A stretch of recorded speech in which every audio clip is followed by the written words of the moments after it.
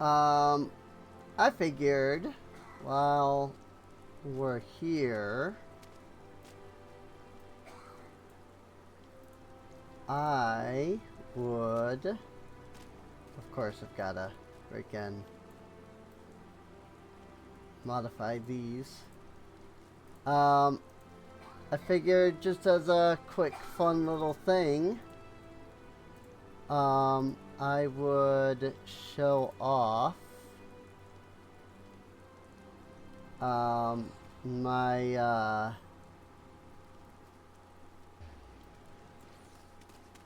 there we go.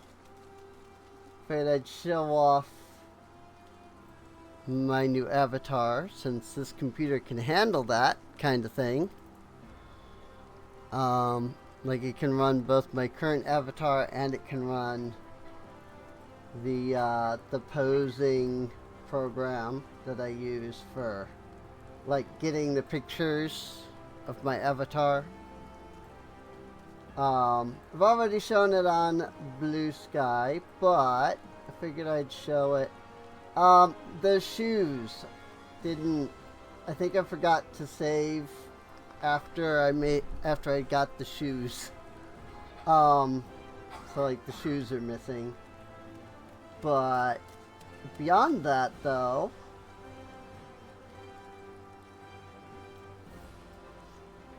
I mean, there's the full avatar.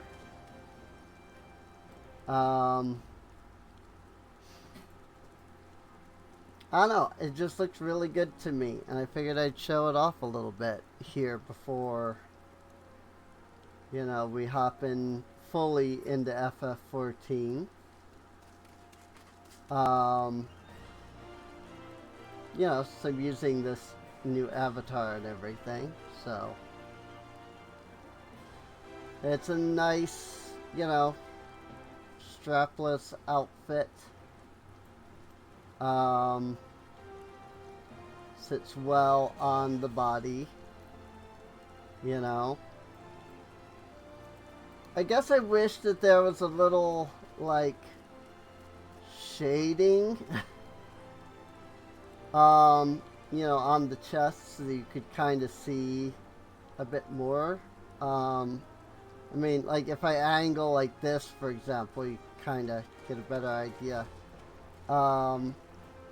But still, it looks nice. Now,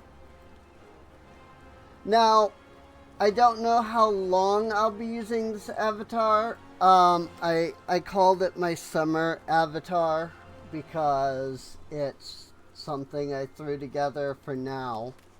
But the main artist, Mist, who does like my outfits and stuff, is working on something. You know, so I don't know. Like, once she gets it done, I'll probably switch to that as opposed to using this. But for now, this is a cute new outfit. So I think, if I remember right, the original outfit, and you might be able to like kind of see it a little if I like super zoom in, like it had little like straps like right here on the like upward part. You can only kind of, it's only like a pixel big. It's basically like there's some like transparent tiles right here.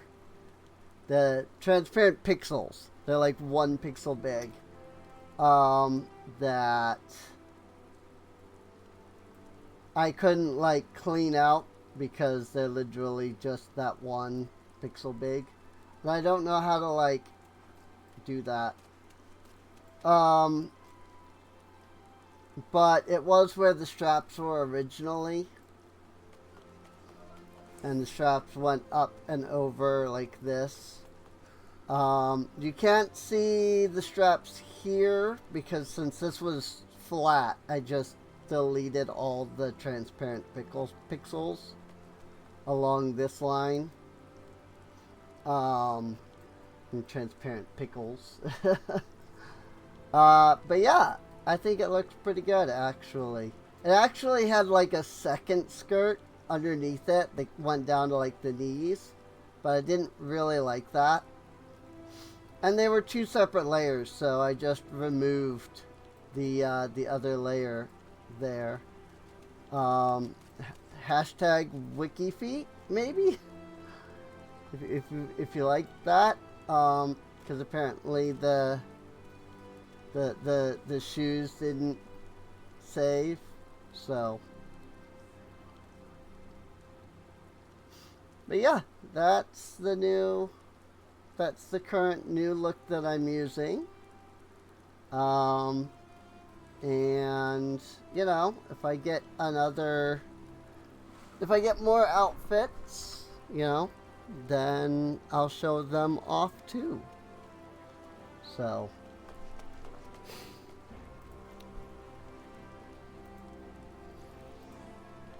I like that this computer is strong enough to be able to run both of those. Anybody who remembers my old computer might remember that, like, I had to completely turn off my avatar in order to load that program. I definitely wouldn't have even been able to freaking FF14 and my avatar and that program. So I like this new computer. And apparently my cats like it a lot too, because they like to freaking sit on it all the time. And I'm constantly having to shoo them away because they keep bumping all of the freaking USB ports that, instead of being like on the front, like, you know, a smart person would do, they're on the top so that they all stick up. Which of course means that if anything like gets put on top of the computer, it has a chance to just hit and freaking disconnect the USB port. It's really annoying. It's really stupid. Anyway, welcome to FF14, where we actually have some new content as of Tuesday. Kind of been holding off on checking it out because of the fact that it's like major content, you know. Kind of trying to remember. Is it this guy over here by Watchu Mickey? Yes, it is. This is the Expedition Messenger. So, one last hurrah. The Expedition Messenger casts his gaze expectantly about the harbor. Well, Cassandra, aren't you? It's the woman I was after, as it happens. Old Ketanram tasked me with finding you, so he's got a proposition for you. They're right there. I'll go fetch him. So this is supposed to unlock a new zone called the Occult Crescent. And also is how you get the new relic weapons. Apologies for calling you like this, but I was hoping we could parlay before you took the leave of Tulialal.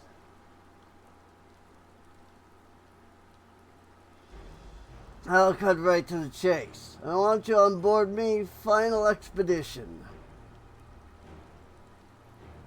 Before I get into the particulars, allow me to spin a quick yarn.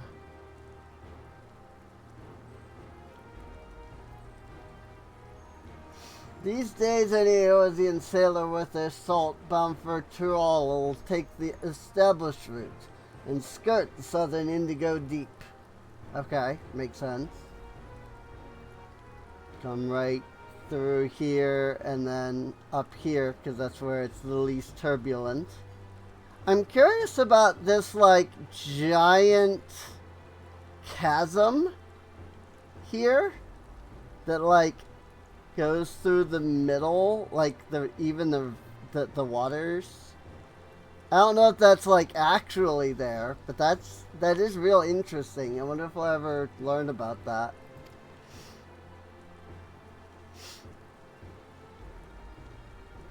Up, this must be where we're going. Back when maps of the realm were nothing but blank parchment past Vilbrand, all we had was the allure of the horizon to guide us. Most of me fellow explorers weighed anchor and cut a course due west, heading straight for adventure. Alas, most were lost to the waves. My crew and I reached Tyrol on account of us ranging northward and avoiding the same treacherous waters that claimed them.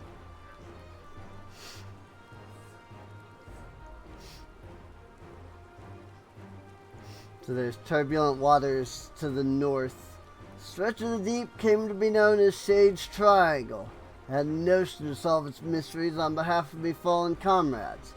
But after arriving on these shores, it was the land, not the sea, that promised adventures anew. Once I'd settled here and disbanded the expedition, I never did get the opportunity. But then I crossed paths with a certain realm-renowned adventurer and began to wonder. Something told me that with your help, I'd finally shed light on the mystery of those accursed waters. So how's about it? Will you join this old explorer on one final jaunt? It'd be my honor. You had me at mystery. But what are your duties at the palace?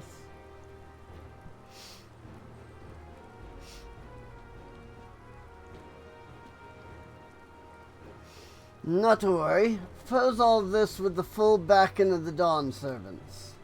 Truth be told, even before Galul Jaja asked me to watch over Koana and Wiklamat, I feared I'd never sail again. Any roads, I sensed the pair were wise to me worrying, so I laid it all bare.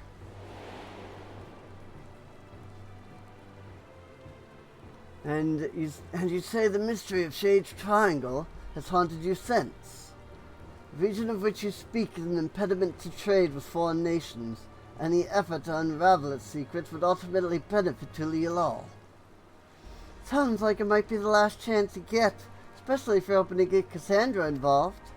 Besides, Papa would turn in his grave if we barred his own friend from one final voyage. I say follow your heart, Tonqua.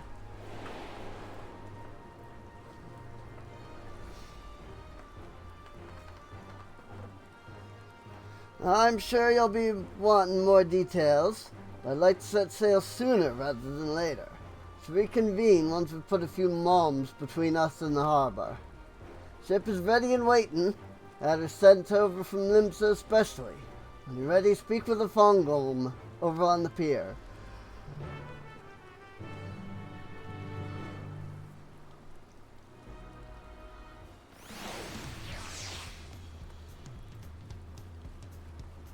Alrighty. Oh, Fongim, excuse me. Gaim? Sandra, I presume. Captain Ram told me all about you. Name's Offenjeem. I'm gonna say Offenjeem. Navigator by trade. They say Shade Triangle's rocked the storms year round, but a closer look at the charts will tell you that ain't strictly true. For brief seasons, the sky's clear and the sea's calm. Hence why the old explorer's eager to weigh anchor. What's the matter? Don't tell me you're wary of clambering onto this little rowboat. Ha! Not rowing all the way to Shade Triangle. Vessel's waiting out beyond the shallows. Of course. Any road, when you're good and ready, good and prepared to leave, just say the word. Ready to plot a course for waters unknown, are ya? Don't know whether to respect your mettle or question your sanity, but welcome aboard. Shade Triangle, here we come.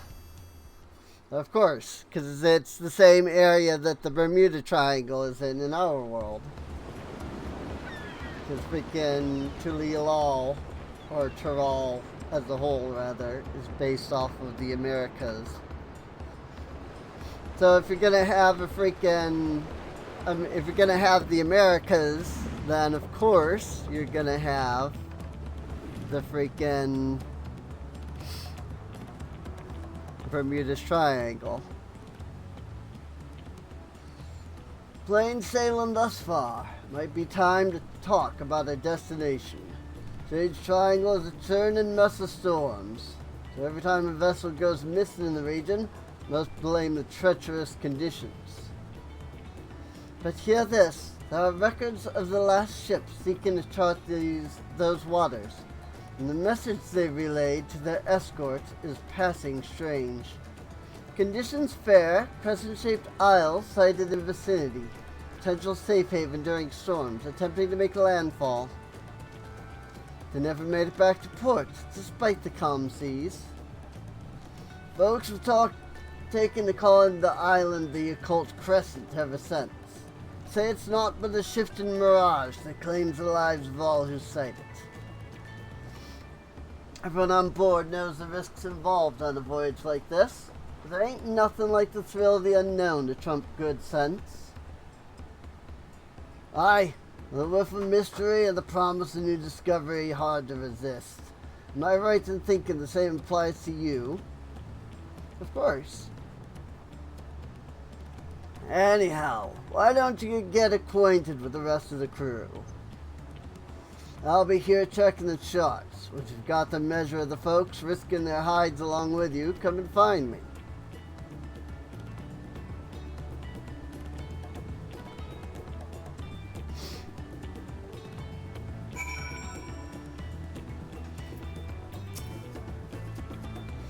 This ain't me first trip to these waters. I've sailed close to Shade Triangle to survey the weather many a time.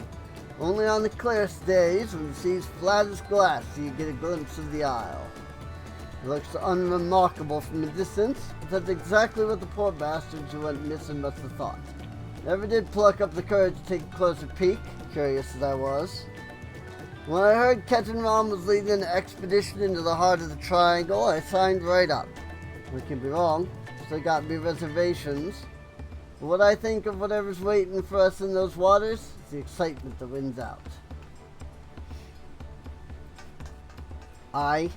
We don't actually see the island though. But that's understandable. I mean, we're traveling there right now. We're not, on the verge of getting there. My grandfather once sailed with Captain Rom. He was right there with him when they first made landfall in Tyrol. It wasn't Tyrol they were aiming for. They left Eorzea westward bound for Hingashi. They didn't count on a great big continent lying between them and their destination. Ha! That's true. If you don't know there's a continent there, you're gonna be like, well, what if we take the other way? And it's probably shorter. Once they were ashore, they soon forgot all about the Far East.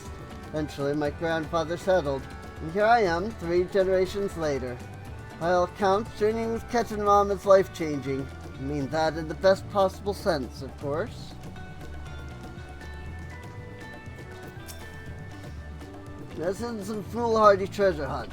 No, solving the Isle's secrets will be worth more than any glittering trinkets. If we can open up safe passage to the island, there's potential to establish permanent landing. Just imagine the boon to foreign trade that would bring. All of which is to say, there's more at stake here than lying in our pockets.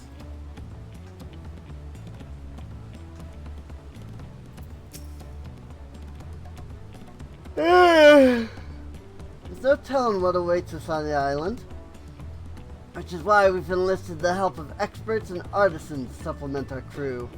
There's one fellow we're all wishing we'd steered clear of, though. After we left port, I caught the crazed fool trying to launch one of the lifeboats. Managed to lock him in the hold, but the Vidrail set about drinking all the rum in sight. In the end, we tied him up and stuffed him in one of the barrels he'd drained dry. Oh dear.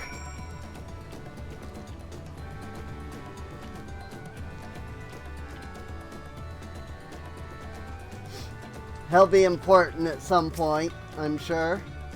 Looks like you had a good chat with the crew. That's the thing with seafaring. Close-knit crew is indispensable out on the open sea. I know there's talk about me feats in reaching Tyrol. In truth, I couldn't have done it without me fellow explorers. Wherever the wind might take us, I consider it me duty to get us all there and back in one piece. Right, we'll be entering Shade Triangle any moment now. Look sharp.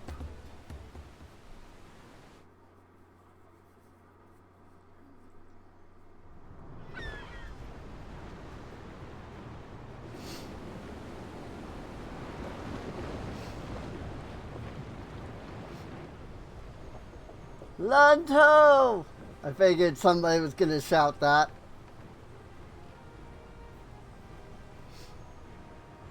Hold steady. We sail straight for her. Aye, aye.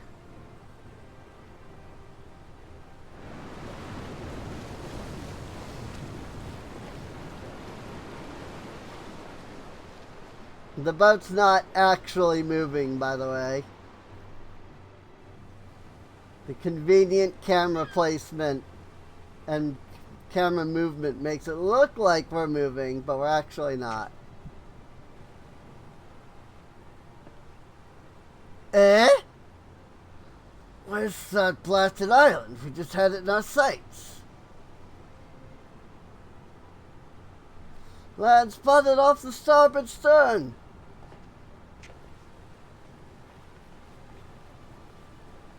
Now that's interesting.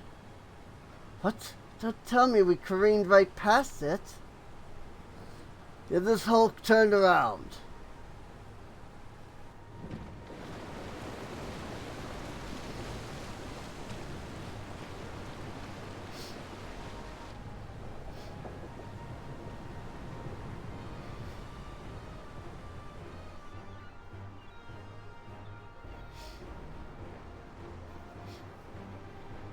And the boat's actually moving there.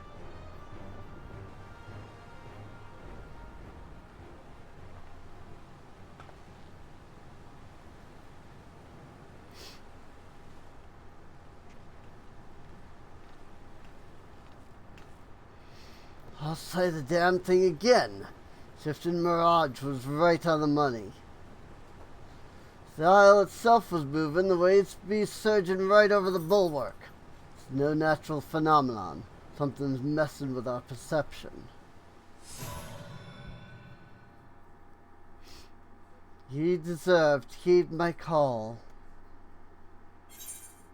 Served or not, onwards we sail. I heed, but I'm not sure I follow.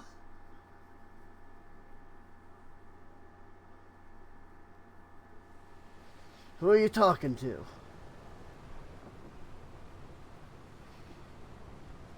A strange voice, you say? I didn't hear a thing. What in the...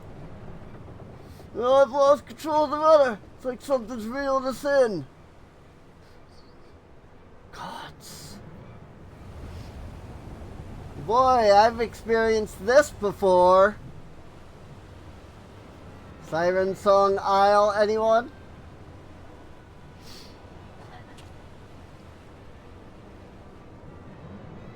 Whoa, we're going sideways. It couldn't be the island, could it?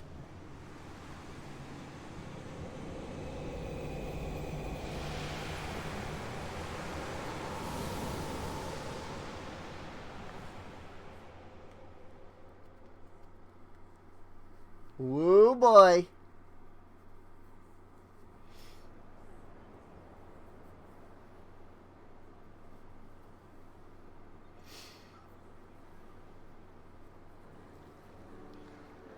How's the hull looking? No obvious damage, but the ship stuck fast. Almost as if we've dropped anchor. Perfectly docked, without a single scratch. There ain't a helmsman alive who could have managed that. I fear she'll end up like that if we try and shift her. I reckon we were brought here by some sort of arcane trickery. Trap 2, most likely. Don't worry, we can always just teleport out of here. Magic right to our destination. Quite the stroke of luck, if you ask me.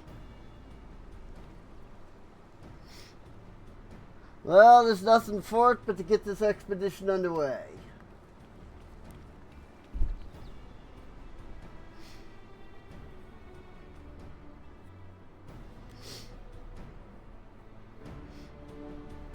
The Occult Crescent.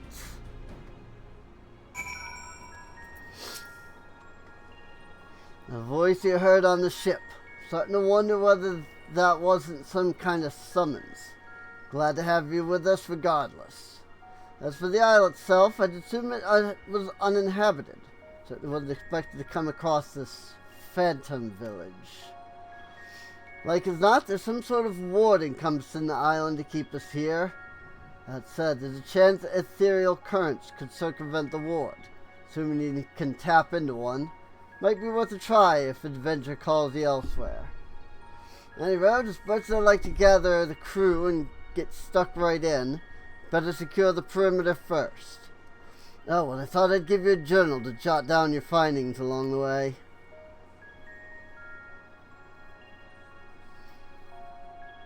Figure there's more than a few folks out there who'd appreciate a record of your exploits here. Fill those pages and give them something to sink their teeth into. Yay! If you wish to return to Tuli-Galal at any point, interact with the ethereal current by the moored ship. The corresponding current at High Tide Harbor facilitates travel back to the Occult Crescent. The Occult record is unlocked. Collection expanded. Occult record. Occult record is now available in your collections. New entries are so on and so forth. Ketenram Bluffistin has been added. Alright. Let's go into our collections. Which I have to remember where that's at. Is it under logs? Social. Duty? Collection. Super easy to find this stuff, right? Go ahead and bring our occult record over here. That's the limit break button. I thought that was the PvP, but that's my limit break. I don't really even do the treasure maps. So I'm just gonna yeetus those for now. Suppose I could also get rid of the Mount Roulette and the Minion Roulette. I don't use either of those, so. Oh. In fact, I'll go ahead and bring the Mog Pendium down there. This is the Unending Codex. Okay. Right. I was thinking of one of these is the thing. It might be this. Yeah, this is the freaking near thing that's completely useless and pointless. Freaking whatever. I don't even. I like how there's like tabs here at the top, but you can't select any of them. You can only select, like, you're only in data. It's like they plan to add other stuff and then we're like, nah, our story isn't like existent to begin with, so let's just forget that idea. Freaking near. Like, look, I don't know what near storytelling is like, but the raids were awful. Captain Rom scans the empty settlement with wary eyes. Like, if the point of the raids was to make me interested in near, it did the exact opposite. Odd. Not a single soul about. No use pondering, though. We better take a look around while Ophenjim stands guard. Are the ship safe, so are all the provisions on board? That means one less worry while we're getting our bearings.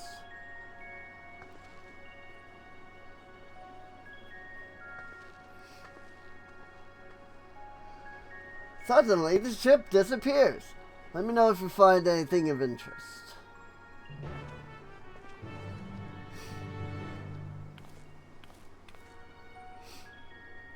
So I do know that the phantom weapons are like the last quest. So I assume we have to go through like the whole of the phantom or of the occult crescent to get to those. Likely carved by skilled hands, this aether-infused stone exudes a faint glow. It's unclear whether the stone emits light naturally or if some internal mechanism is causing the illumination.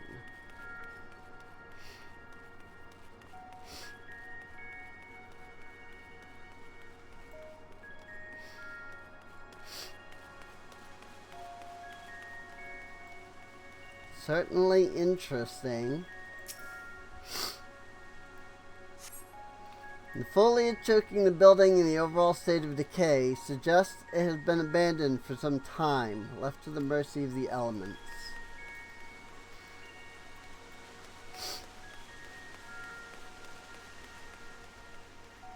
So it would appear. I mean, something's keeping this whole place powered, regardless of whether there's people here.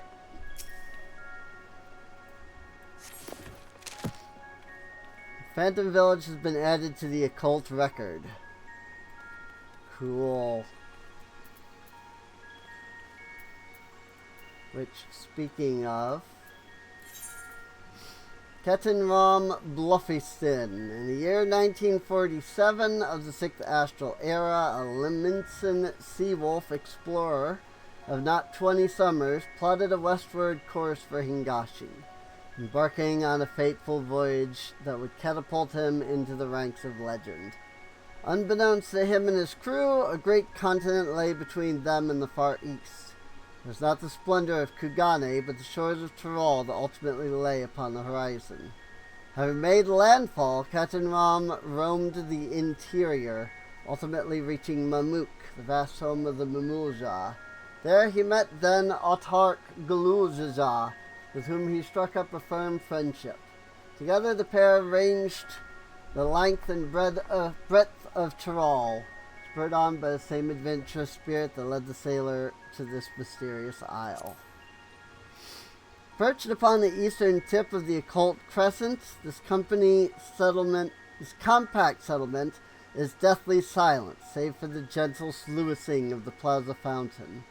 Though its stone structures are weathered and overgrown, the orderly state of the town implies a degree of active preservation by some unknown hand. In the harbor, the forlorn wrecks of outbound ships are a testament to the fearsome reputation Sage Triangle commands. There's a second page and a third page. Good grief. 3, 4, 5, 6, 7, 8, 9, 10. So 30 entries. Good lord.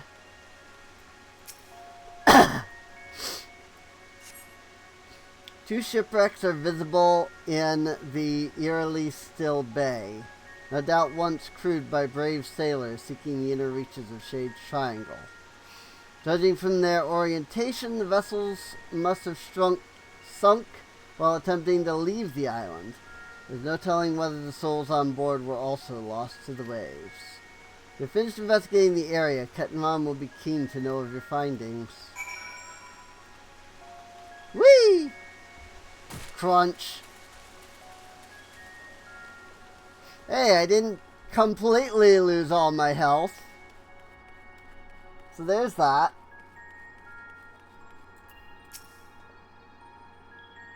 I'm guessing they're no closer to solving the Isle's mysteries either.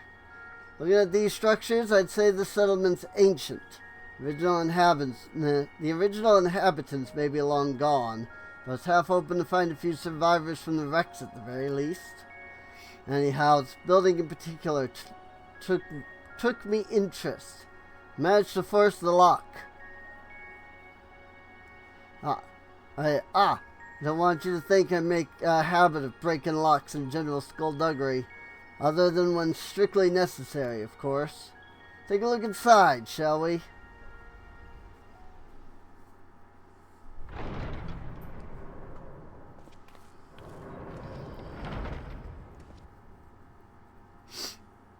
Candles. Oh god, if this isn't the freaking Shadow Lord from Final Fantasy XI, I don't know what is.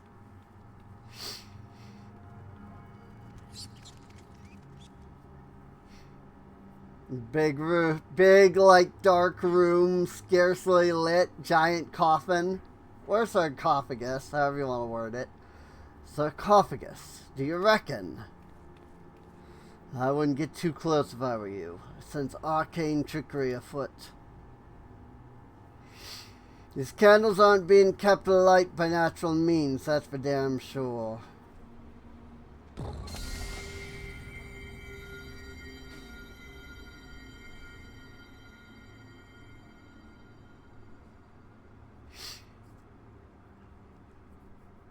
Just as I thought.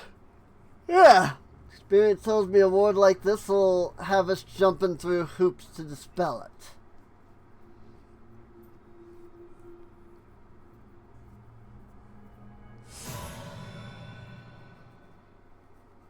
Only ye deserved may lay claim.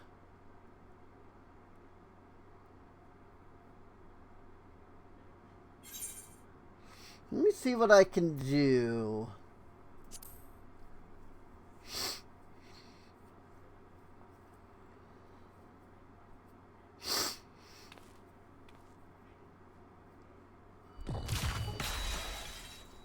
Oh. Not sure which is a more confounded mystery. The magic touch of this god's forsaken rock we're standing on.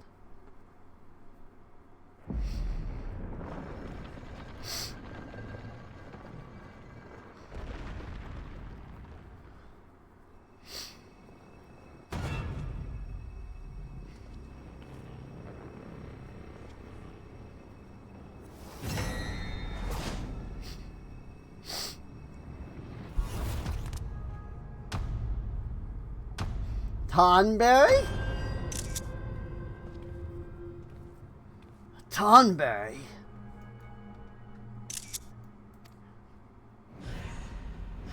People of Nim? Ah, thoroughly refreshed and raring to go.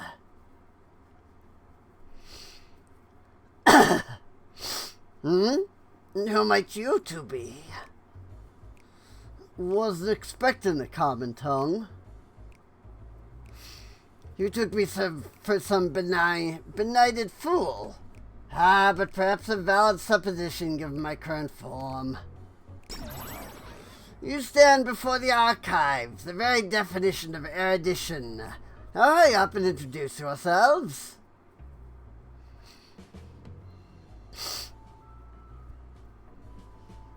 Cassandra. Hero of, like, the whole world. Oh, Cassandra, is it? Those keen, searching eyes of yours. Clearly you have an inquisitive mind like no other. Save my own, that is. I'm gonna regret doing this voice. I'm Ketan Ram, an explorer hailing from Limsa Laminsa. We're here on an expedition backed by the nation of Tulialal. Limsa, what now? Tulialal? I visited each of the 12 city-states and learned all there is to know about their peoples and cultures. Those names ring unfamiliar. I think a whole nation would elude me. Tell me, when exactly was this Tulialal founded?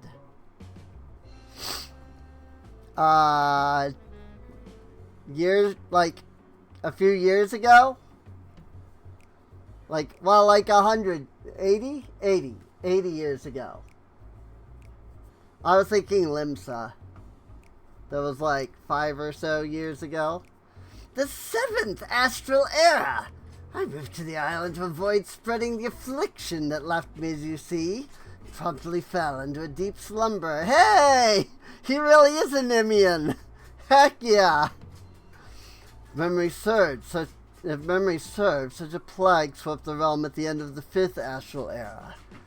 That mean you've been asleep for more than 1,500 years. That would explain why I feel so well rested. Now that I'm awake, I should very much like to see what has become of the Isle. He really is a Nimian. Cool. I was like, Tonberry! It meant that he was either a Nimian or he was afflicted by the void scent that turned the Nimians into Tonberries. Doesn't necessarily have to be a Nimian to be a Tonberry. Certainly don't recall the memorial fountain being so begrimed with algae. Perhaps you do speak the truth. And a strange ether I sense pervading the Isle. Could it be a ward of sorts? Humph, an organ still foggy after that eon's long slumber. There was a time when I knew all kinds of things. Name of every battle, the weight of all the riches in the world to the ounce. I was a wise old man, a gushing fount of knowledge. Say, I could be a real boon for your expedition once I get up to speed. I shall join you on your endeavors. Let's venture forth under this mysterious isle. Perhaps in the course of our adventure, your memories will come flooding back.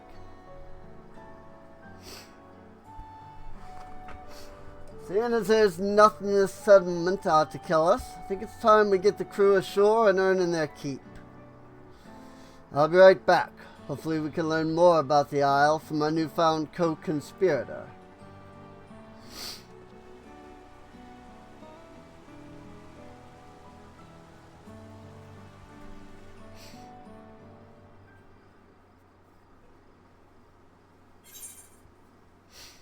Phantom Village.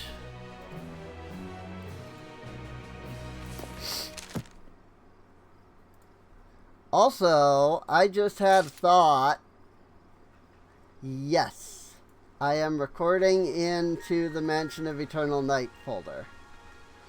And the video that I recorded last night is also in there. I have moved it out, but it's going to be the end of the stream before I can move this one. The archive yearns to make sense of the situation. Unfamiliar territory.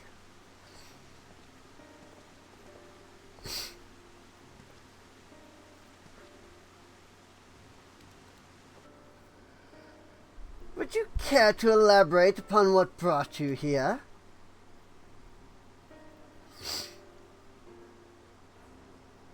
So, this isle lies in the heart of Shade's Triangle, and many a ship has gone missing in these waters.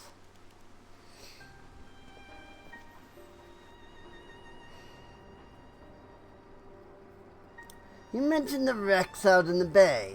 It's not unreasonable to think that some of those sailors would have made it ashore. Why did no one try to wake me? They probably took one look at you and sealed the sarcophagus back up. Wow! Rude. The door to your chamber was tightly barred. Never mind that. I'm still puzzled by the strange voice that only I can hear.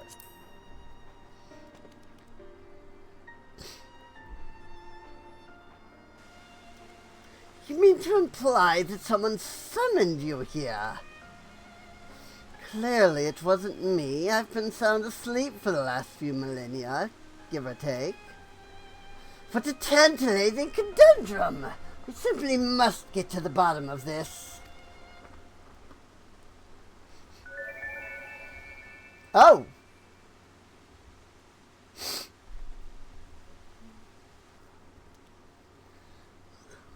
Is it knowledge you seek? It's a fairy! A Nimian fairy. What manner of creature is this? Familiar, methinks. It's like the fairies employed by Nimian scholars of Eld. Was it you who summoned her? Me? Preposterous! Would have summoned something more statuesque. How rude! My name is Iris, and I certainly wasn't called forth by a wizened little wretch like you. Wizened? You mean wise, you petulant little whelp? Honestly, who would even summon a companion so lacking in manners? I know exactly what I meant, and you, sir, are lacking in wisdom. A seal has been placed upon your worldly knowledge, thus preventing its use. You can only speak of that which the rotund individual over here has seen and learned firsthand. Is that so? Well, that explains why I can't muster the faintest amount of magic. I tried to heal myself earlier to no avail. Centuries of sleep on that cold stone slab really took its toll on my lower back. Enough of you and your aching bones. Iris, where's your master?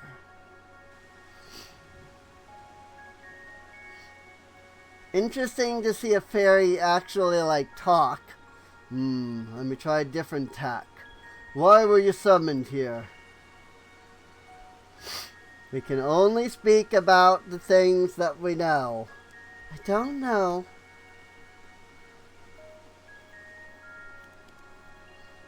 Ha! Looks like someone else had that knowledge and sealed away. If I'm wizened and lacking wisdom, then you're not but unfamiliar. Ahem. I'll tell you one thing. That fairy was steeped in the same ether permeating the island. As I surmise, there's a strange ward covering the island in its entirety. No doubt those ships in the bay were caught in its pull. Well, the wards can't just cast themselves, meaning someone's responsible for those poor souls who perished in Shade's Triangle.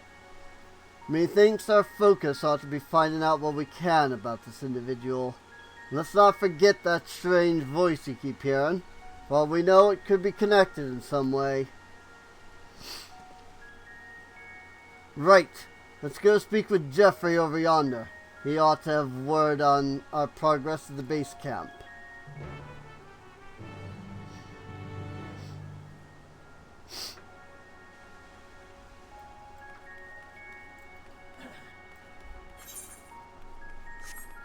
I assume this goes out into the section that will become the actual exploration zone.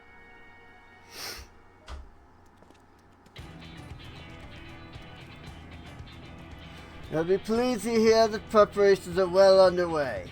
Send the advance party to scout ahead while the ship's being unloaded. We've already found an ideal spot to stage forays into the island's southern reaches, and it's setting up camp as we speak. When you're ready to head out, just say the word. Once you're out in the field, you'll have to speak with Ket and Rom and decide how to proceed. Support crew will be stationed here in town. Try to avail yourself of their services if you're in need. And if you're after a weaponsmith, word is we hired a truly remarkable craftsman for the expedition. Judging by his reputation, you'll soon have your weapons honed to deadly perfection. Oh no! Oh no! The smithy will set up over yonder. Do drop by if you're interested. Well, that's all from me. Give me a shout when you're ready to make for the encampment.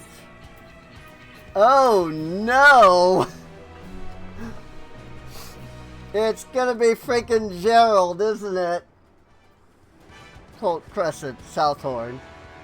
You stand upon the Occult Crescent, an uncharted isle in the heart of Shade's Triangle. Whether you choose to join your fellow explorers in large-scale battles against the fiercest of foes, or take on the Crescent's denizens in a series of small skirmishes, there are many ways to proceed and much to uncover on these shores. Following pages contain a detailed explanation of what you might expect on the Occult Crescent. Read and understand them well if you would seek to unravel the island's mysteries. is accessible for DOW or M level 100 and above. The required average item level is 690, and item level will be synced to 700. Players may change for different jobs of sufficient level while in duty. All players are subjected to a separate leveling system while exploring the Occult Crescent, indicated by their knowledge level. Participating in large-scale battles or slaying the island's fiends will bolster your knowledge akin to experience. When facing the fiends of the Occult Crescent, your knowledge level will significantly impact the outcome of any battle. To improve your chances of survival when roaming the wilds, be sure to accrue as much knowledge as you are able. Discrepancies between your knowledge level and that of your foes will affect the damage you deal and receive. You do well to choose your marks carefully before engaging. While exploring the Isle, you may participate in critical encounters, large-scale battles for up to 72 combatants.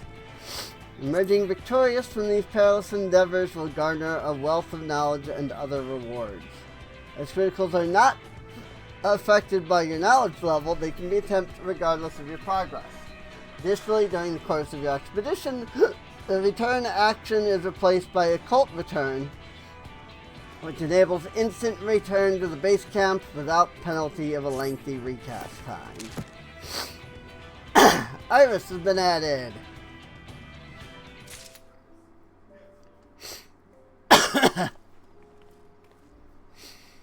Hey! Oh, hey, Lulu!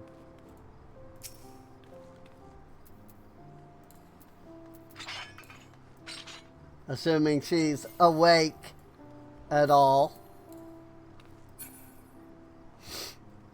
But cool. So this is the Phantom Village. Arcane Artistry is over there. There's the Expedition Export, Expedition Mender. Archive is over there. The Archive, although identical in form to those gruesome figures of legend, the Tonberries, the Archive is unquestionably rational and possessing of a friendly, if occasionally boastful, demeanor. He pledged to join Ketenram's expedition soon after being roused from his sarcophagus in the Phantom Village, though it remains to be seen whether he will prove a useful asset, as the wise old man struggles to recall most of his allegedly nigh infinite knowledge. A result of lingering grogginess from his lengthy slumber, or some other arcane process. This ethereal familiar appeared shortly after the Archive's awakening, claiming authoritatively that the man's wisdom was sealed away, can only be accessed where it concerns matters that the Warrior of Life has witnessed firsthand. When pressed about her own purpose, however, she too confessed ignorance. Compounding the mystery, the Archive senses the same ether that envelops the Isle emanating from the ferry. Could her master be the unseen hand presiding over the Occult Crescent? I think Lulu might be sleeping. She does that. Like, she just, hops off and goes to sleep without actually logging out. So, lighter seal.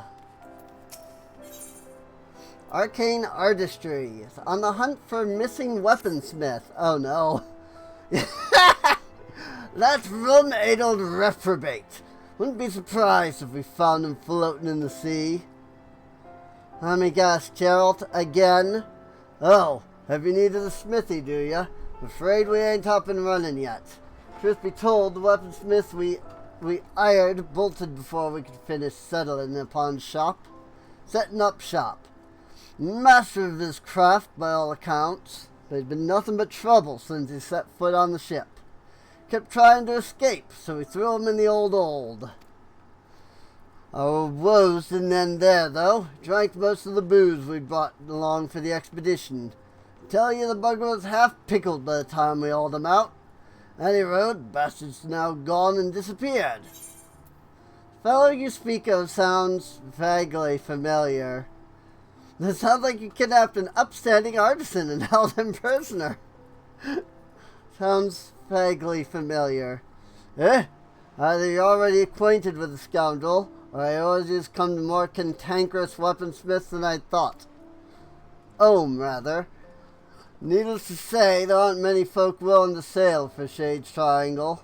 While we were scratching around trying to find someone, certain enterprising woman put us in touch. Yup. It's 100% Gerald.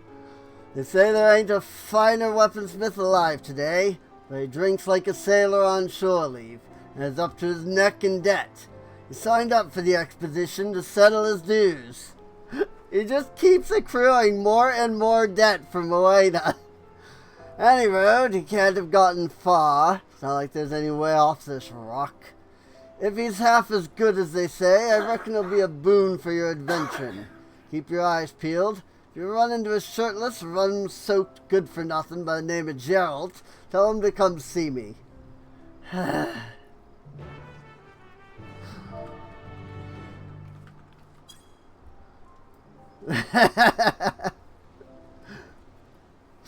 Of course it's Gerald. Why would it be anybody but Gerald? Like, seriously.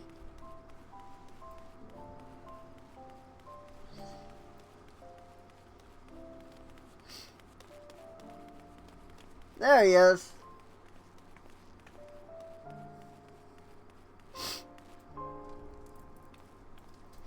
We meet again.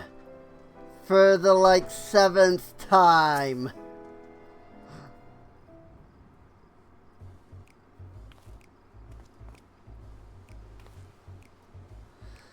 Not a drop of rum to be had in this bloody ghost town. There was no mention of Shade's Triangle when I signed the goddamn contract. Talk about false bloody pretenses. More fool me for trusting that Willie Harridan, eh? Hello, Gerald. Who the hell's there? Oh, bugger me. Can't I do one bleeding job without you showing your ugly mug? I could say the same thing to you. That said, there's never a dull moment when us two team up. How about we finish the job sharpish and get off this desolate rock, eh?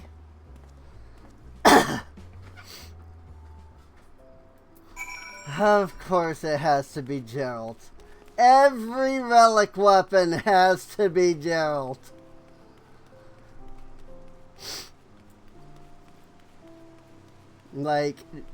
Literally every relic weapon is Gerald. It's always Gerald, every time.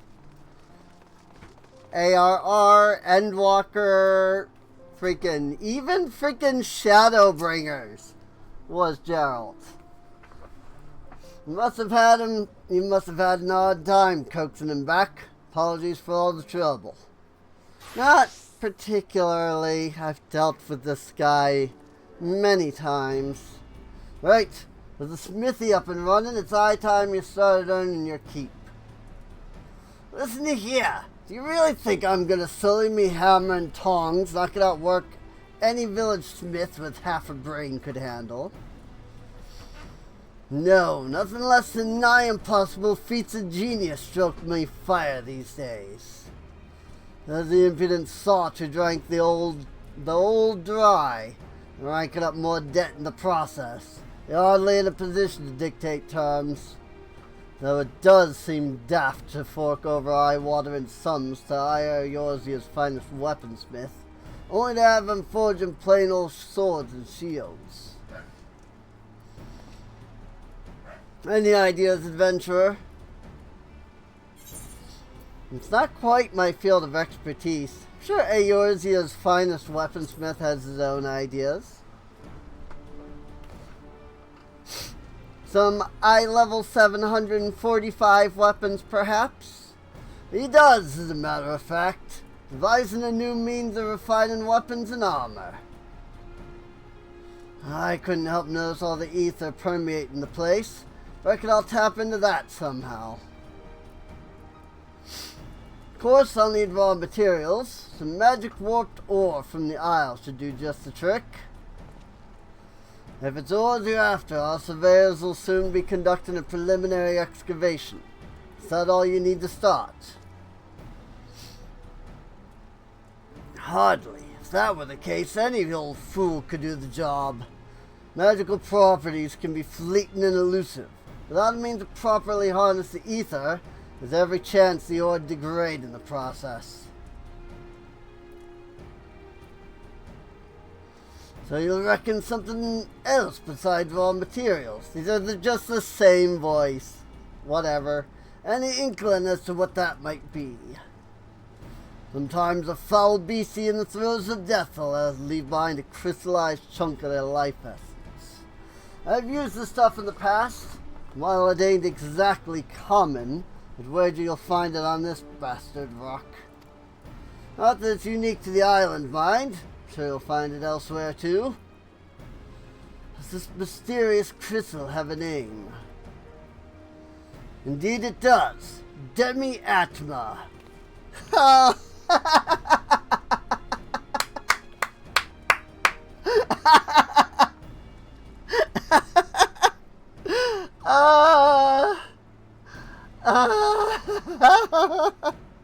I love that reaction. It's so perfect. Freaking the moment you hear Atma, like if you've done ARR relics, you're just like, please no, please, not more Atma. Thanks for providing the spark our weaponsmith needed. Looks like he's committed to fulfilling his contractual duties at the very least. Say, how'd you feel about handling the fiend felon part of the gambit? While you're out acquiring Demi-Atma, I'll see how amenable Geralt is to helping around the smithy. I reckon that's a reasonable division of labor. Ah, alright. Phantom weapons! A saga of arcane might. Demi-Atma obtainable. Demi-Atma can be obtained from fates and critical encounters on the Occult Crescent Southern Horn. It can also be obtained from fates in other regions. These regions are all of the Dawntrail regions. Just to give you more reason to go out and farm them shared fates, if you haven't already. And honestly, I'm glad for it. Freaking farming shared fates just for the sake of shared fates is boring AF. Like, I'm at rank 3 for everything. I just need to do 40 more fates in each region. You know? So, like, this gives me an excuse to go get them. And freaking gives me an excuse to go farming those 40 more fates. Maybe. I guess it kind of depends. Because, I mean, I'm going to come over here and do this stuff first. So, we'll see what we get. Journey to the Occult Crescent Southern Horn. Oh, boy. Into the instance we go. Occult Crescent, South Horn. And then we'll get a North Horn. And then we'll probably go to a different island. And get the, like, south or eastern part of that. And then whatever the other half of that island is. Just like Eureka. And maybe Boja? I don't know. I didn't actually get very far in Boja. I think there's only 2... like things in Boja. Like regions in Boja. New job, old tricks. Kettenrom is overseeing activities at the expedition base camp.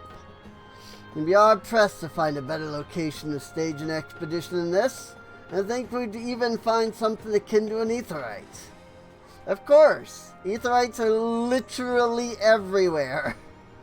With any luck, there'll be a few more dotted around the isle to avail ourselves of. Make sure you're tuned to this one before leaving camp. Speaking of leaving, our advance party scoured the area and brought back a few bits and bobs of interest. The archive was appraised of the cache. They soon scampered off and started poking around the heap of rubble. We better see what he's up to. Here is our new resource, the knowledge level. Thing I hate about these is I never have a good place for these, like, windows. Oh my gosh, that's so small, I can't even, like, see it. But that's so freaking big, I don't have a spot for it.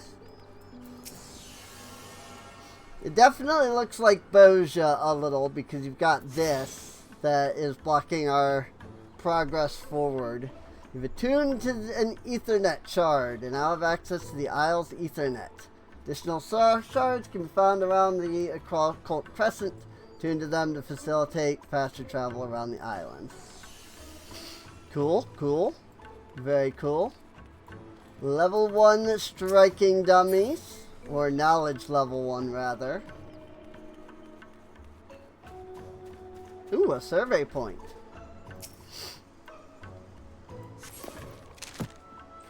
The Expedition Base Camp has been added to the Occult record, which I guess we have that button over here. Nestled within the ruins of an old fortification, the encampment is an ideal location from which to stage forays into the southern horn of the island. While the surrounding walls offer sufficient protection from nearby fiends, the focal point of the camp is a device indistinguishable from an aetherite that ought to facilitate swift travel on the island. Intriguingly, these ruins exhibit a different architectural style to that of the Phantom Village, though when and by whom they were first built is yet to be determined, rather.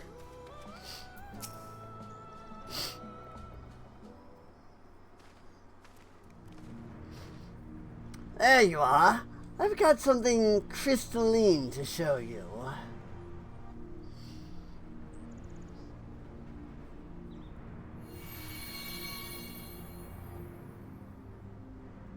Aha! Just as I thought.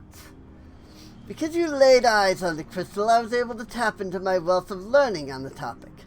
This sealed knowledge business is awfully frustrating, I must say. What I handed to you is a soul shard from the 5th Astral Era. Contained within is a phantasmal record of arcane arts and combat disciplines, pioneered by the 12 city-states of Eld. I'm sure the methods you modern combatants employ are far more refined than those of my day. Nonetheless, you might benefit from learning the old ways of waging war.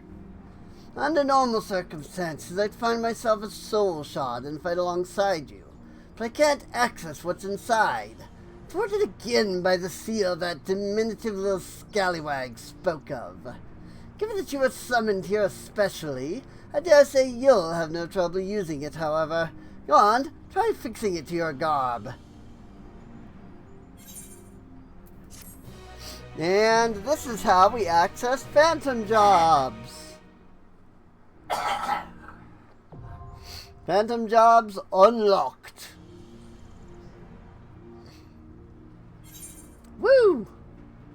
Soul Shard in your possession gives you access to 3 phantom jobs, Knight, Monk, and Bard. These supplementary jobs can each be selected via the phantom job window while on the Occult Crescent. Selecting a phantom job enables the use of job-specific phantom actions. Phantom actions are displayed on the Phantom Action panel, from which they may be selected for execution.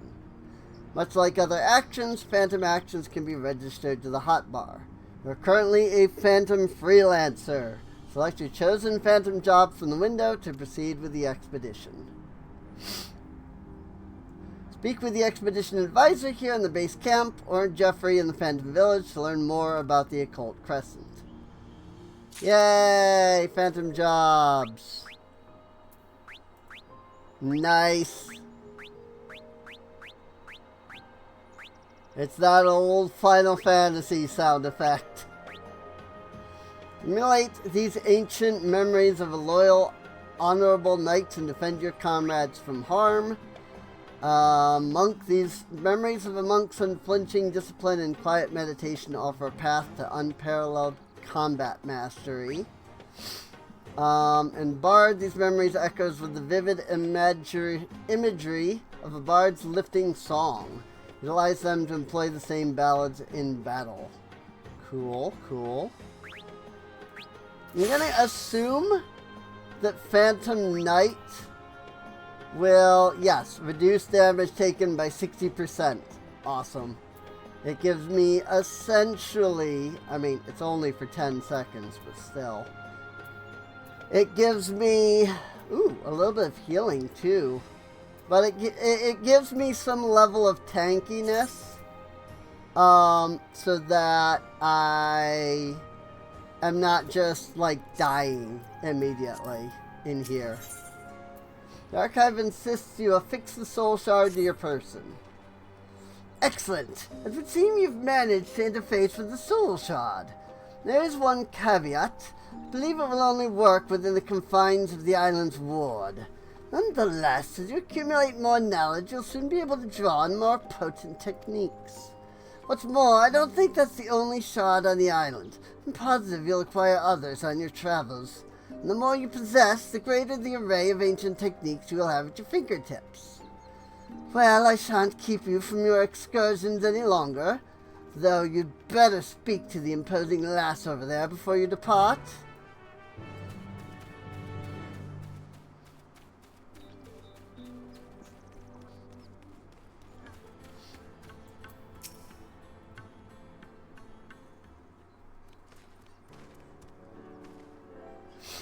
These walls have seen better days, but they're solid enough. As long as we secure the entrances, the camp will be safe while you're out roaming the isle. Roaming's all well and good, but we'll need a firm plan of action if we're to make any headway. Before you leave, let's consider our approach.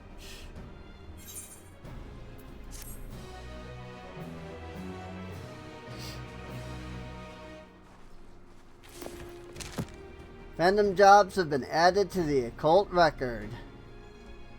Nice. Critical encounter has been spotted. Alright. Yep, that's because it's open. I just saw that. During the course of the expedition, the archive uncovered crystalline objects containing the distilled knowledge of ancient martial methods. Known as soul shards, these fragments allow the bearer to wield an array of long-forgotten techniques. According to the scholar turned Tonberry, the crystals will cease to function upon leaving the Occult Crescent, thus limiting their efficacy to the Isle. Nonetheless, they should provide a boon when dealing with its more combative fauna. Cool, cool. So is there a way for me to get to the critical mission right now, or do I need to actually know where it is to get over there? Need to learn about the Isle? Nah. I'll look over all of that later. We have the usual antiquarian, Enlightenment Silver Piece, and Enlightenment Gold Piece. Ooh, eye level 745 gear. Okay, that's really cool. It's got special Occult Crescent effects. So you'll definitely want these while you're on the Occult Crescent.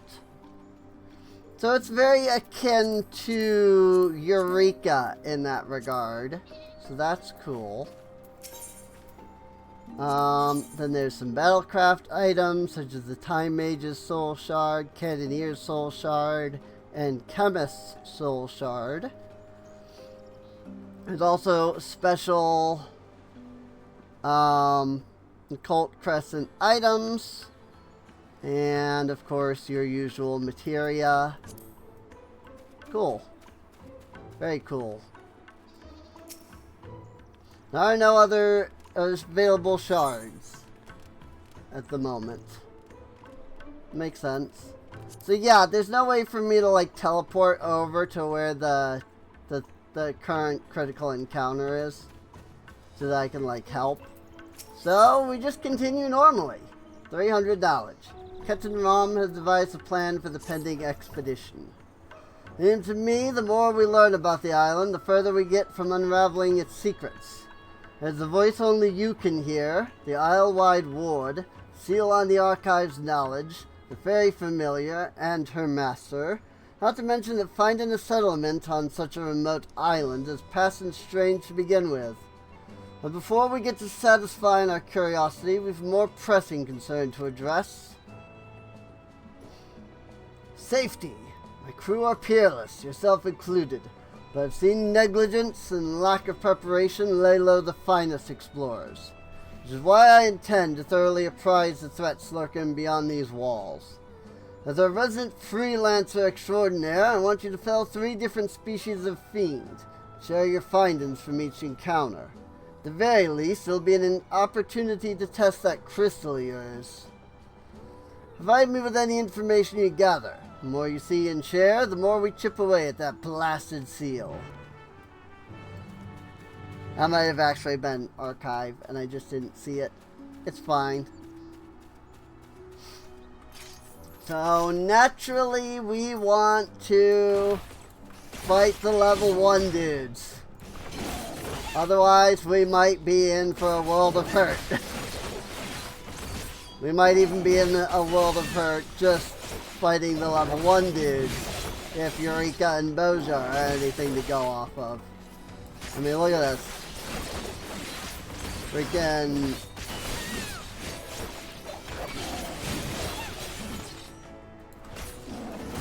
like, it's taken me all of my skills here to knock this guy down.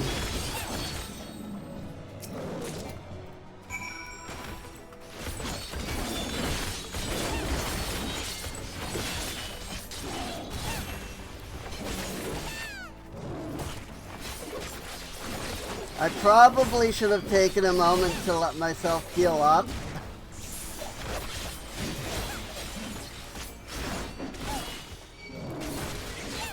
Because, I mean, this is different from normal. Like, mobs here are actually a threat.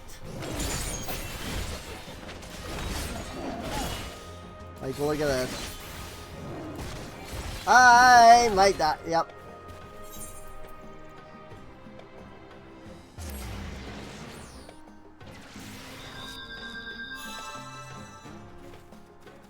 It's okay. It doesn't seem like you lose experience here when you die. That's what you do. That's what happens in Eureka, which is super, super annoying. And I hate absolutely everything about that mechanic.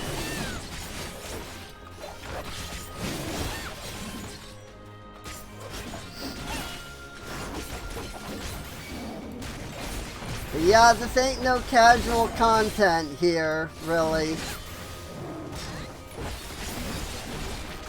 Like, this is the, like, savage content of casual content, if that makes sense. Like, this is the most... like the highest level stuff that you're gonna find for casual like play.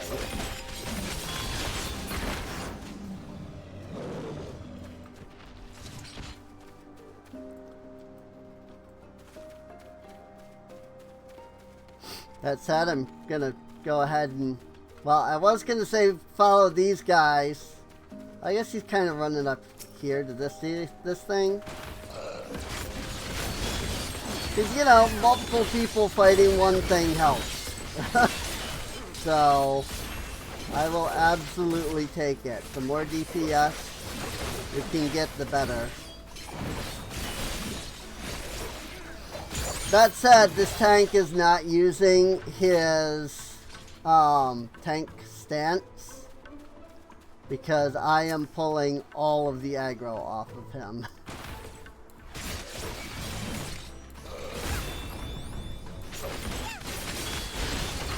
And those two went somewhere else, which is fine.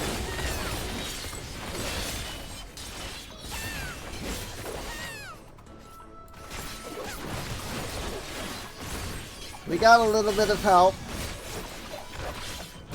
for a moment.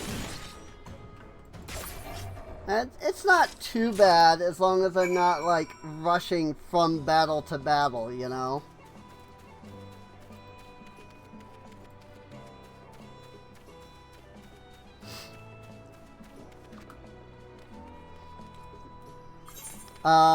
Which is, I would say, it kind of shows, like, that they very clearly do have an idea of how to, like, balance, you know? Like, how to make it so that you're not, like, stupidly overpowered. And I'm sure that some aspect of that is, you know, this is a unique area, you know, that you're coming to for a moment and, you know, doing here, like here, I'm not sure. I'm trying to word it, but it's not wording. And, like, it would be hard to scale that up to, like, full world content. But at the same time, this shows that they can do it, you know? And so it's a little disappointing, I guess, that, like, even current, like, raids are kind of lackluster because their scaling and balance is just so off for whatever reason. That said, I'm not entirely sure I want the game to be this difficult all the time. You know, fight one enemy, wait a moment, go fight another. Also, I did get the reward from here, so I don't actually need to fight another gorilla here, but I'm gonna anyway, just because.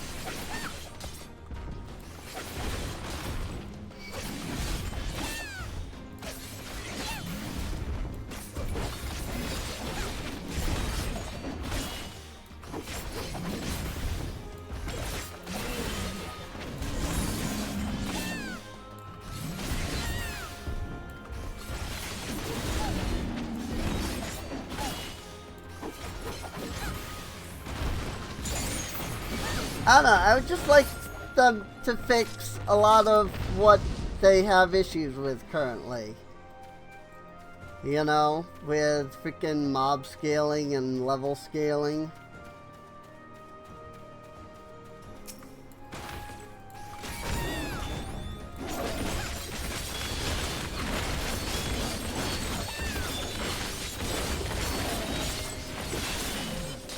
But again, I'm sure that, you know, the problems that, I'm sure that the solution, I should say, that stuff like this offers is something that they can only do in a small one-off area like this, as opposed to, you know, across the entire game.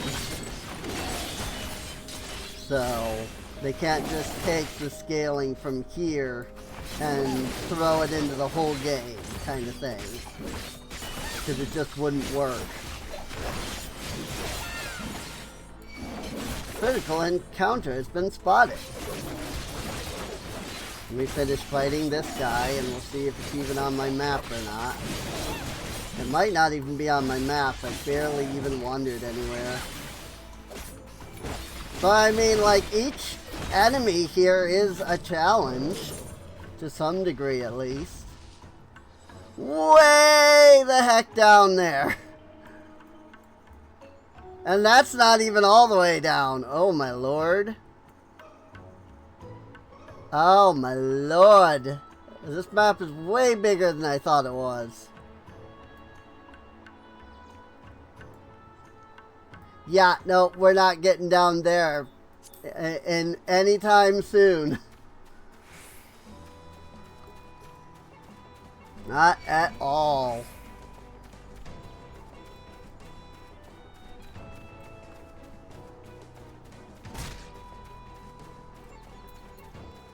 Occult returned, by the way. I probably could have used it, but it's fine. Yeah, it's only got a recast of 5 seconds, even. Dispatch those fiends and share your findings, that you might partake of my unsealed wisdom. Notes gleaned from your encounter with the Garula prevalent on the Occult Crescent. Encounter with the flying lizards and Bandersnatches.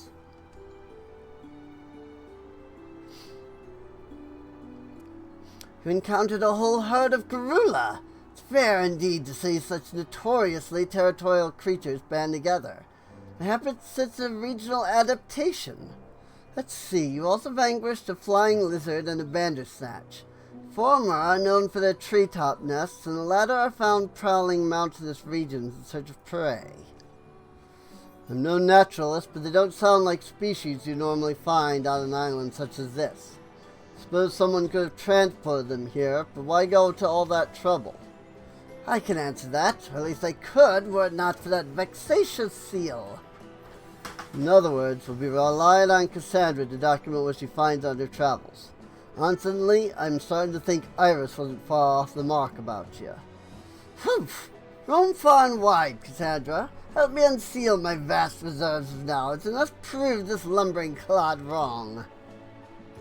Hey. The local fauna surveyed, I suggest we now seek signs of former habitation. There are plenty of structures besides the settlement you found me in.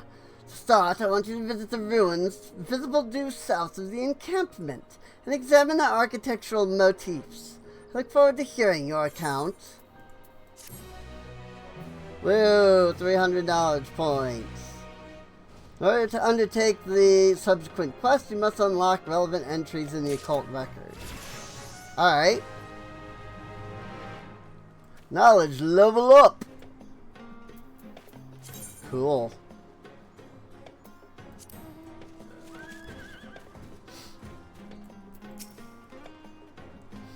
In order to proceed, you must unlock the relevant... Okay.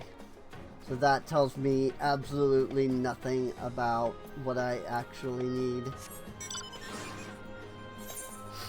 But at least now I'm level 2. It may not sound like much, and it probably isn't much, but I'm sure I will deal more damage, even if it's only slightly. And I will probably take less damage now.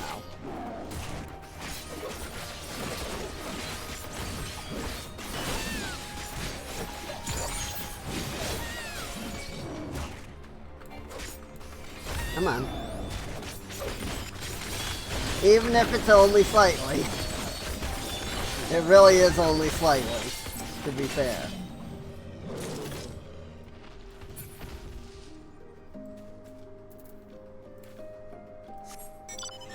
Also, one neat thing that they did is they made it so that you can now mount while moving, which is extremely helpful. Samurai Soul Shard, Geomancer Soul Shard, and Thief Soul Shard. I see.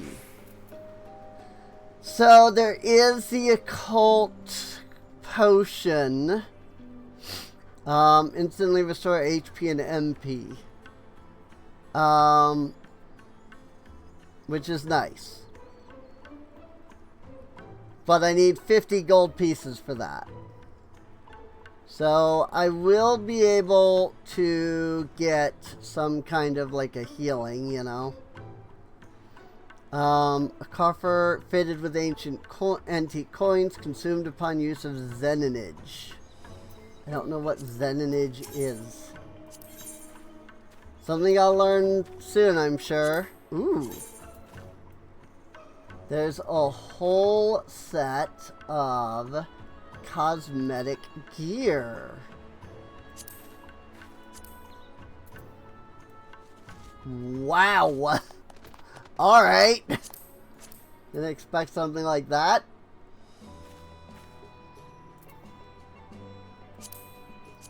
Empresses Sherwiz?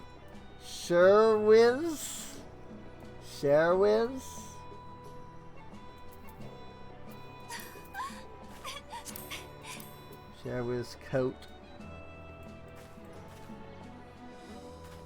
I love it when the chest piece completely covers the legs, making the legs a pointless piece to get. It always makes me laugh so hard.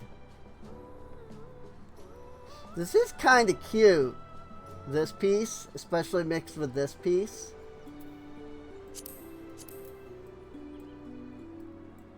And we can wear hats now.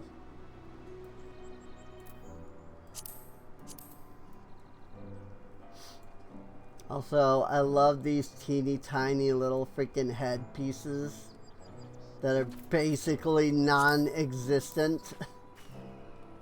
Like, these aren't so bad, you know? But you look at freaking this thing and like, when will any other player even see that that's there?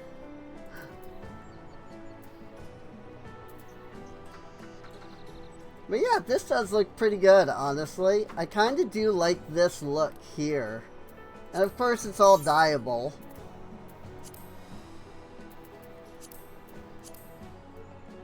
Okay. See, I kind of like this look, though. This, like, clothy purple.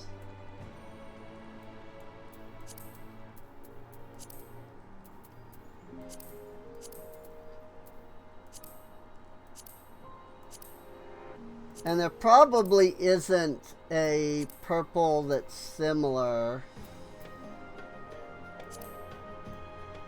Metallic purple looks kind of pretty good on it, though. Pastel purple does not. Dark purple is just black. I'm not sure how that works, but that's how it works. All of the darks are just like black with a slight tint. But purple is legitimately black. Look at this. Black, purple. Black, purple. They're the same color.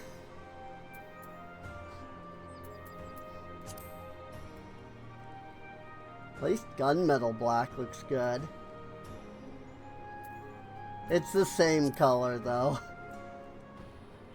There might be a very slight difference that I'm not noticing, but it's the same color. Knowledge Crystal Replica, Garden Ruins, and Garden Relics. Alright.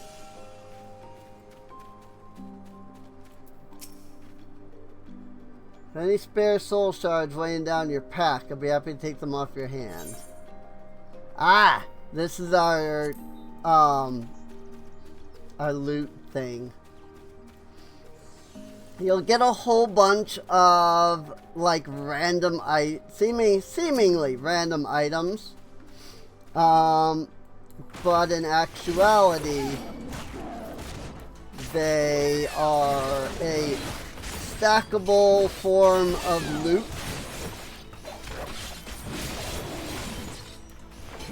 that you can then hand over to that person and get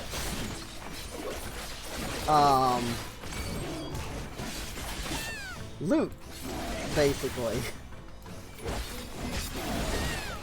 So it's essentially a loot bag, and you use that guy to open it.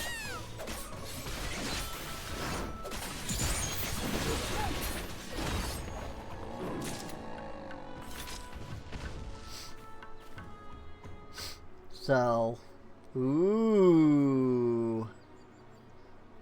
Look at that, like, red that the bubbles turn. And also, that's further north beyond the island, so, like, that's a whole nother island over there.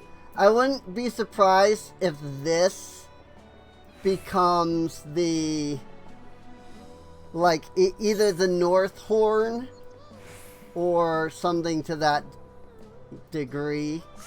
Since this is the South Horn, that's probably the North. So, I do need to do some level grinds, unfortunately.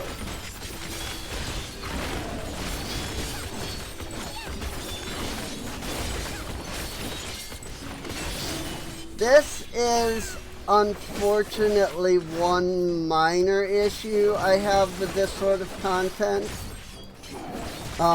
It's the same as the deep dungeons, which is you kinda end up being forced to just grind in order to do content here. Way the frick over there. That's not happening anytime soon. If something pops up here, great. But unless something pops up like in this area, I'm not really going to be able to do anything there. It's fine though. I mean, I'm not worried about it.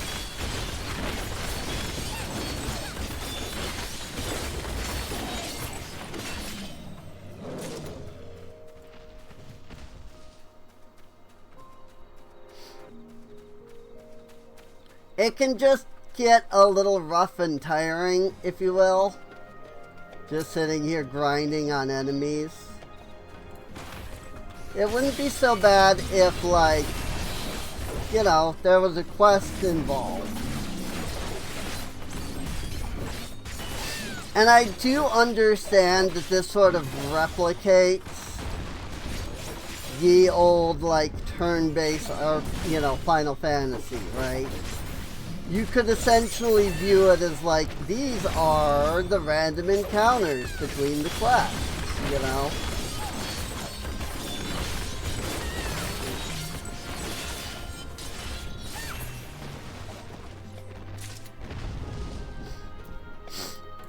Which is technically, you know, true. I mean, that is more or less exactly what this is.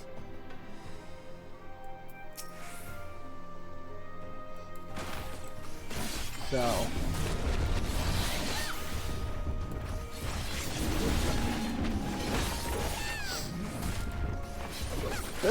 critical encounters at hand. Yep, and it's all the freaking way up there. So, oh good, I timed that wonderfully. I mean, it'll give me a couple more seconds, but I could have saved it. Could have saved those couple of seconds. And taken, you know, 60% less damage from the auto attacks. There.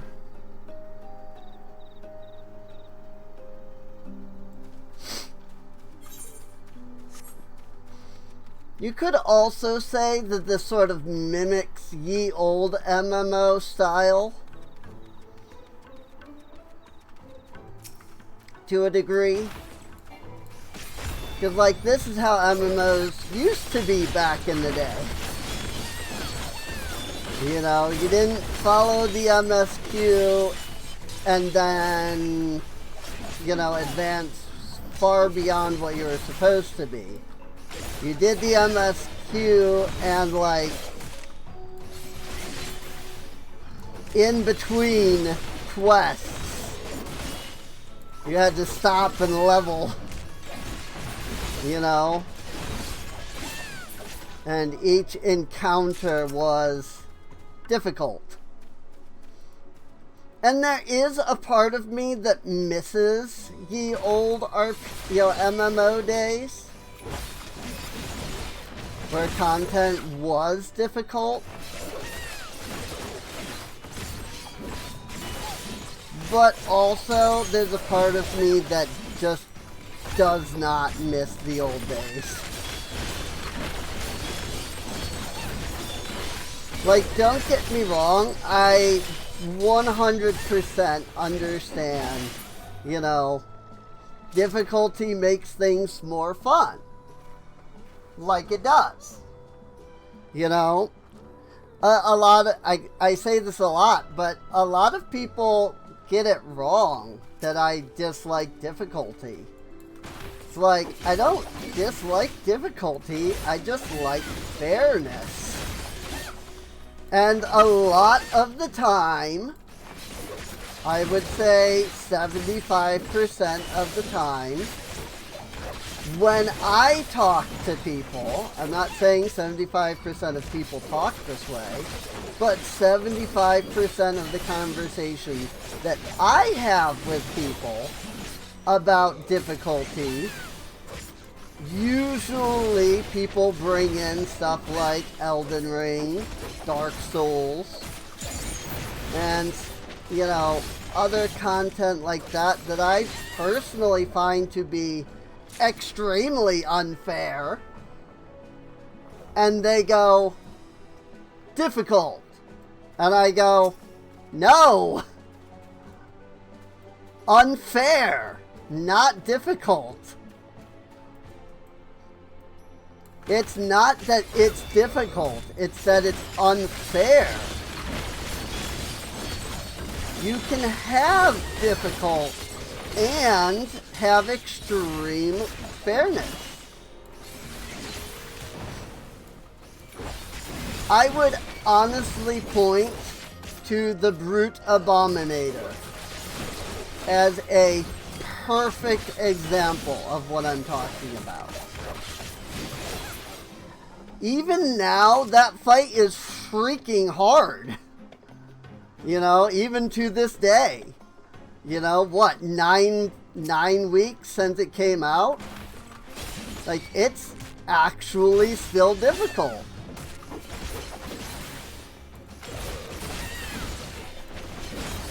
I love that fight as much now as I did back then.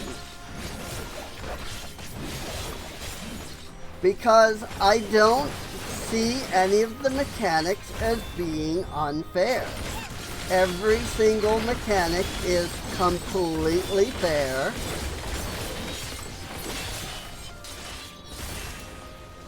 The fight's just hard. You know?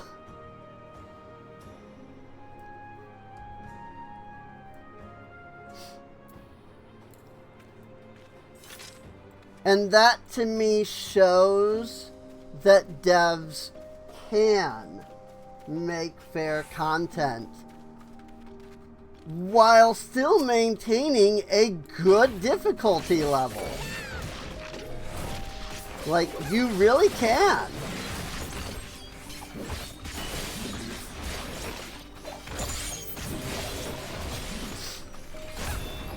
There's also something to be said about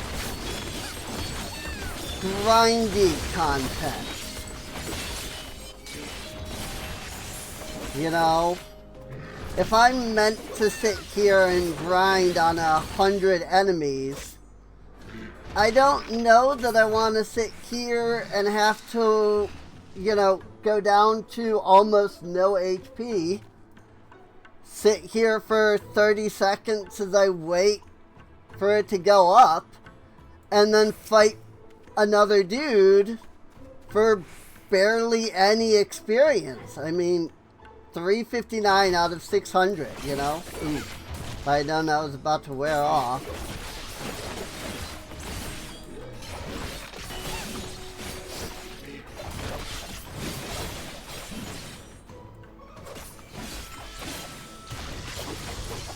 And there's definitely a balance there, you know? You want the fight to be fair, you want the fight to be meaningful, but if I've got to fight 100 of them, I'm sorry, but you just can't do that. You know? You just can't. You can't make every fight meaningful and like impactful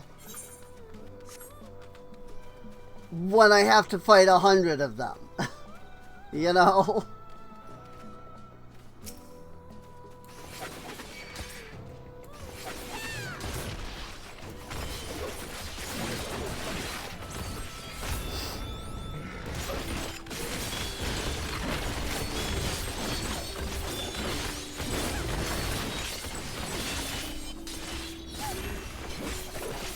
And that, I would say, is sort of my complaint.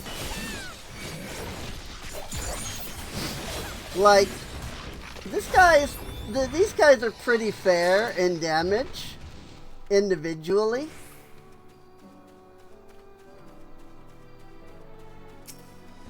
But you want me to fight 100 of them, you know?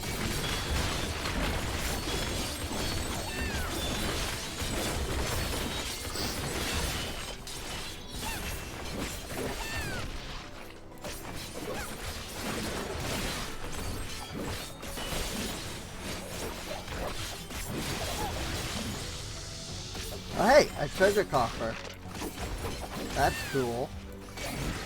I think, from what I understand, those just kind of randomly spawn across the map. And they're like player unique. So like, there isn't a treasure coffer here for anybody else. It's just me. I got the Occult. That's it.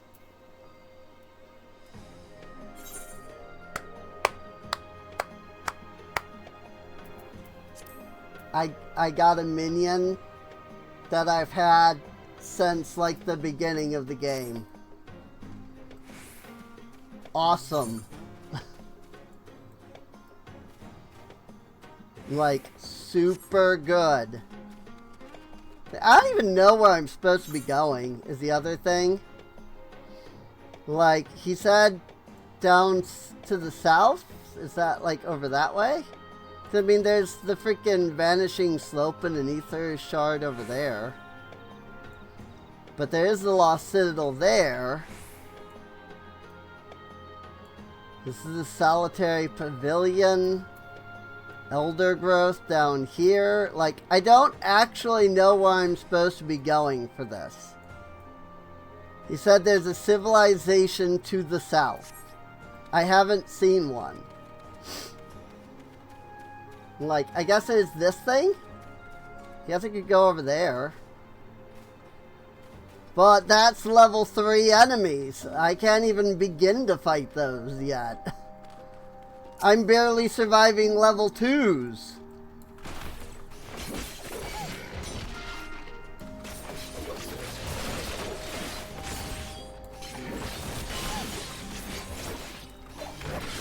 And thus, I have no choice but to continue to grind on either level 1 enemies that will give me 10 experience, or level 2 enemies that will give me 16 experience.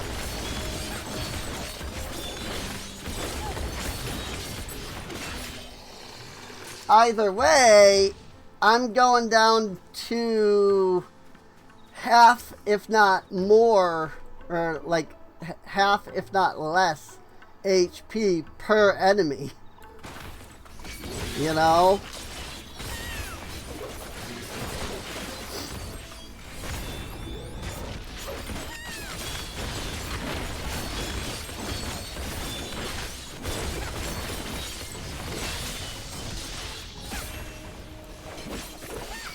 It definitely does mimic old games.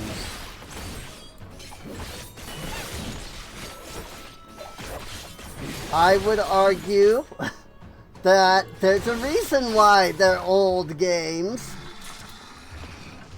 You know? And systems like that were left in the past. But it is what it is. I will say I'm bored as frick right now. Because I can't go anywhere. All I can do is keep fighting these things. Like, I have nothing else to do. So, like, I don't know. What do I do? It'd be cool if there was, I don't know, a quest that I could be handling.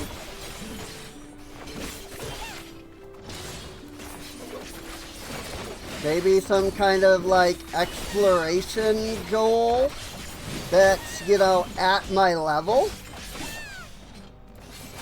But that doesn't seem to be the case at all. Oh hey, cool. I hit Q instinctively because Q is what I have duty actions bound to. And it worked.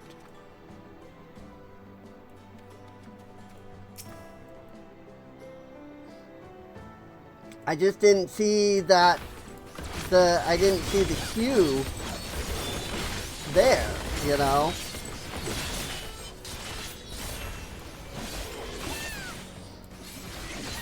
Like,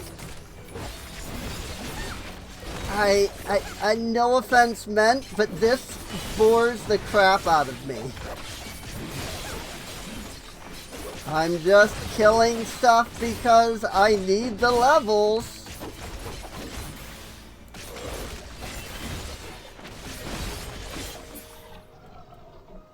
And each fight takes me down to freaking 25 to 35%.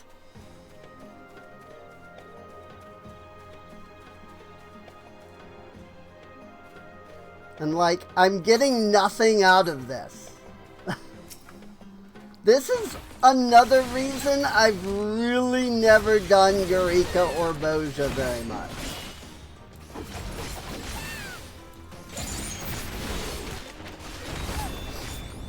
You know, like with Eureka, people tell you, well, just, you know, get in a party and do all the fates. Which, to their credit, yeah, that's exactly what you have to do to level there. And doing the fates are great. You know, that they're fun encounters. You get a group of people, a party together, you know. You can have some fun.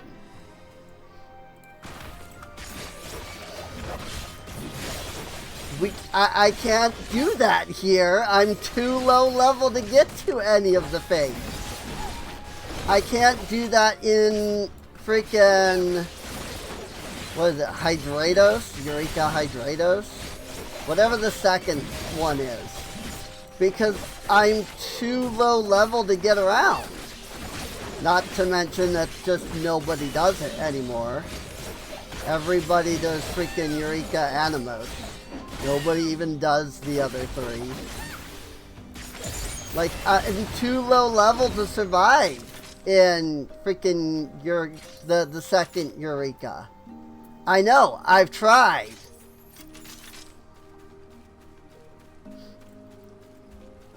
And so I'm just like, what do I do?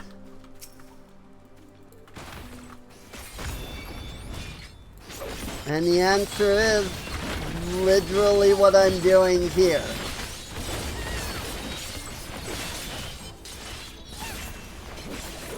And it's boring.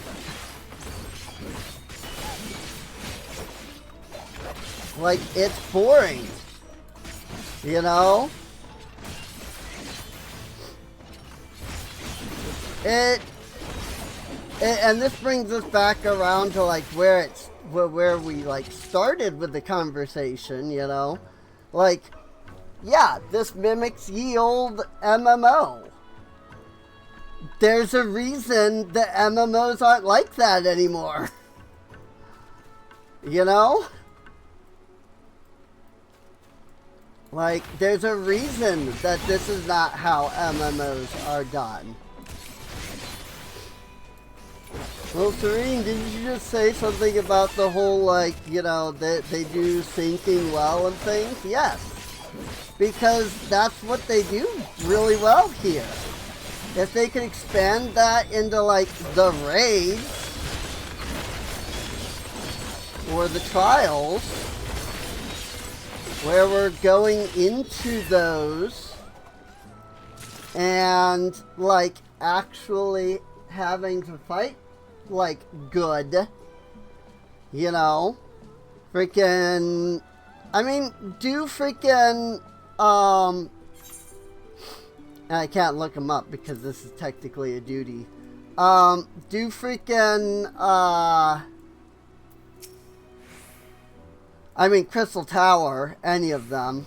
But the freaking literal last expansion, like, Alliance raids. And it's like, holy crap, like, there's just no difficulty in those. Which, again, as I point out, it's not difficulty I dislike. You know? Like, there's no difficulty in those. And so it's just like, okay, well, time to go freaking fight an Ultdal and beat it before we see even half of his mechanics anymore. You know? It's just like, what am I to do? And yet here, like, you know, like, I actually have to, like, fight and learn and, like, kind of figure things out. Oh, you can buy occult potions through here, too. Cool. Zenonage, occult coffer. I don't know if I can Zenonage anything.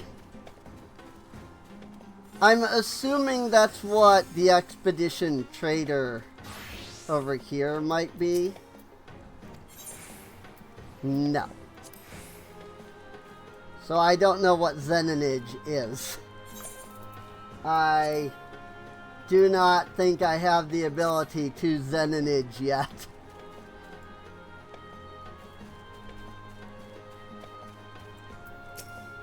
Do you say something about Zenonage? Currencies. Exploring the Occult Crescent. Knowledge crystals are ancient artifacts erected around the Occult Crescent. They resonate with certain phantom actions and apply a variety of effects to you and your party. These treasures are only visible to you, so if you catch sight of one while exploring, don't hesitate to open it. Sometimes they hold a fortune carrot. While in your possession, you may start to notice signs of happy bunnies. Using the fortune carrot will draw the little leprine elementals out into the open. Alright. Some fates will task you with defending magic pots. Of those who contribute successfully, 20 players will be selected at random to receive an elixir, scent of which will entice a persistent pot to give chase. They can sense buried treasure and will offer hints to its location in exchange for sips of elixir. Certain shops sell equipment imbued with special enhancements and only take effect when in Occult Crescent. Enhancements to special attribute will increase damage dealt by phantom actions. You can also trade items to the armor at the base camp in exchange for gear upgrades. Falling in battle while out on an excursion will incur a penalty. For incapacitated, return to the base camp without being revived. You will lose a portion of your knowledge. Oh, good! So that is back. I guess I had so little knowledge that I didn't get affected. Amount of knowledge that is lost is dependent on your knowledge level. Players who leave the instance while incapacitated will also receive the aforementioned penalty. Furthermore, if your knowledge level is above 5, it can decrease your knowledge level. Oh, good! The stupidest freaking mechanic in Eureka actually does come back. Yay! So happy about that. It was super fun in Eureka when I was level 10 and literally lost 3 levels of experience because I kept dying over and over again. It was a super good and very fair mechanic.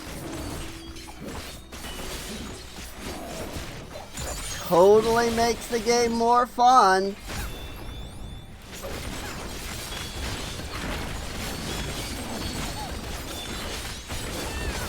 Did you know that back in the old days of D&D, they had these creatures called wights? That they still have today, to be fair. But their purpose was to drain your levels. You know why wights don't do that anymore? Because it's stupid.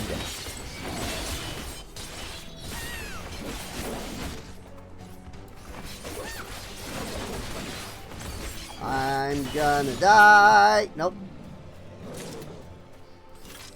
I rushed from one encounter to the next, which, you know, is a terrible idea.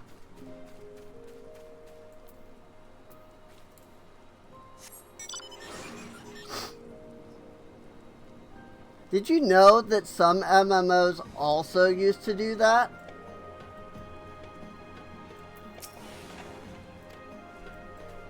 Where when you died, you would just lose experience?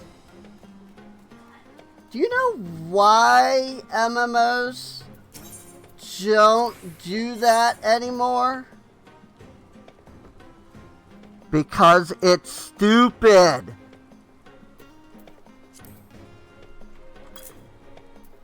Wow, 200,000 gil for 20 potions. 'Cause that's fair.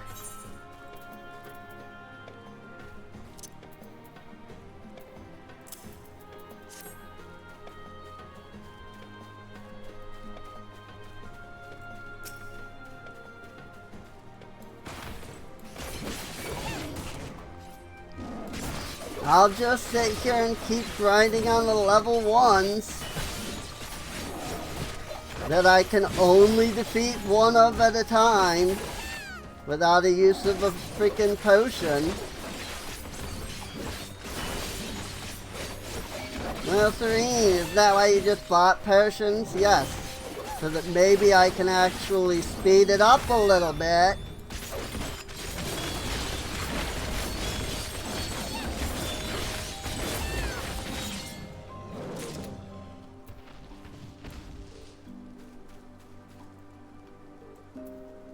Or not.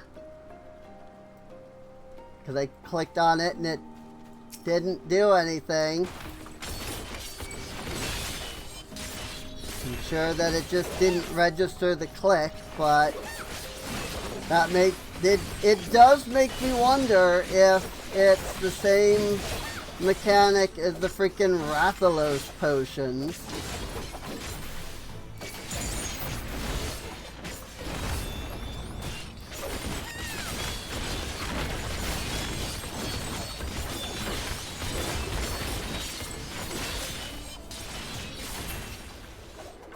Where you use the potion and then you have to stand there and wait. No, it's just not using the potion.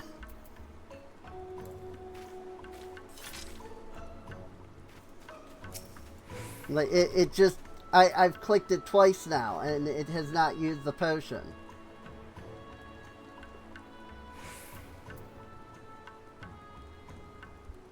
Assumed upon use of occult potion or occult ether. Like, is there another button I have to hit for that? I don't see another button. But I'm clicking on the potions and it's not doing anything.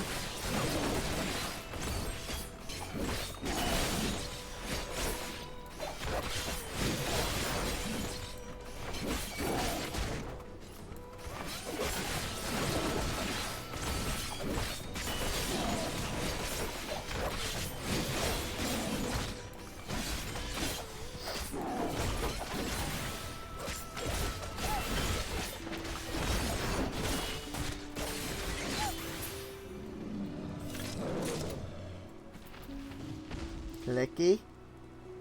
Clicky. Click, click, click, click, click, click.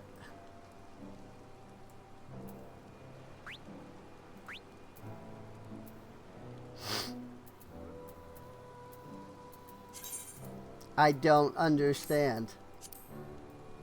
There must be another button somewhere that I don't see because it's not letting me use the potion.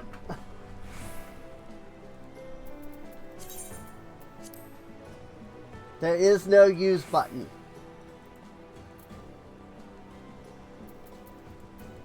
I don't know how to use the potions.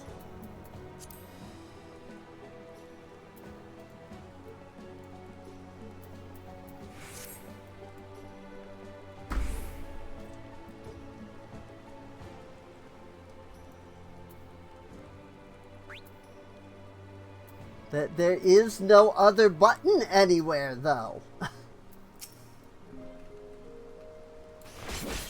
Ah, great! I love it! I'm so glad I spent 200,000 gil on something that I am too stupid to be able to figure out how to use.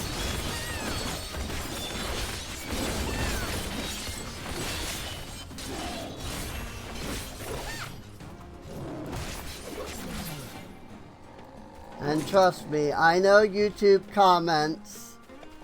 There's nobody watching the stream at the moment. But I know YouTube comments. They'll be like, well, Serene, obviously you just had to freaking hit the button.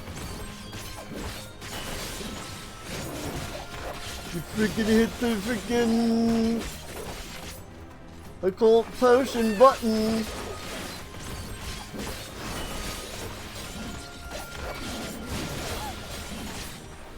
Sure, wherever that's at. Because it's not on the screen if it's there.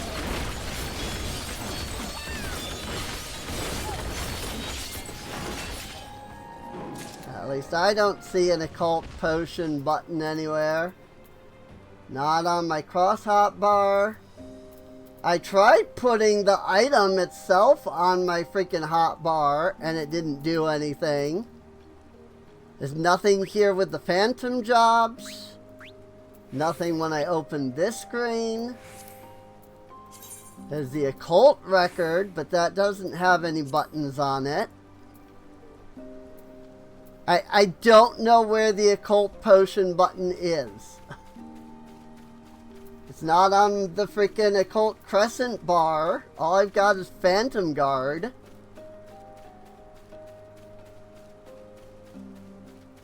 I don't understand. And there's no other buttons. Like, I don't know how to use the potion. I'm sorry, but I just don't.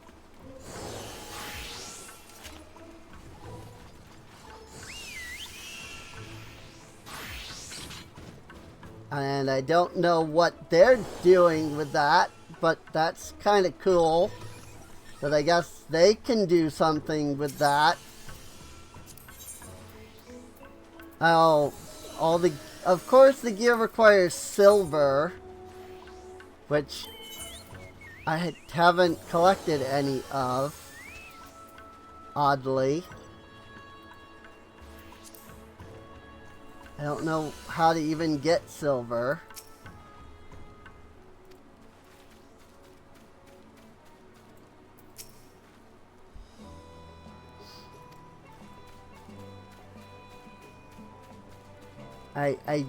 I'm so confused. Arcanus augmentation. This gets you the +1. Oh good, it really is Eureka all over again. You get the Arcanauts armor, and then you get the freaking +1 version. So that's fun.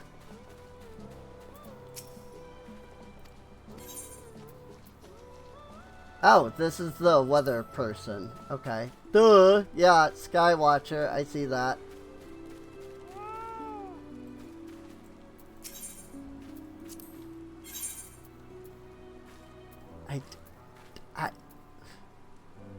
Consumed upon use of occult potion or occult ether.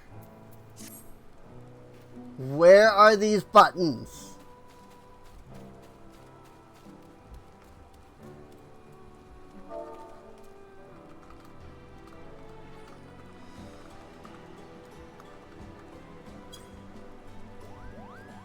Maybe I can add, like, maybe these people know. How do I use the potion?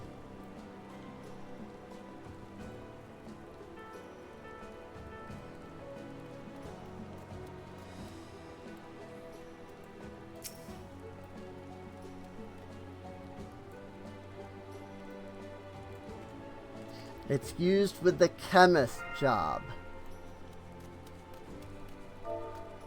I have to have the chemist job in order to use the healing potion.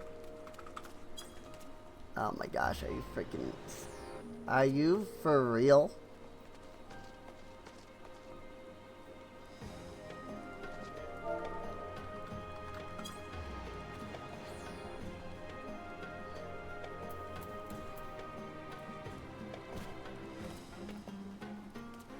That's so dumb. I freaking love these types of places.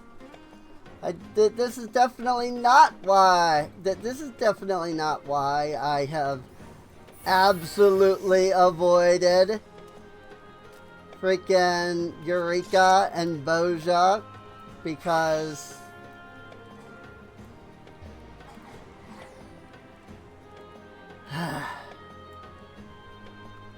well, whatever. I guess we continue to just very, very slowly and very, very annoyingly freaking keep grinding. And I'm so glad to hear that I did, in fact, waste 200,000 gil on something so that I could freaking fight some dudes faster that I can't even use.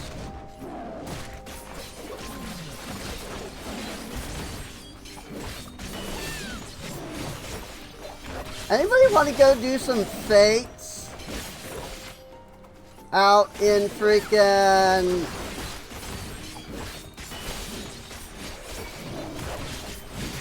Dawntrail areas? Remember what I said? Maybe after all we're, gonna be here. As in, like, oh, surely we'll end up hitting some fates in this zone. I definitely won't be locked to this tiny area of the map for, what, hour and a half, I would say? We're at 2.5 hours into the freaking stream. And I'm level 2.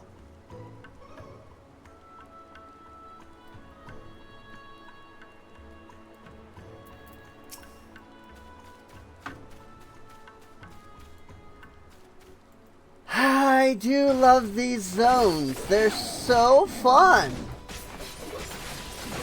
They're definitely some of the best content in Final Fantasy XIV. And I'm so upset that we didn't get one in Endwalker.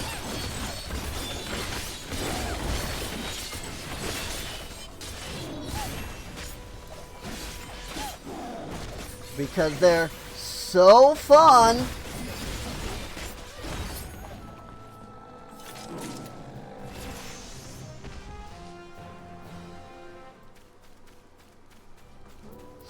Phantom Action Prey.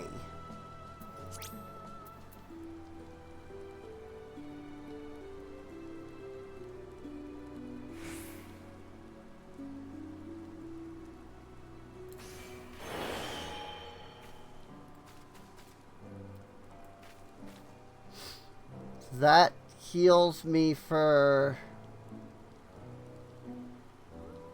That gradually restores my HP for 30 minutes.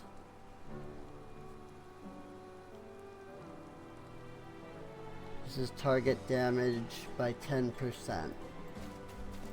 So now that I'm level 2 Knight, after an hour and a half, if I come over here and I hit Q, now I get a permanent, like, well, not permanent, but a 30-minute damage freaking debuff. Or damage, like, taken buff, or whatever you want to call it. Defense buff. That's the word I'm looking for.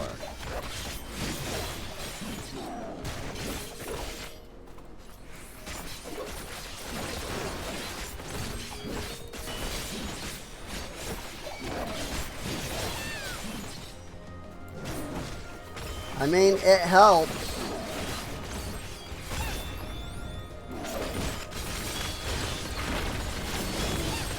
Kind of feel like, you know, that should have been maybe a base thing. Like the first thing I got was a defense buff for going Knight, which, you know, have really good defense usually in video games.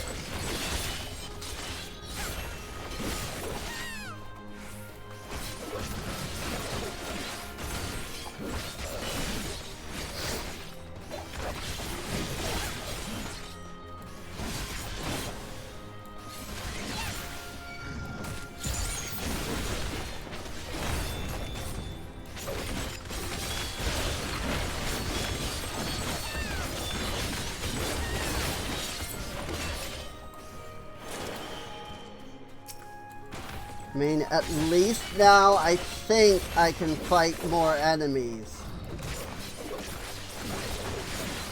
I say I think because I have no idea.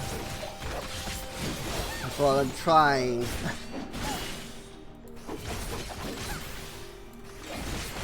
I mean, I still can't go up to the level 3 enemies because I'm only level 2.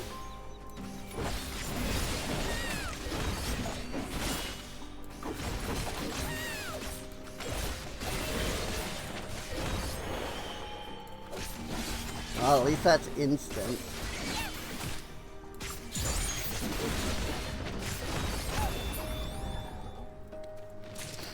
I saw the animation and got concerned that I had to like wait for the animation to play. Because some things will say instant, but that's just because they don't have a cast bar.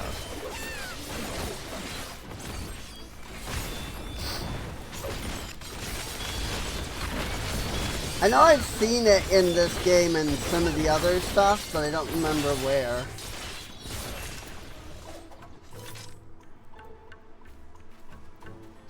Cool. I'm now able to survive. You know, the most basic thing. Survival.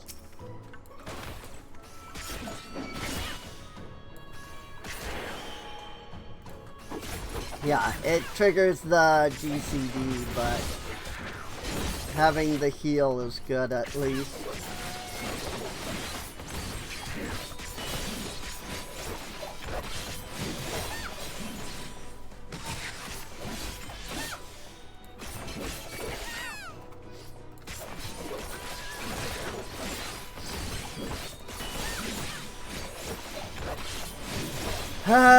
So you think it'll take us another hour before we actually get to level 3?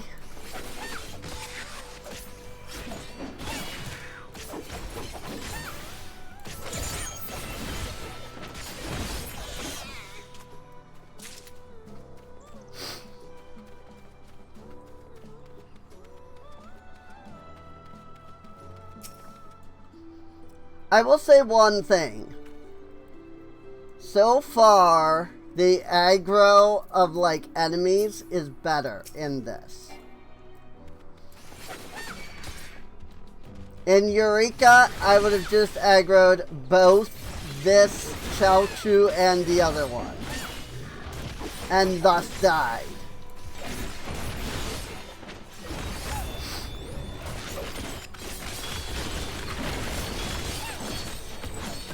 Granted, I might still have aggroed both of them if I had actually run up to the Chaochu instead of engaging it from a distance. But in Eureka, it wouldn't have mattered. I would have absolutely been attacked by both Chaochu, even engaging it from a distance the way I did.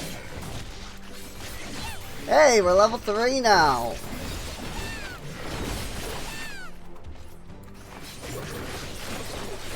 So that's fun.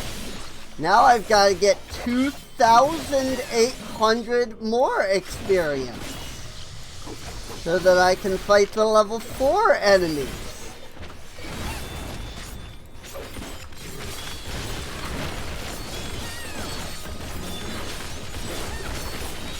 And I'm gonna guess that there's a level cap of 20. Just like in Eureka. Which is dumb because the enemies go up to level 25. So you're never able to, like, fight them.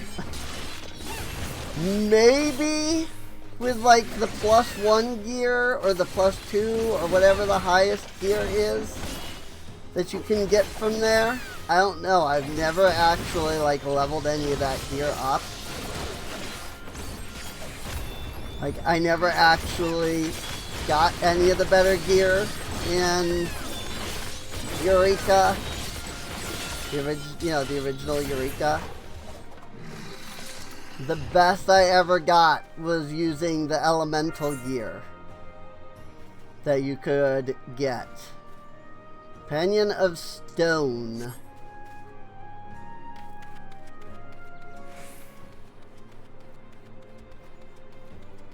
So, I am willing to say, like, maybe I just don't know,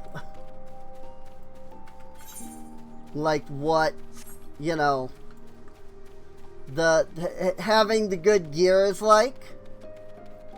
But I also never got the good gear because I never got far enough into Eureka to get the good gear. Because this is boring as frick. And that's all it is in Eureka and Boja.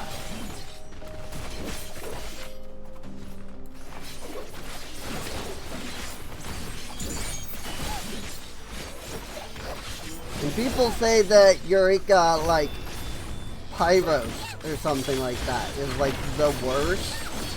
Like, I can't even stand Animos. Why would I ever want to advance to freaking anything else? You know? I can't even stand doing anime. Why would I even think to try advancing to anything else?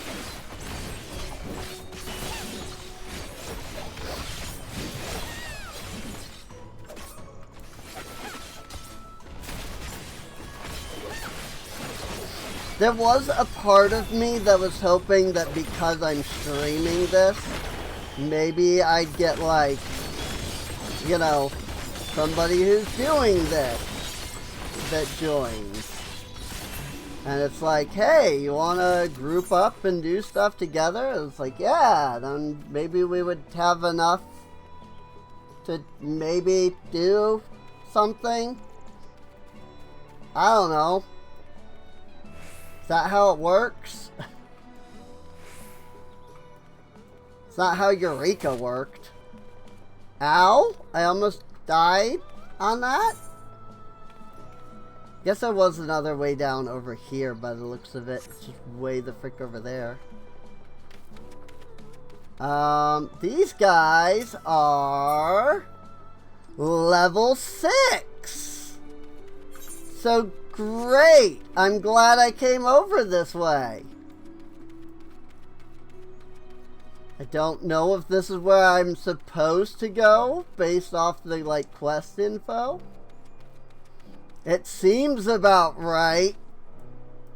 I freaking remember that from Eureka.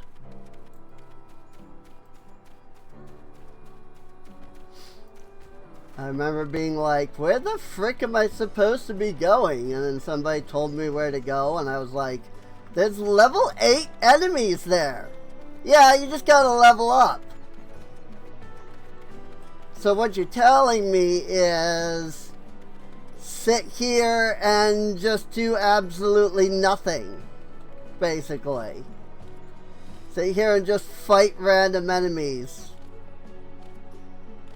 As I very slowly level up to some point,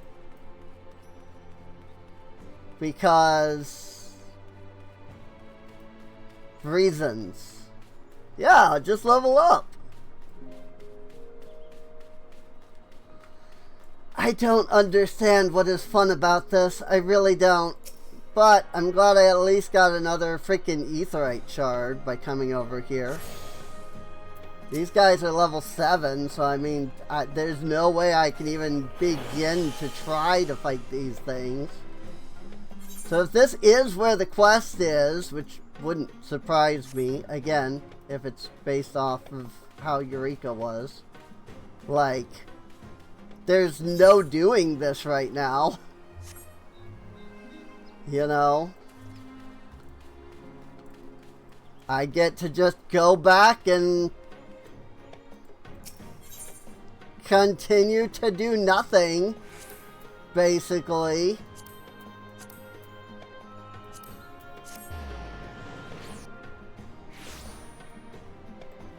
Because I need 2,800 more freaking experience points just to hit level 4.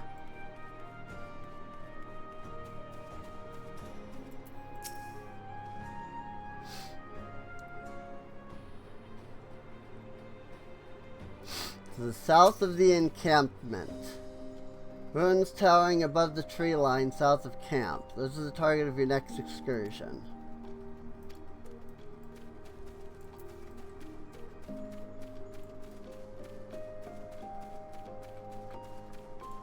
Oh, this thing over here. Okay, I see it.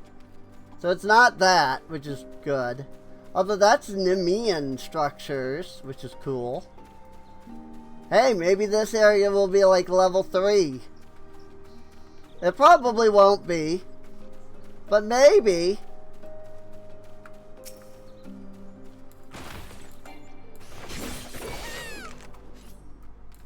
Probably not. I have absolutely zero faith that it will be anywhere in the freaking level 3 range.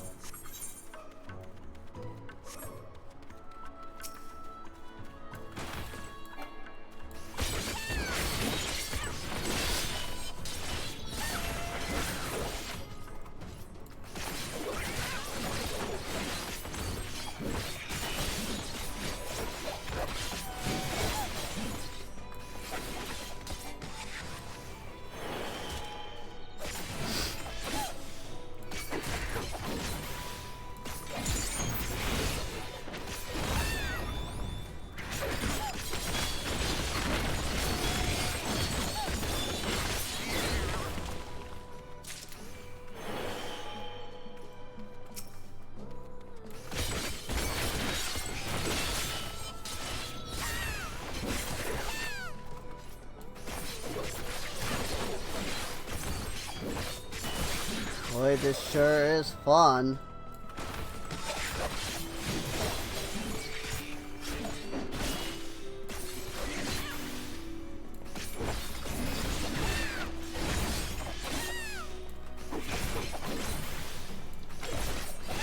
Fighting a freaking level 2 enemy that can nearly freaking kill me. Even with a defense boost and freaking regen.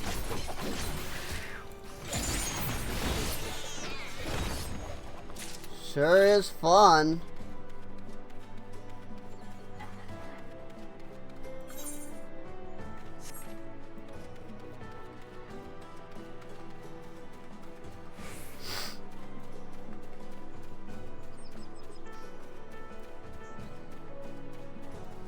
They do a fair amount of damage.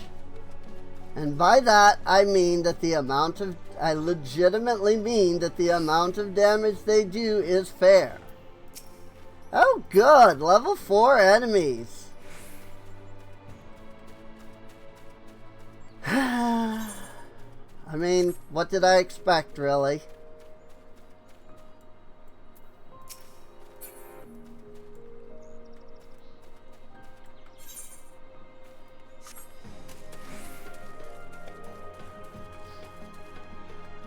There is like a fate thing going on up here. Oh, never mind. It's over.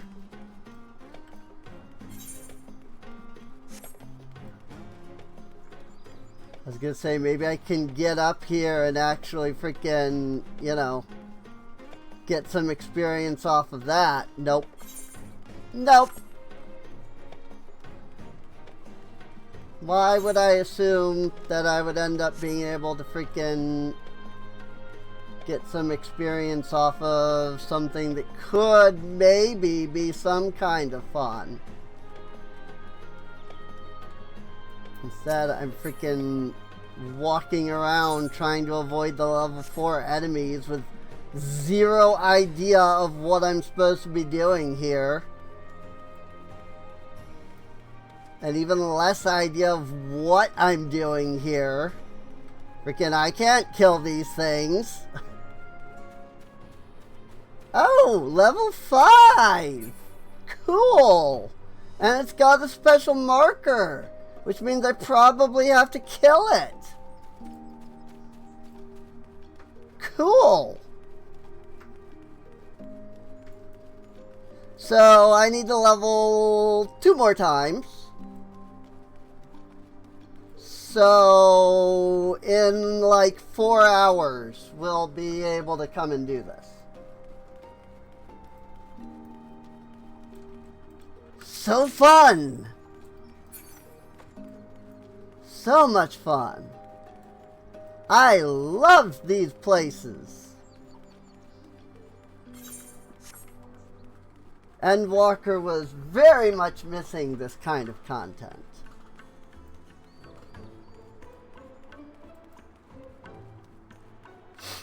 That's why Endwalker was the worst expansion ever, right? Because it was missing such fun content as this.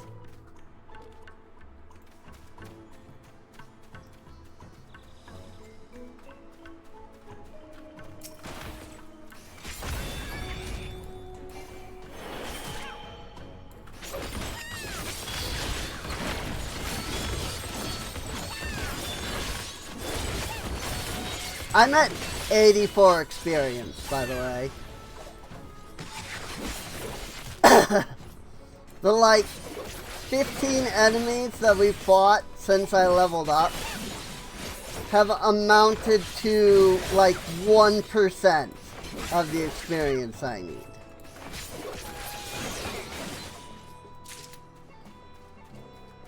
Not even 1%.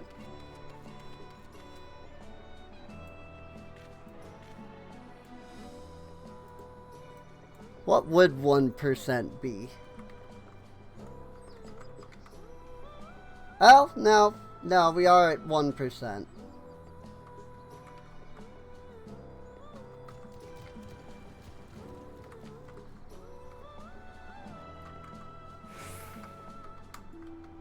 Come on. We're at 3%.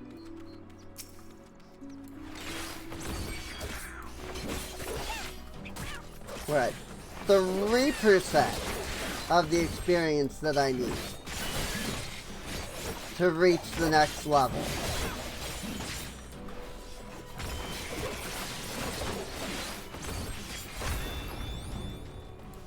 It's super fun content, everyone.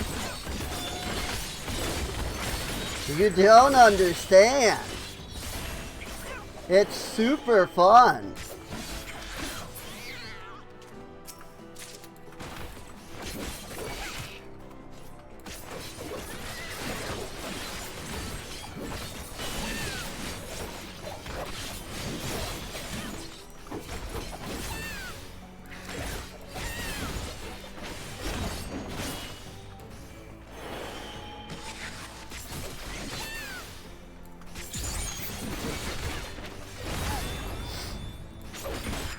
At least I'm doing this as a DPS class? Could you imagine if I was freaking a tank class so that I could actually survive this content?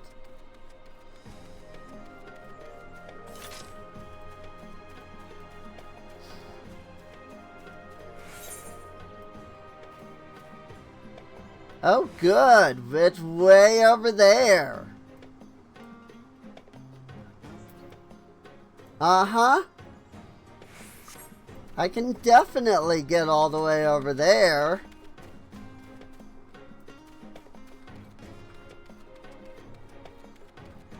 Whoo, boy. We having so much fun here, everyone.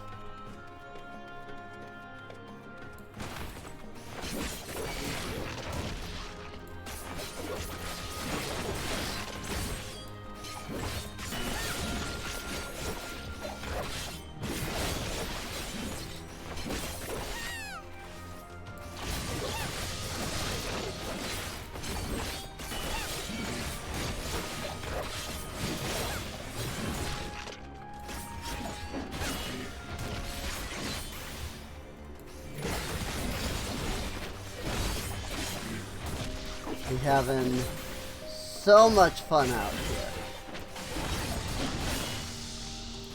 I am having so much fun that I cannot contain my happiness for the amount of fun that I am having here. I'm having so much fun. I'm so ecstatic right now.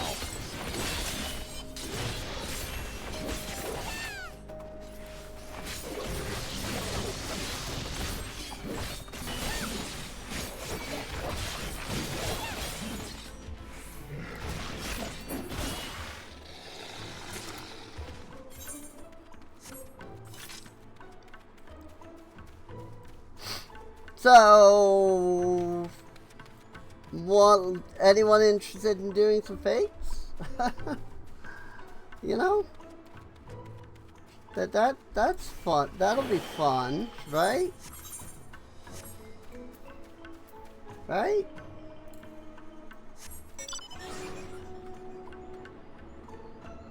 Like we can go do something fun.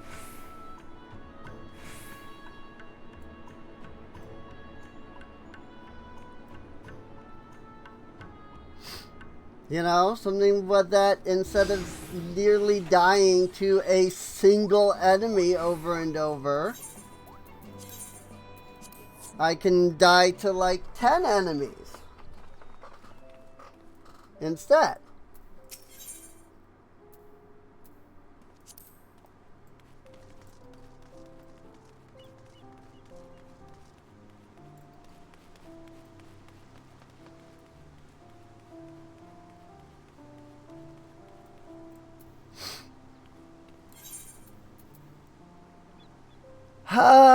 Okay, let's see.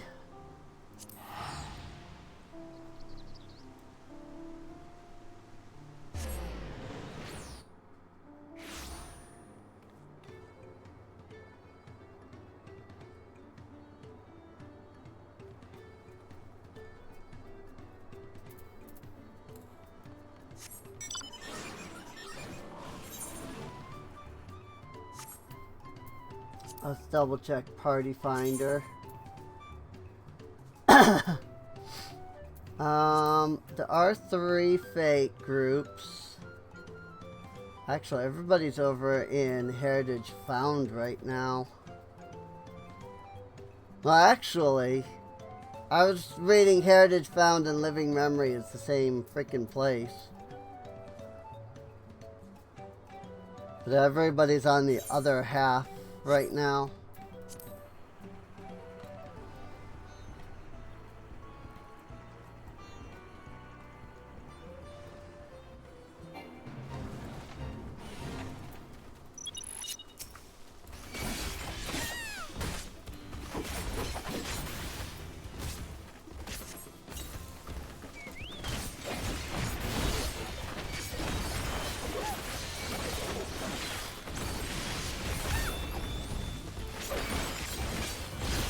Oh, I don't have that ability yet.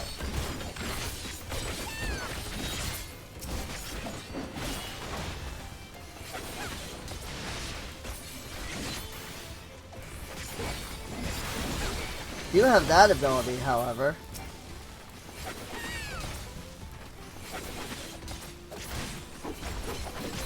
Surprised these others aren't aggroed to me.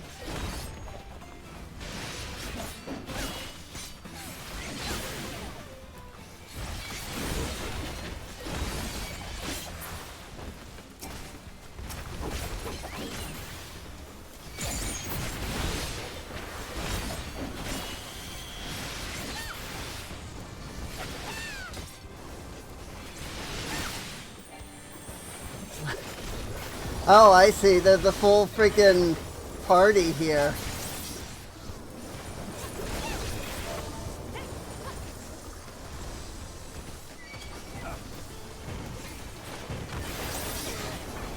You see that? I was like, wow, this guy's aggroing a lot. Nope, there's like parties, multiple parties even, possibly, because there is a lot here. Woo boy. Well, I hope I can still gold rank.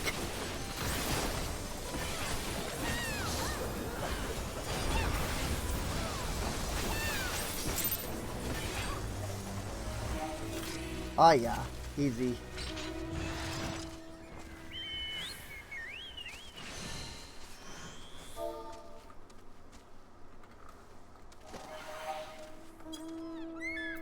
Maybe they're not even in a party.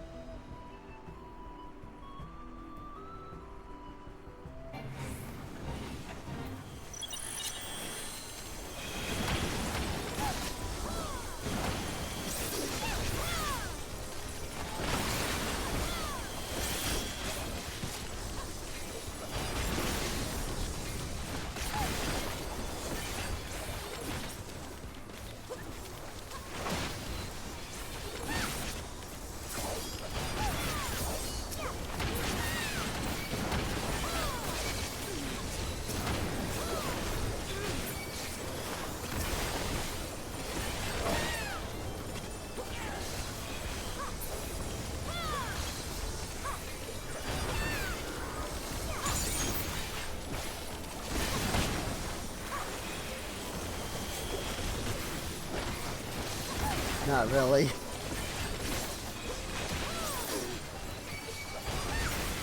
Just going to the open ones. Okie dokie.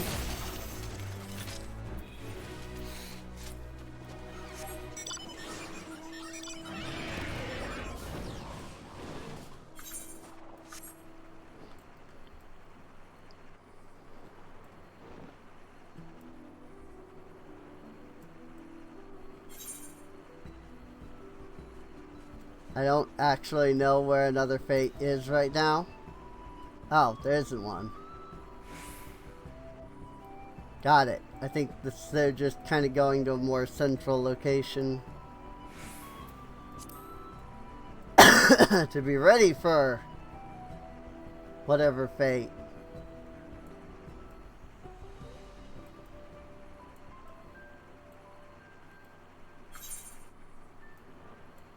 I mean, this is a pretty central location here, so...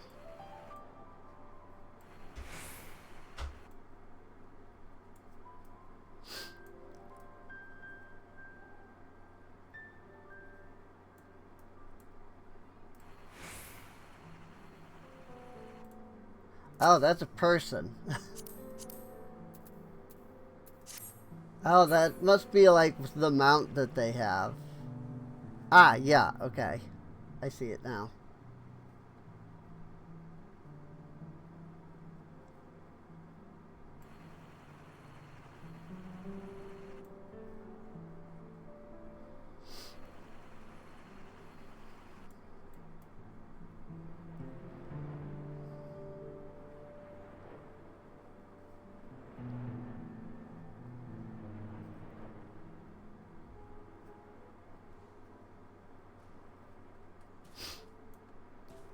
Well, now we wait, I guess.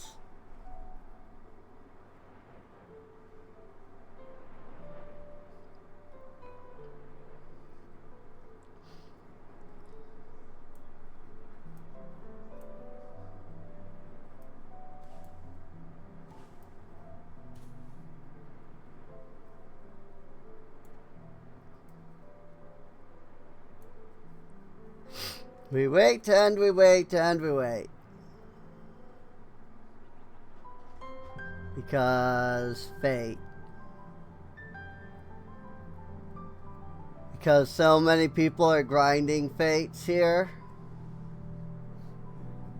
Like, the fates are getting done so fast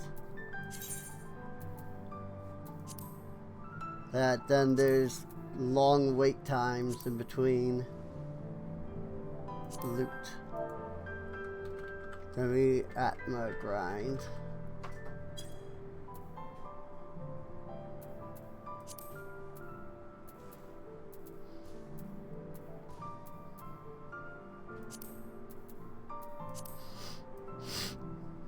Well, now I have party.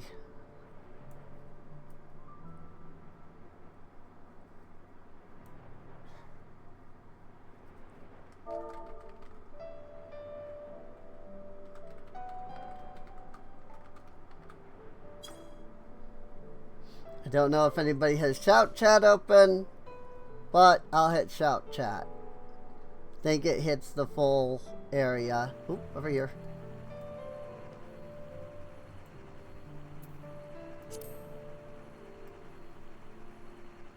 And I think you can send in the chat even without it active and open. Feel like I've done that before. Could be wrong.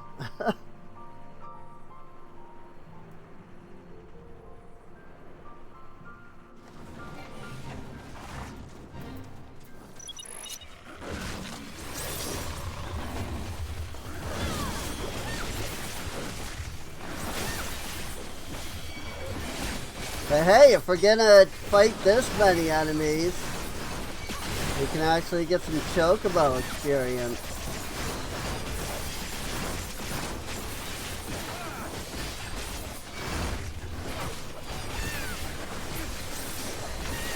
Maybe. I got like 3, 4 enemies worth of experience out of that. So, 5 there, but like, we killed like 12.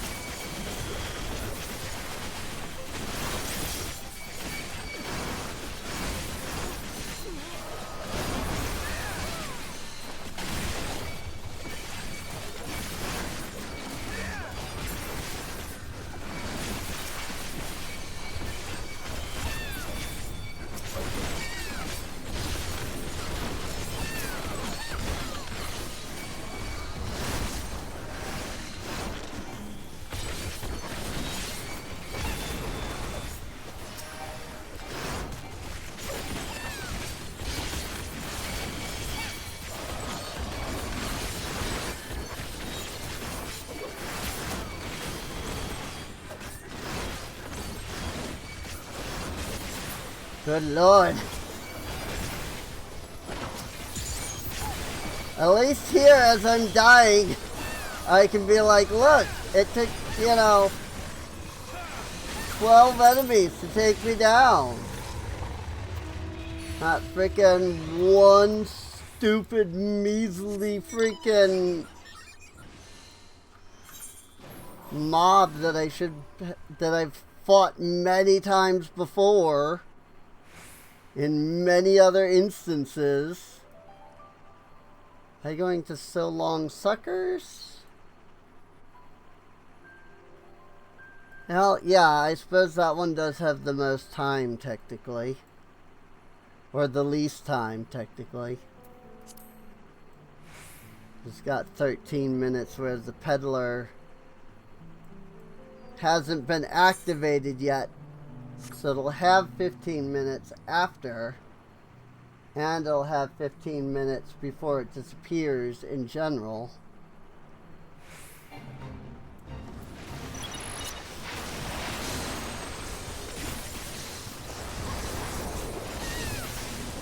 So now we're level 97.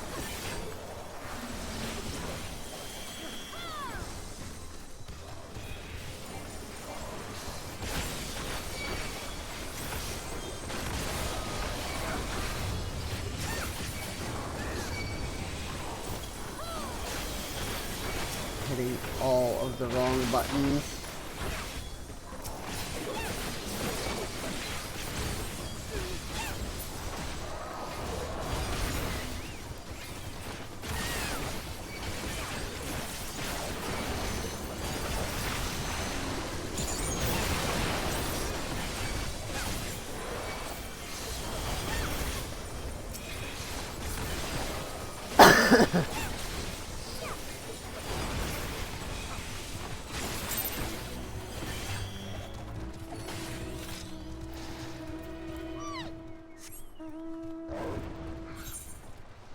Now we're going to go to the peddler.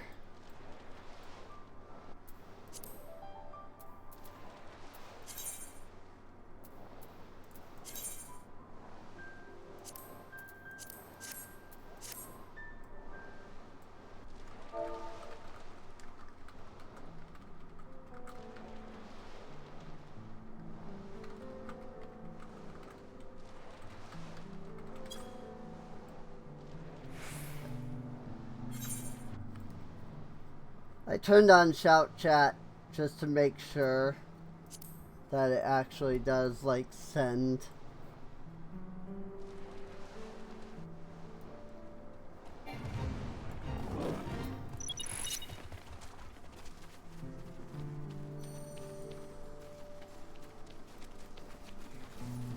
Good lord.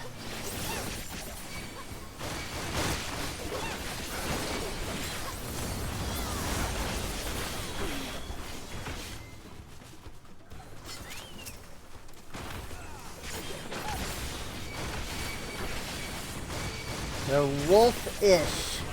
They're not wolves, they're wolf-ish.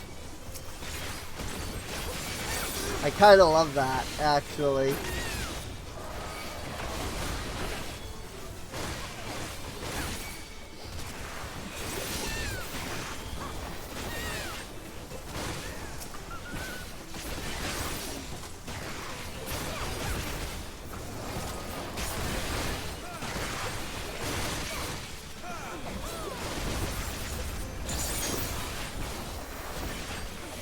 Glad I'm not Black Mage.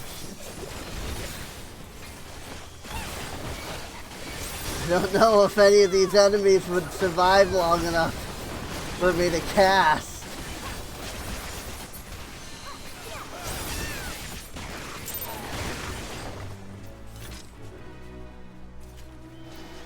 And still no Atma.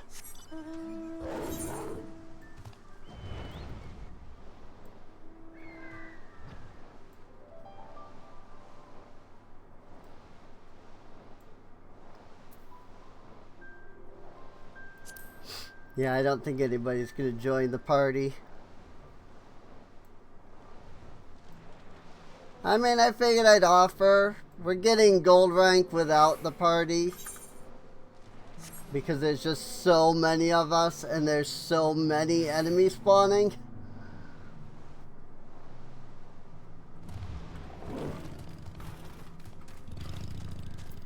Cherwager, Subrer. I don't think I've seen this one.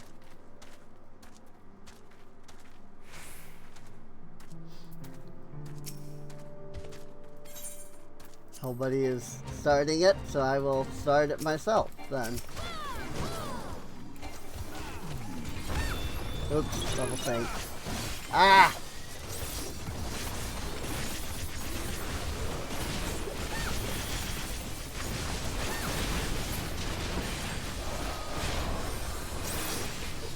Of course, resets all of my abilities because I hit level sync.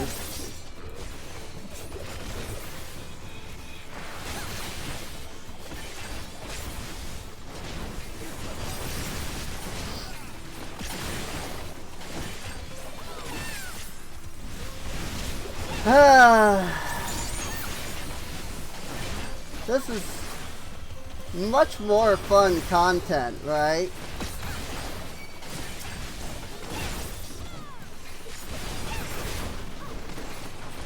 I don't know that it's any more fun, but it's not as freaking, like, you know, deadly.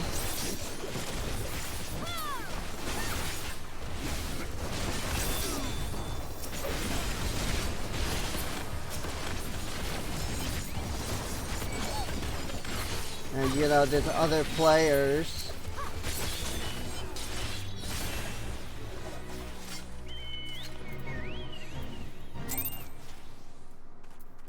Whoops. I stepped out of level sync on accident.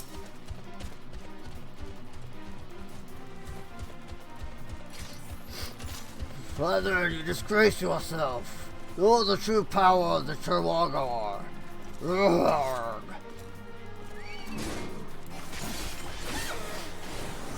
So this is what I like to call a double fake.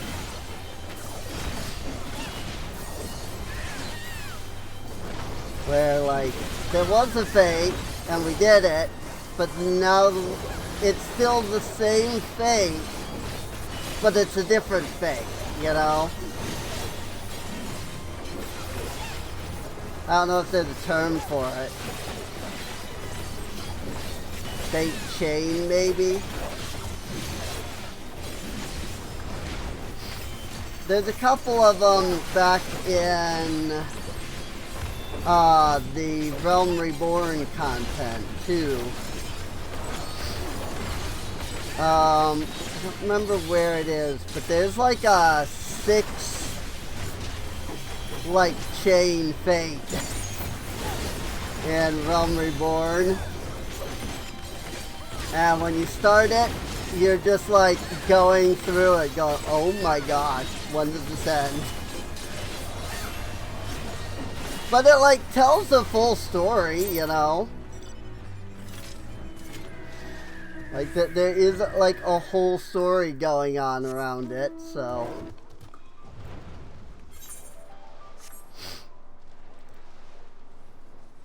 And it's fun the first couple of times. Because there is, in fact, a full story going on.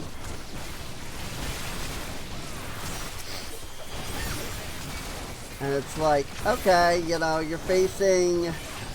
I want to say, I think it's Chicharin that you're facing.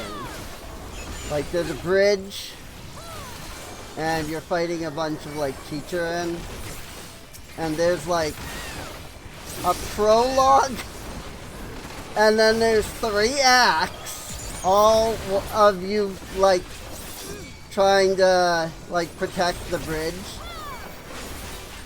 And then at the end of the 3rd act, then there's Act 4, which is like you go out and you fight. You go to the base camp and you fight.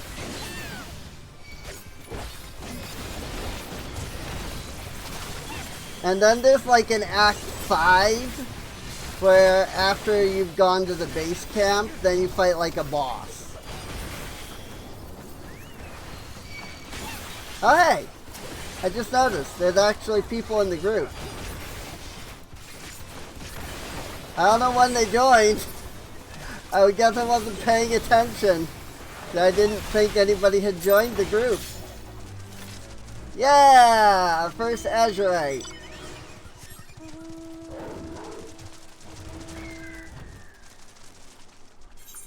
Our first Azurite Demi-Atma.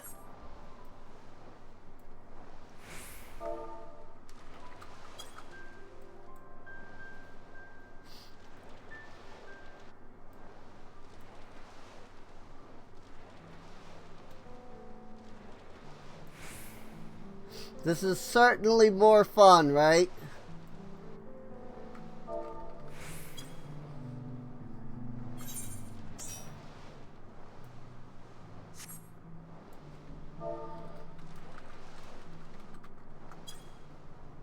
Taxi Inc.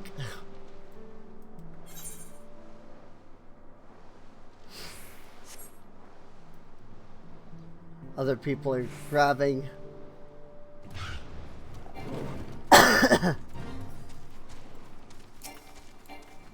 Oops, unable to attack Fate.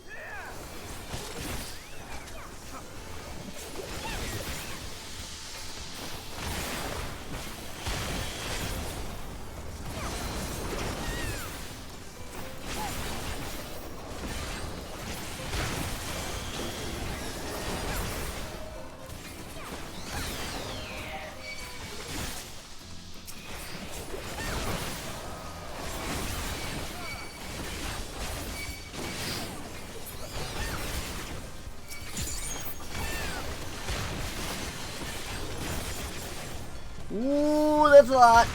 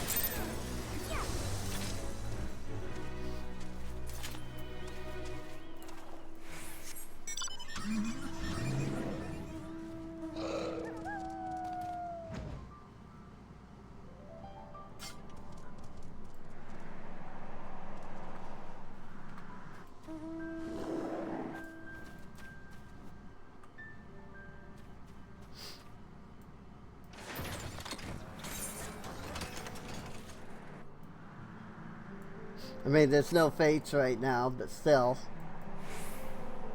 She can't fly here, so...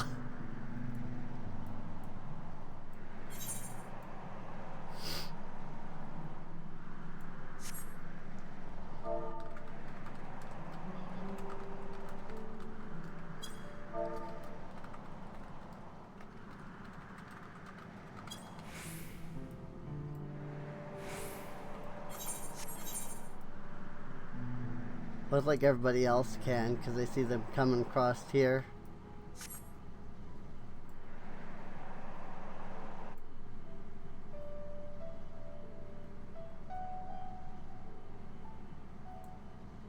There's one of the party members.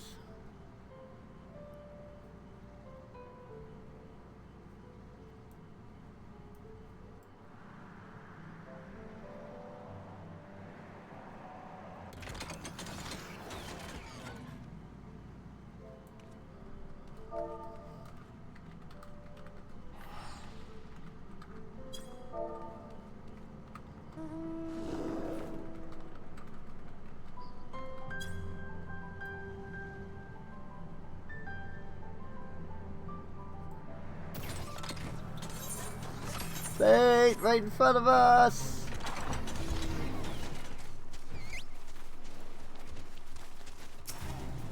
Rock crack. Oops, level 8.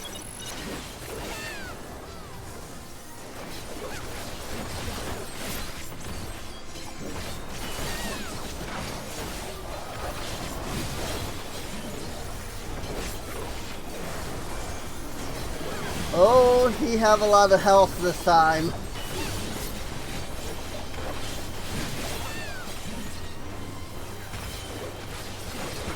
This is how slow his health usually drops when you do this solo.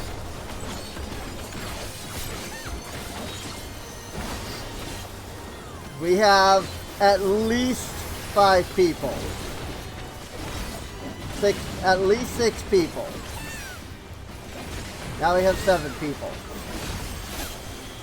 Because Jane Final Fantasy just joined. Love the name, by the way.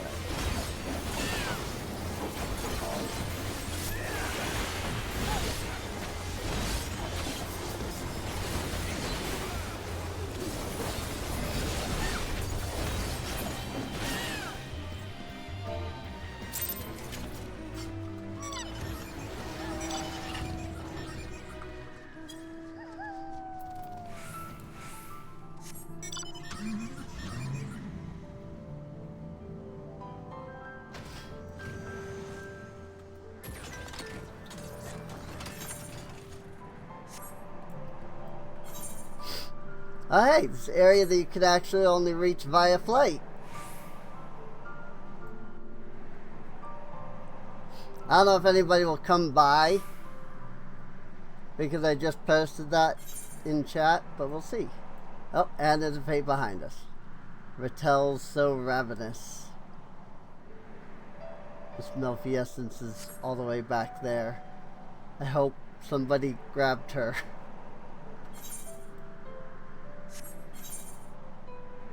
She might be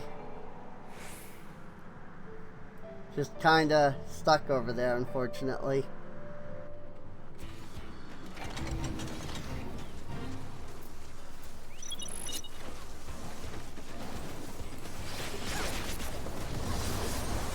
I think she teleported back to the start so that she could grab currents, but wasn't aware that like 2 more fates had spawned. Jeezum.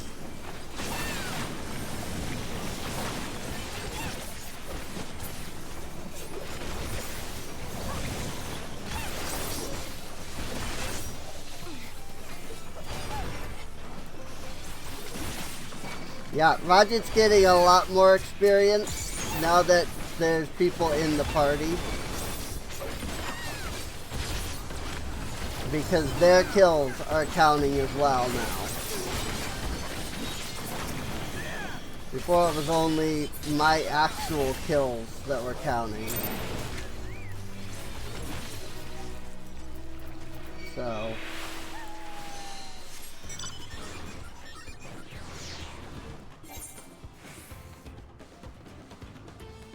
I think there actually is a path here that you can use to get over there too, but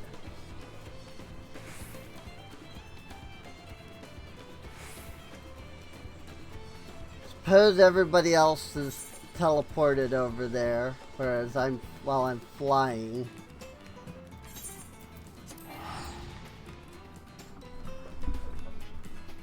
Although I'm surprised it didn't give me the teleport thing.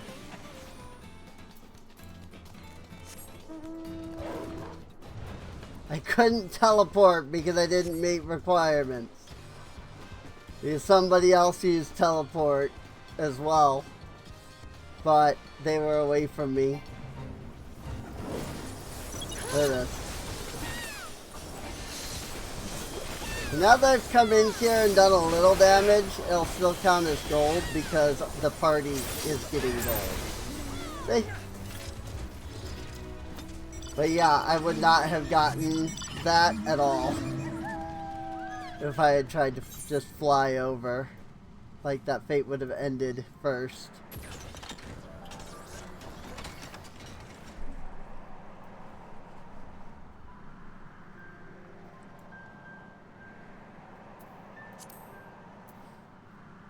Full party, okay.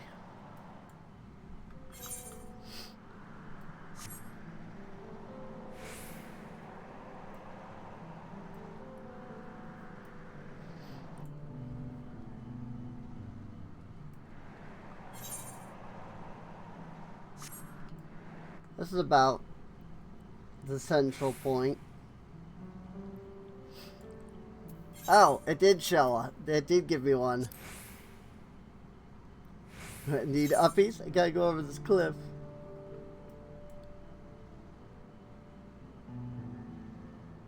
He can absolutely help you out there. I think Yom is over with Miss Maleficence. Miss Maleficence. Oh, people were moving, but it was just to move like direct south.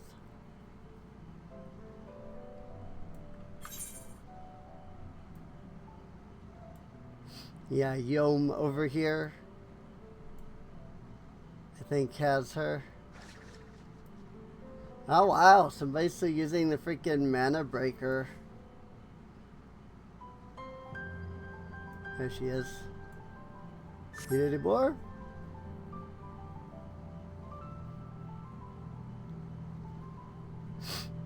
I gotta say though, I do love this mount. Like, cool, I'm in a car, right? How am I driving?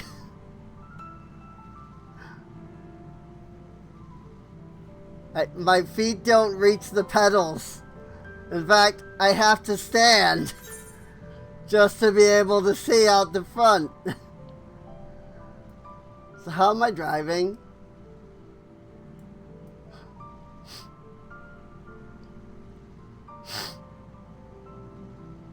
It's hilarious. I love it.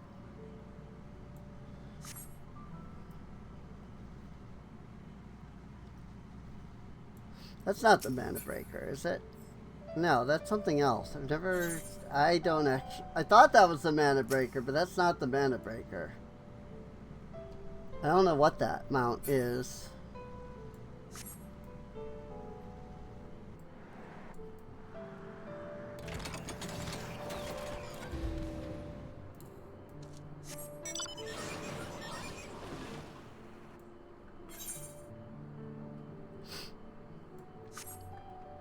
Sadly, I've only gotten one Azurite so far. I do love that I bought 20 potions uselessly still.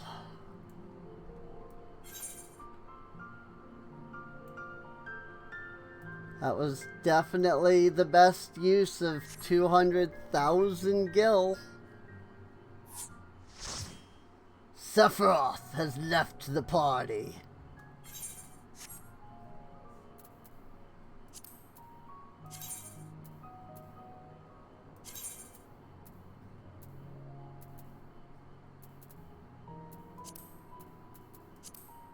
Which also means that our party finder has closed, so I'm going to reopen it.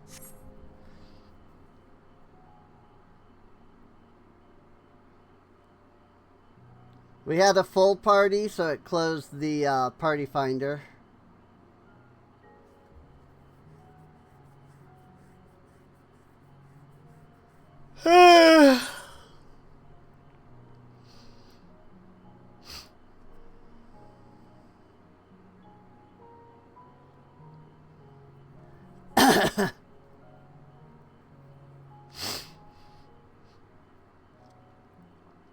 Boy, not a lot of fate spawning.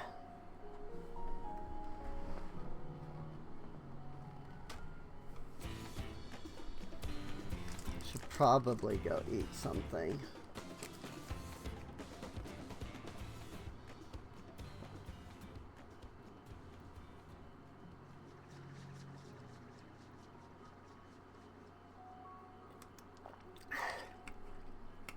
At least we only have to do this once.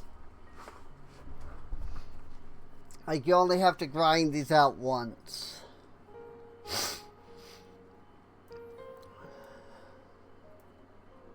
Bait!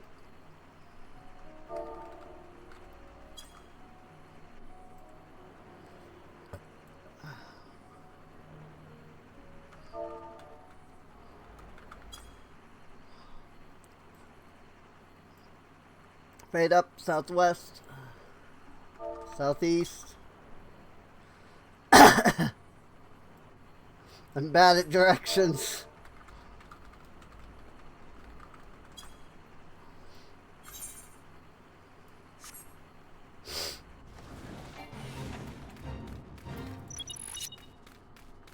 That's a lot of mountain bombs.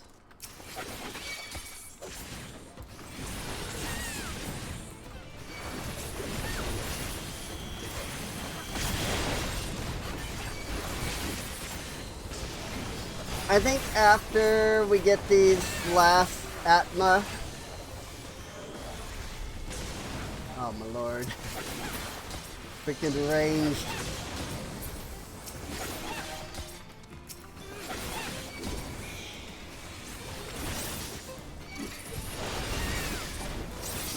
I think once we get these last two Atma from this area, I'm probably gonna go ahead and end the stream. Because, like, you all don't want to sit here and watch the grind these out, I'm sure.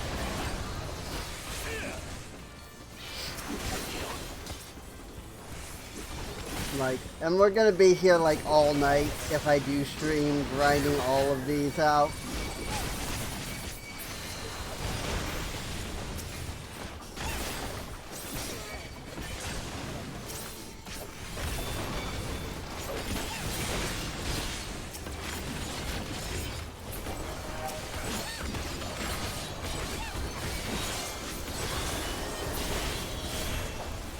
Oh my gosh, this is a pain! If only we had, like, a red mage. Because they have, like, ranged, you know, magic spell. Like, AoE. Ranged AoE is what I meant.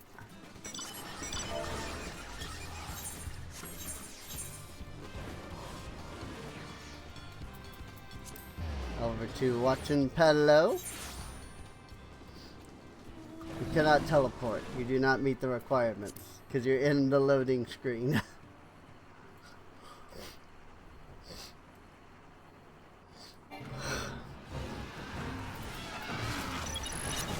What I should have done is change class while I was there. Maybe next time that we have to go back to a town. If I don't have the Demi Atma yet. Maybe I'll change to a different class. Some kind of range.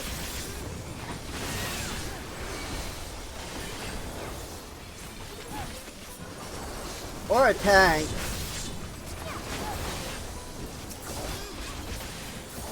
I suppose we have 2 tanks.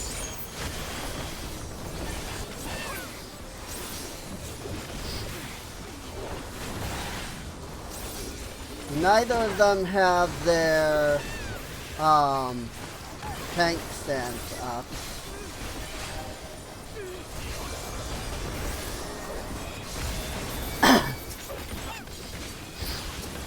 Which, I mean, if you don't have tank stands up as a tank, you might as well just be a DPS.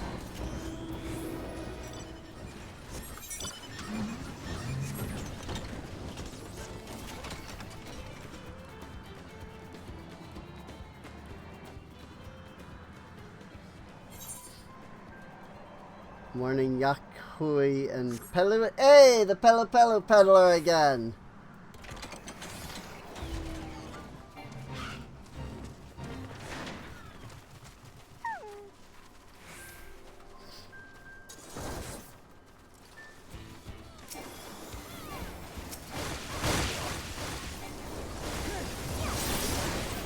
Whoops, level sync.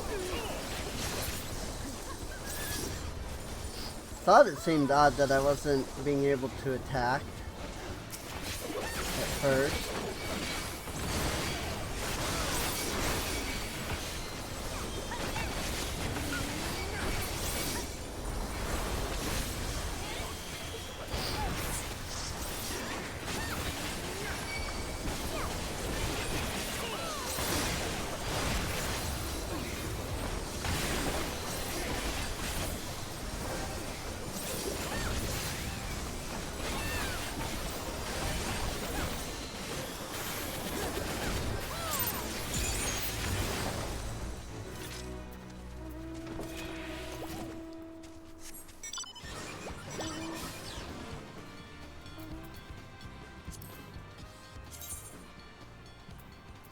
This time, I'm gonna type Azurite, demi at the grind.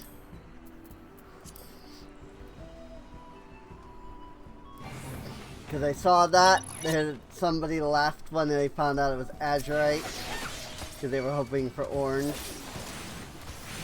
So it was like, alright, I'll put the color in, so that way people know which one it is.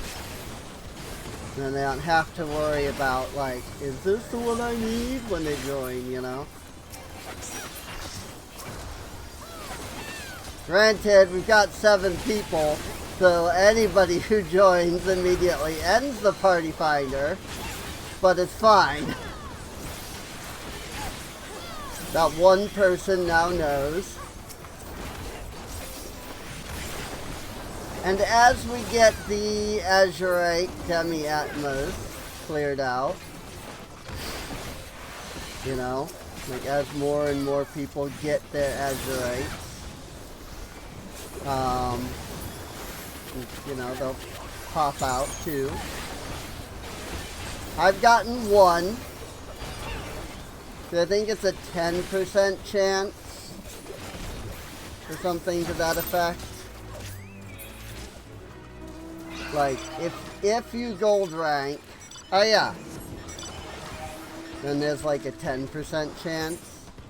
The problem is that you always have a 10% chance, which means that you don't do 10 and you get 1. You do 1 and you have a 10%, and then you do another and you get a 10%. Whoop, that one spawned in as we were flying to the center.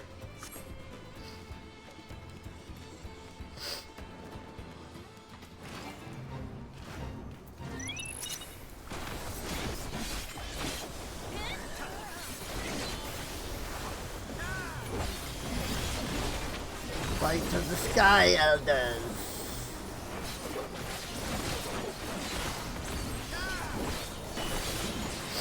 I do wonder if this area has the, what is it, S rank boss fate or something like that.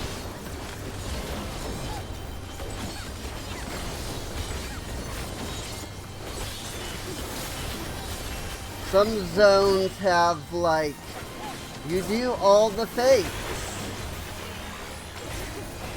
in like a certain chain.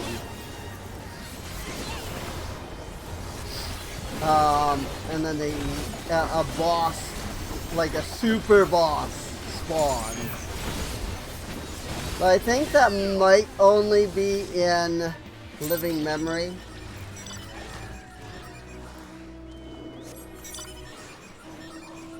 Because I know where it is in Living Memory, where, like, I know where that super boss does spawn.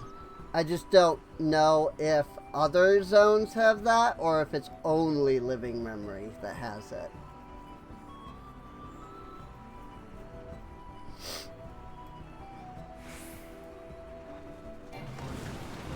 Like, I don't know if every zone has a super boss fate, or if it's only the, like, final zone.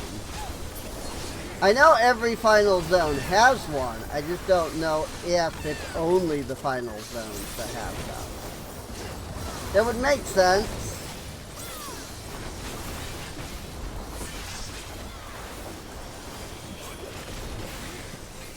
Rat Mogul has left the party. Oh hey! If anybody needs experience, the Forlorn Maiden just spawned. And is probably already dead.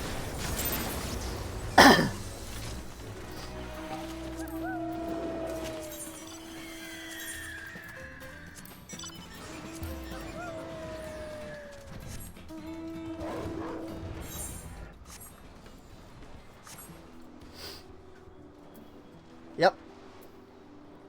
I got Twist of Fate. Yeah, yep, everybody got Twist of Fate.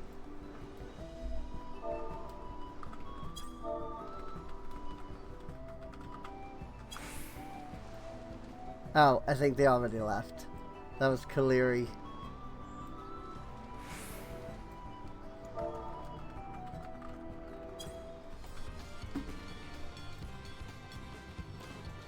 I'm going in the wrong direction. But yeah, I might actually get a chance to do that, like, super boss thing with this. I've never actually done it. Granted, I think one of the things with the super boss fate is that it can only spawn once every day. So if I do grind in Living Memory, there's a very real possibility that it's already been completed. Like, the fates that lead up to it will spawn regularly, but the super boss itself will only spawn like once every day. It's something like that. It's super, like, low.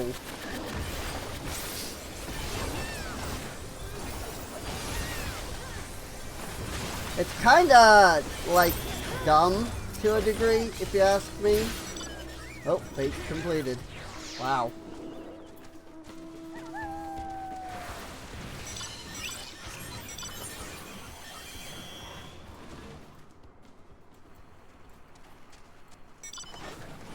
Whoopsies. It's fine. Finally, I just had to complain. I understand that.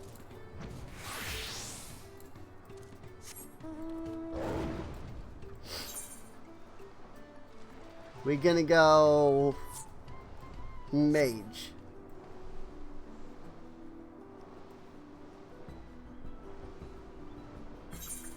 Or summoner, but, you know. Magic DPS. Also, this is a flat image, by the way. It's not actually, like, out there. It's part of the skybox.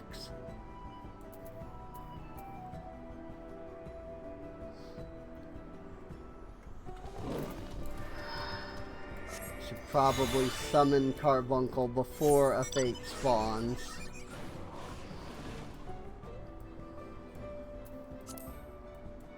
Also, where am I at?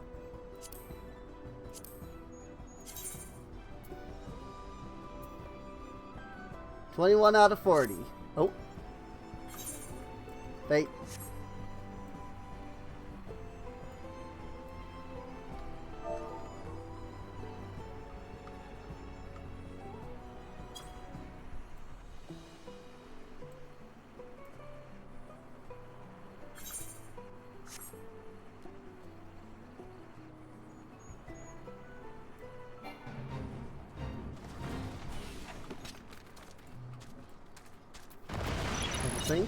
Whoa!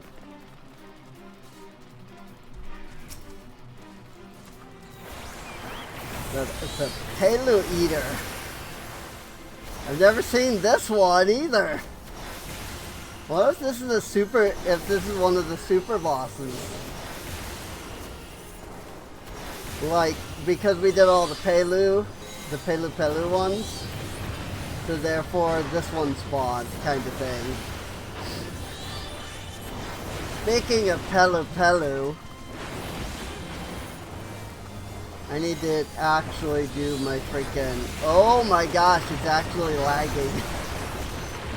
Like, look at this, the game's actually kind of lagging in, like, low frames.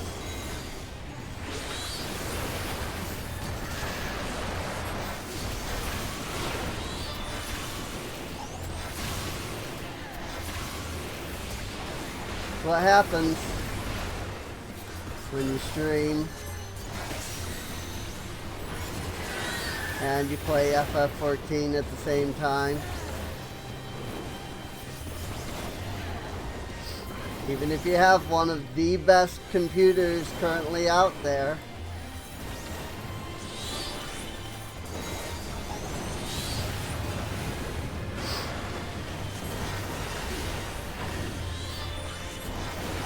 Like, I didn't buy the, like, most top tier computer, but I bought, like, the third tier, you know? Like, I think it was literally called Player 3. Because, like, there was a Player 1 that was, like, the top tier of it. And then there were a couple that were, like, slightly under that. That were labeled as Player 1, or Player 2 and Player 3. And I went for the Player 3 because it was 4,000. Whereas the Player 1 was like 4,500.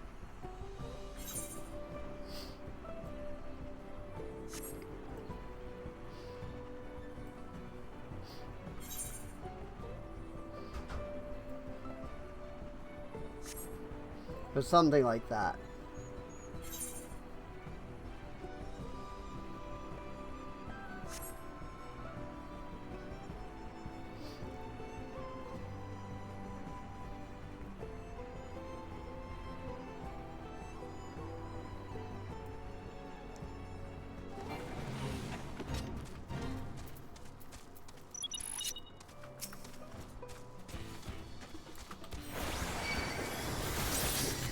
Also, I just realized I was using all the single target. Well, no, I was using the single target because there was a single target. So no, I was doing it right. I was using all the single targets last time, but no, that's because that's what there was. It was all single targets. Oh god, am I even going to be able to use Ifrit?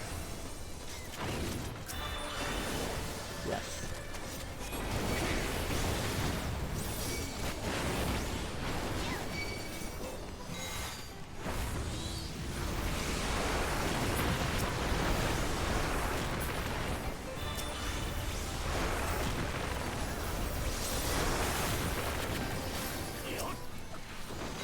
It's freaking Garuda that's going to be useless. And her freaking ability is completely stationary. It's fine. I don't have to actually use it,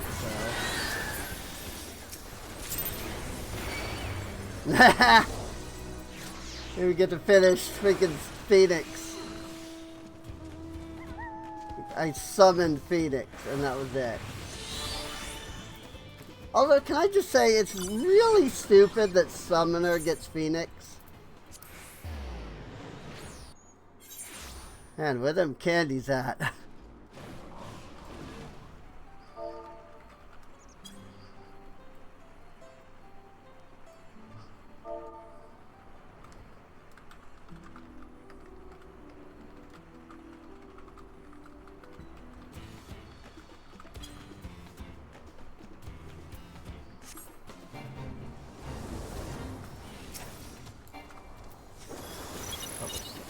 Oops. And of course, okay, maybe Summoner's not the smartest thing here because freaking without being able to summon Bahamut, I can't get the other stuff.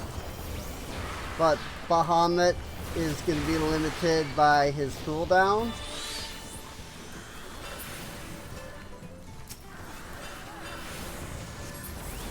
Means it's gonna be really freaking hard to like get him off regularly.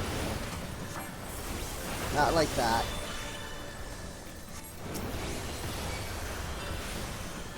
Maybe like that?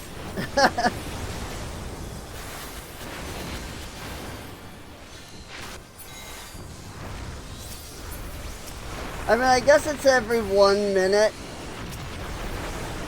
And it takes us about a minute to clear a fate. If I just don't use Phoenix, I think it will be alright. Like, I think we'll be able to clear the fate before I have to go to Phoenix. And if that is the case, then Bahamut will be ready each time.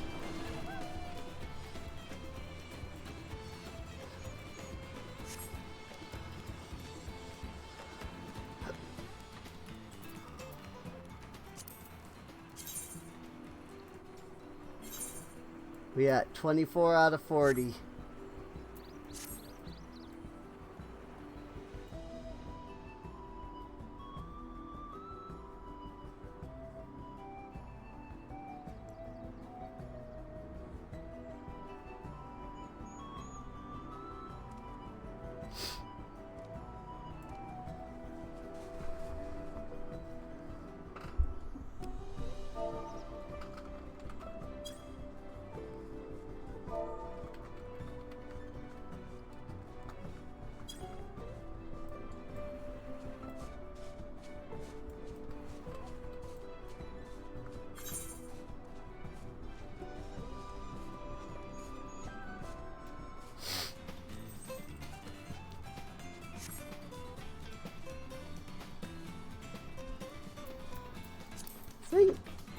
Yeah, Party Finder's still open. I've got the marker.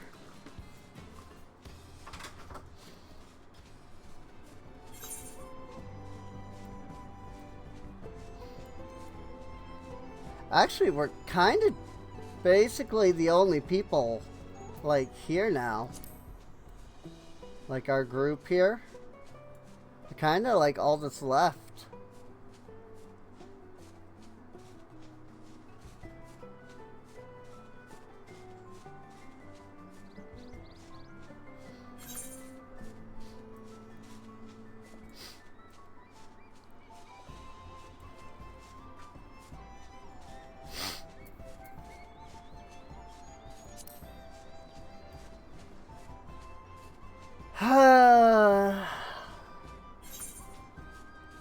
Ye old fates.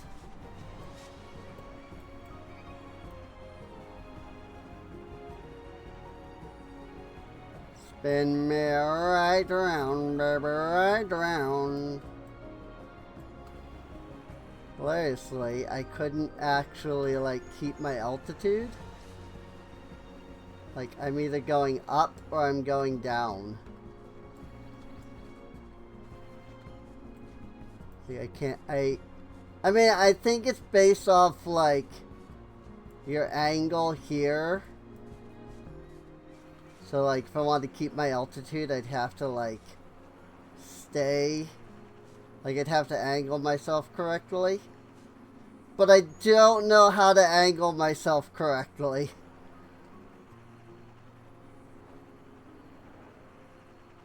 You would think that, like, if I hit space to go up, then, like, when I release, I would be angled correctly. But, well, maybe I am this time. No, I'm still going down. Like, you would think it would angle me the correct direction, but it doesn't. It puts me right back at the angle I was at before.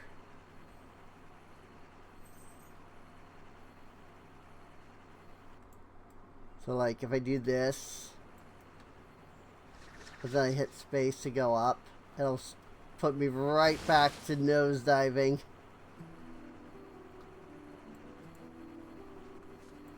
So I, like, really have to figure out what the right angle is, otherwise I will be going down no matter what.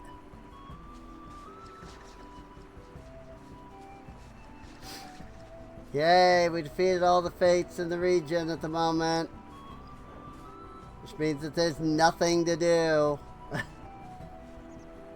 At least we're having more fun than freaking... Fade up.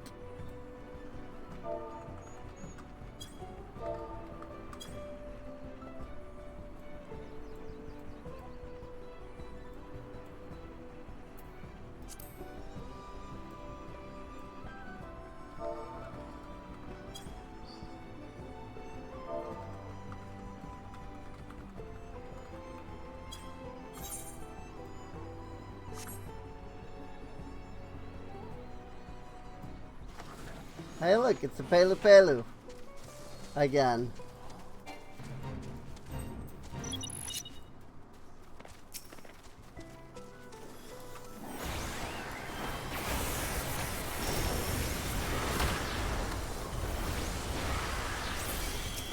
But yeah, when you get this many people all at once, like, you're gonna get lag. I don't think it matters how beefy your computer is, you're gonna get lag from this many people. At least, I should say, this many people all doing attacks. Like, yeah, in a city you're not gonna. But even though it's not rendering their attacks, it still has to, like, display the damage and calculate the damage and stuff. So, oops. Okay, we don't summon Garuda then. I hit Garuda right as the fate ended.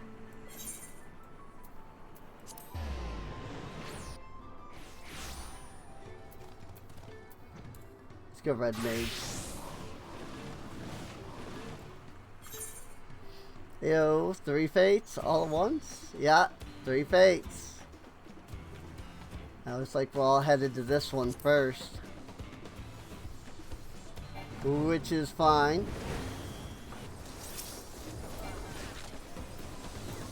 Double sync. Okay.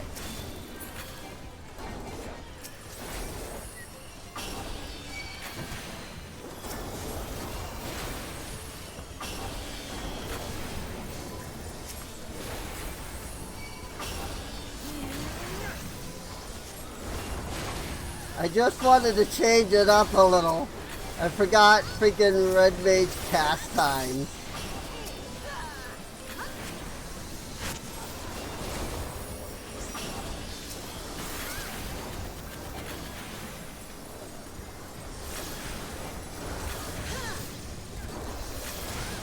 Oh my gosh. Frick, dude.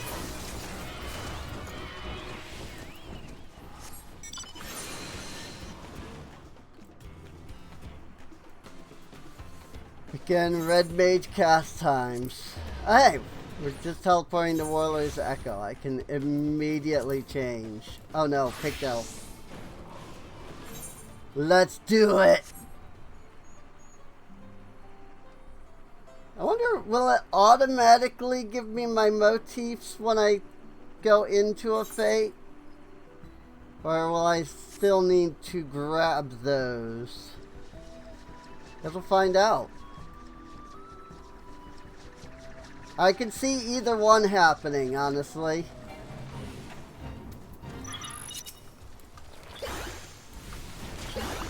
It does not automatically give me, which is, I'm not too surprised, if I'm to be completely honest. Oh, somebody left the party. They must have completed the Azurite Atma.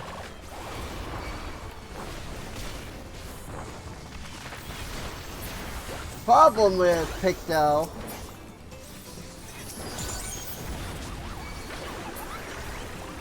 is actually using the motifs, because it takes so long to get off. Remember, there's a second half to this. But this counts as not being in combat, so I can hit all the buttons. Oh, the true power of the Trewalgar. Roar! I know, I'm like the best voice actor, aren't I?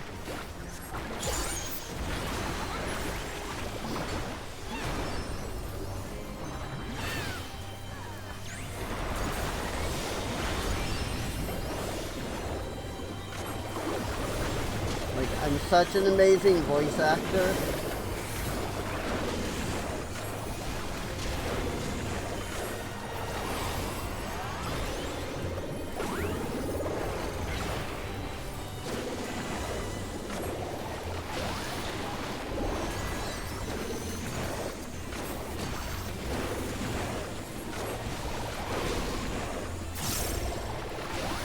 I can, like, voice act. And I suppose, you know, people have watched the streams before.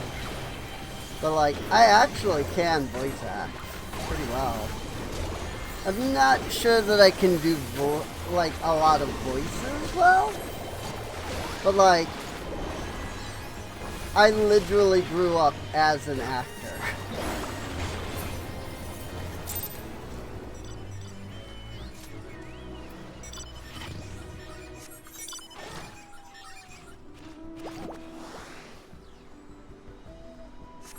Like, my entire family has always been actors.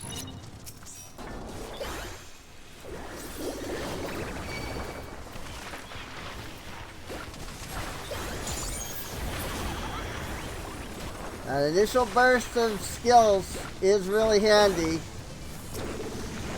in Fate.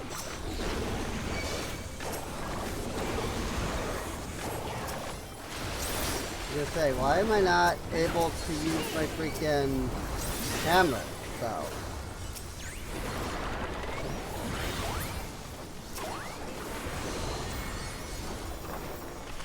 I had the hammer, like, charged, but it wouldn't let me actually use it. I guess it didn't consider me in combat.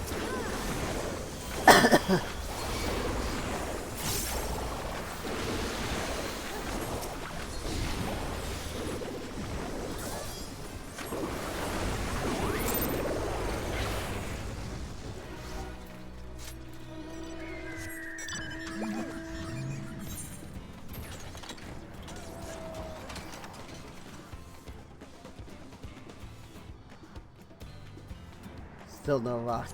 Yeah.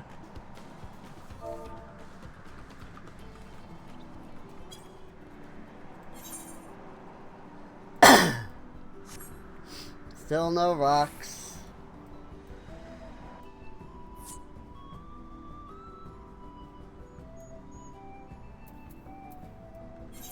Have a teleport offer to Warler, but we don't really need to go there. That's if I wanted to, like, change class.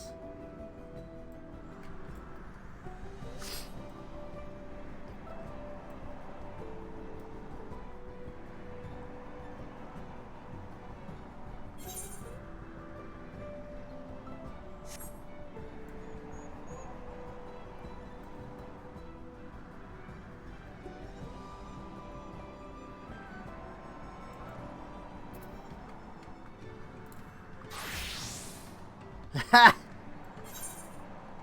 Oh, Fate.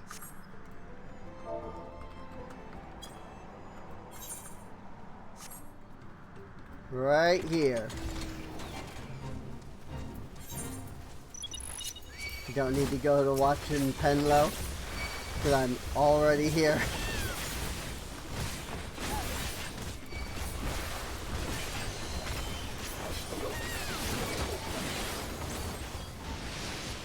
Making the teleport would have actually pushed me further away. So, first generation, second generation, third generation. Nope. Nope. Somebody's throwing them all the way over there. Third generation. Fourth generation.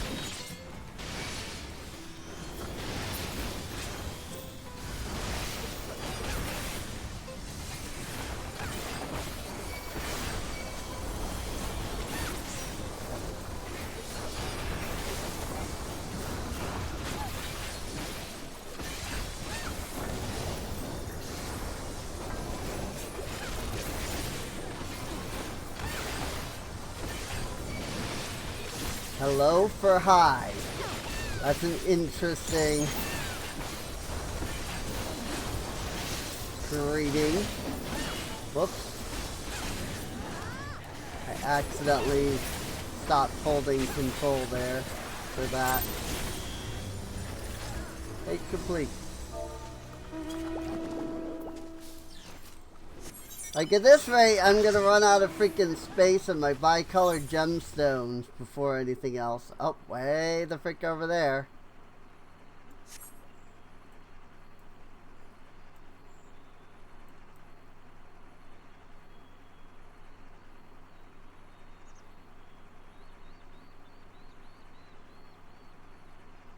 pretty sure even the clouds that are there are part of the skybox. I don't think they move either.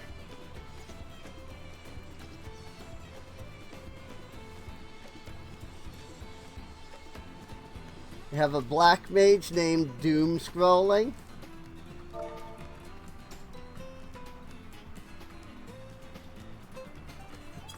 And I love that.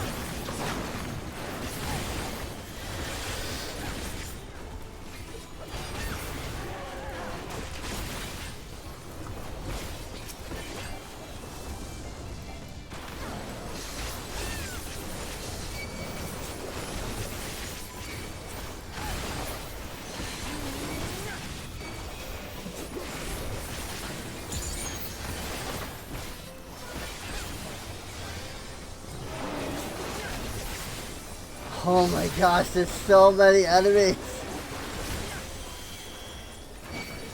This is insane. I don't think I've ever seen fates this big before.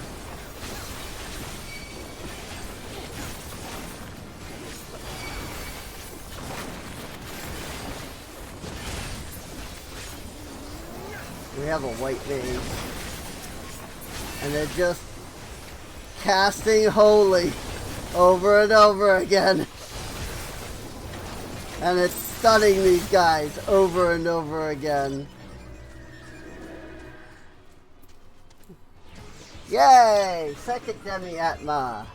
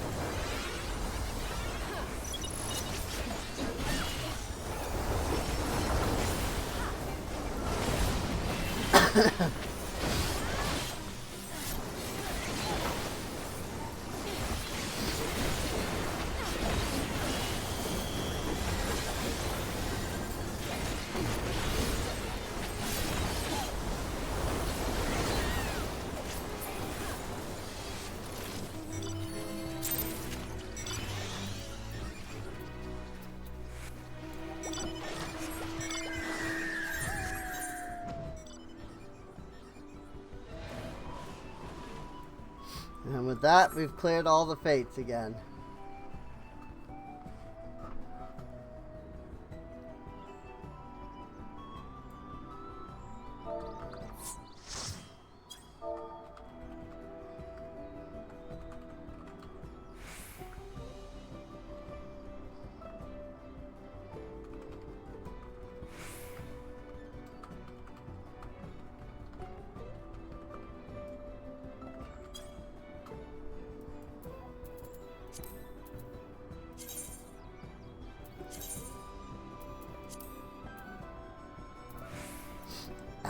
Atma ...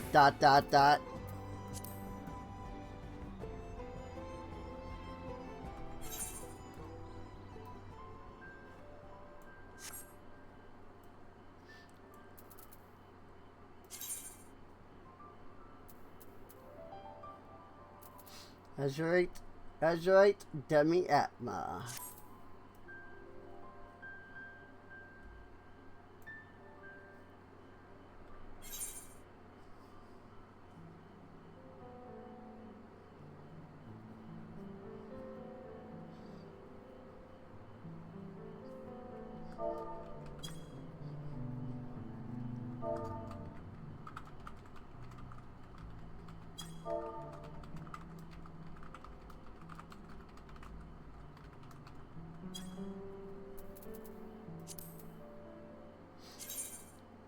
Nope, not party finder. Shared fate. Fate? Saw everybody moving. We got 8 more.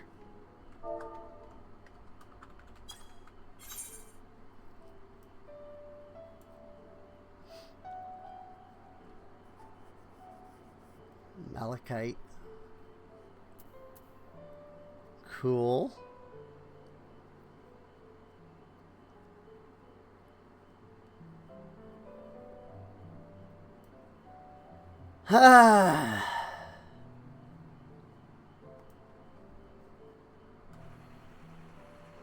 That said, I realize now why it shows everybody being above me.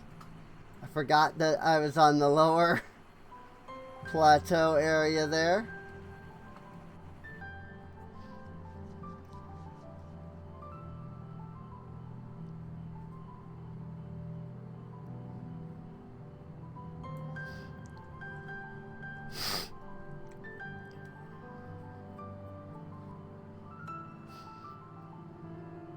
So 8 more shared fates, which means 8 more chances for that last demi-atma.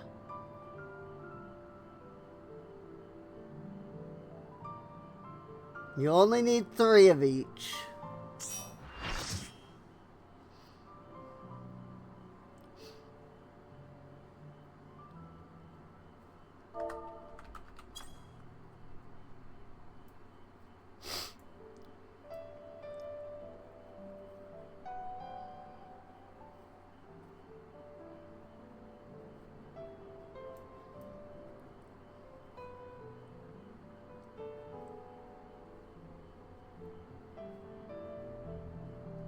How goes that farm? Word for me.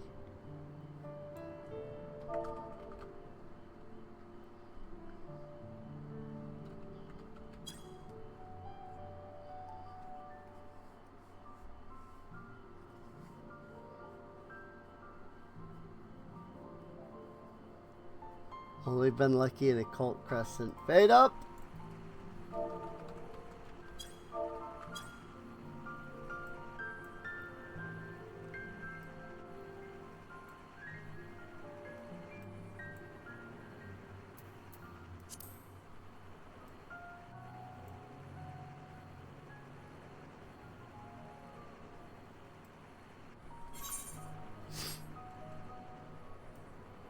Hey! I haven't seen this one spawn today. It's the Jaku birds.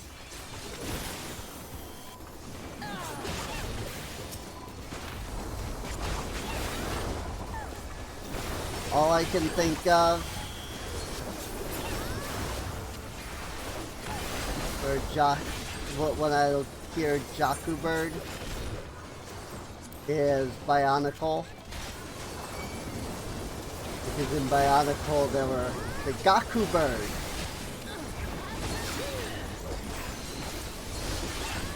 And I mostly think about Liwa saying the line, "Have you ever flown a Gaku bird?" The cool response, "I've spent a second. I've never flown before." I think it's I've never flown on my own before, but something like that. To which Leo responds, "Then today is for quick learning."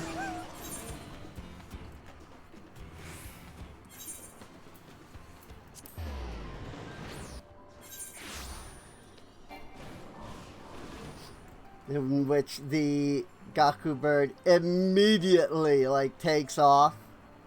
I think if I remember right, Liwa does something that makes the Gaku bird go super fast, take off.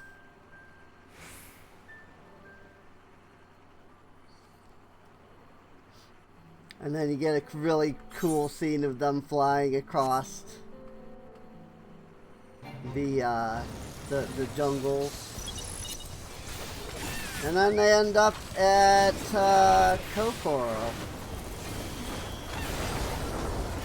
Or, well, I don't actually remember what the, like, land is called. The city was Kokoro, but they end up at the lands, not at the city.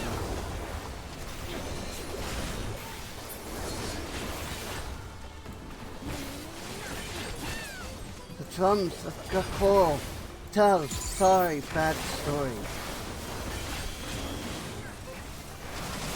Kokoro was ambushed by Rakshi. Rakshi? And Makuta's sons.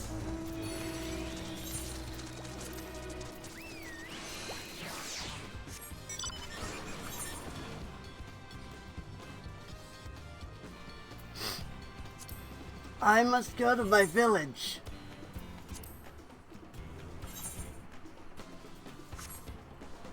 Trying to see how much of it I can remember.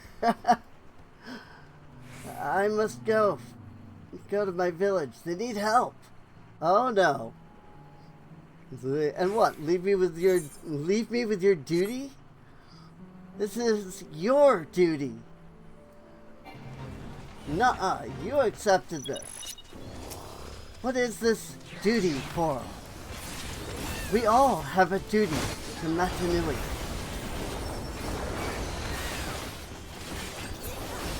Tala, I will go to my village.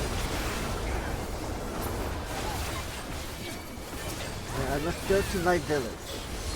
But then, I will go to yours. Something like that.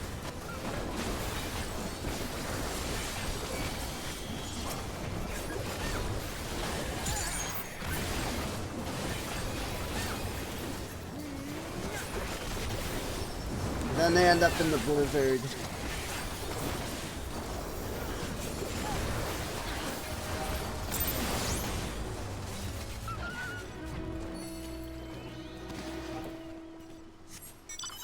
Are you sure we're not walking in circles?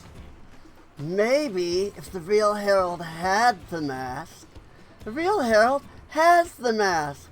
I couldn't find water till I fell out of a canoe. Well, then what do you think I can find? Balrog! Sorry, that's just like my favorite movie of all time. Like, just flat out. I have, I would say, like 90% of it memorized. Because I've watched it so much. It's just a really good movie in my opinion. Like, it's well written, well paced, like...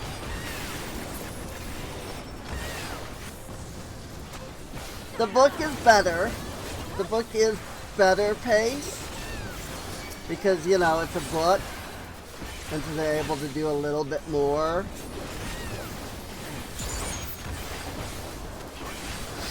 And so it's not like the big battle against the Rakshi at the end, it's like a little more climactic than just like, oh, the Toa show up and then annihilate the Rakshi and it's over, you know?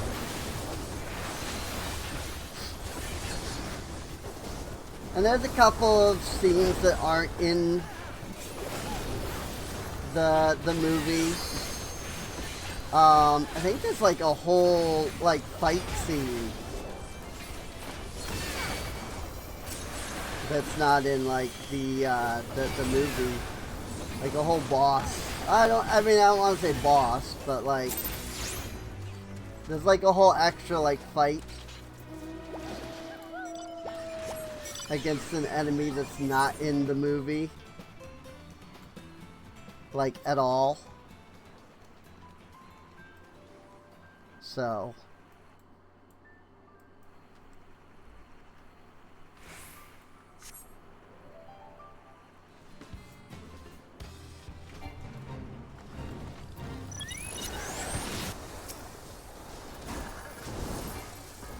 oh. I'm like, why can't I attack? I was still on mount.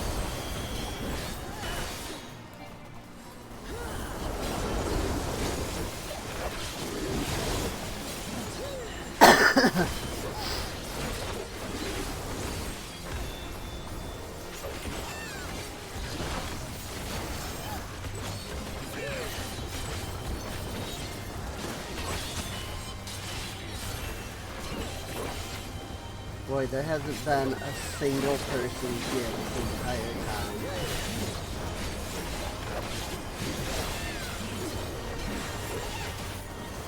This is why sometimes I just do pre-records, because it's like, if I'm gonna sit here and talk to nobody the entire time, I might as well just record it, you know?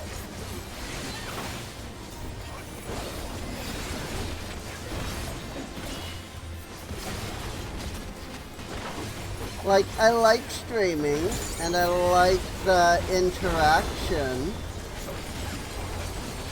but if I'm not gonna get the interaction, is there much point, you know?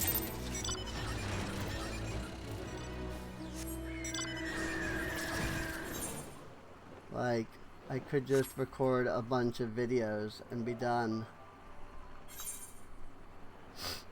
Shorter videos even. I mean, my pre-records have been the same length, but back when I actually did, you know, just YouTube, like, I would do like 45-minute to an hour. Well, I think they were half an hour to 45-minute. But some stuff was like an hour. Like, I know Endwalker, when I did Endwalker, the first couple episodes of that I did ended up being almost an hour, and I was like, you know what? I'm just gonna, you know, keep up the hour.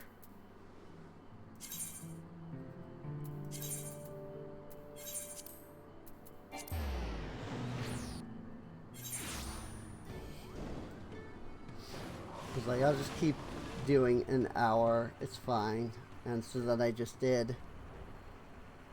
And I kind of like doing, you know, hour long.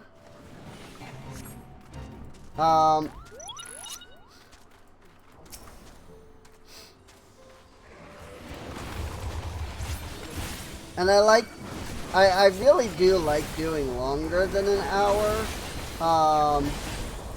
I just know people would prefer, like, editing if it were longer, you know? Like, I keep the pre-records as if they were streams, because as far as I'm concerned, the idea is that they're just not streams. And thus, they tend to be the length of a stream.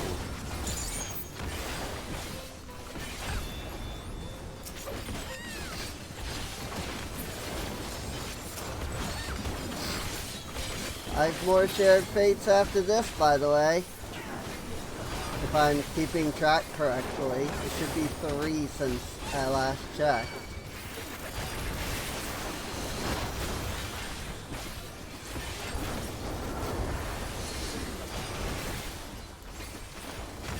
And since there were 8, I really hate the amount of AoEs going on here. We need a white mage really badly.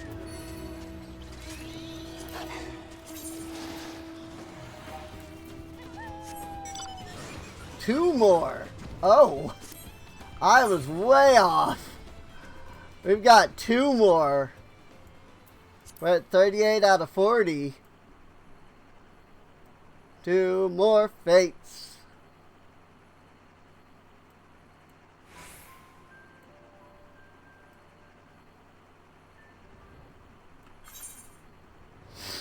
Two more fates. Da da da da da da.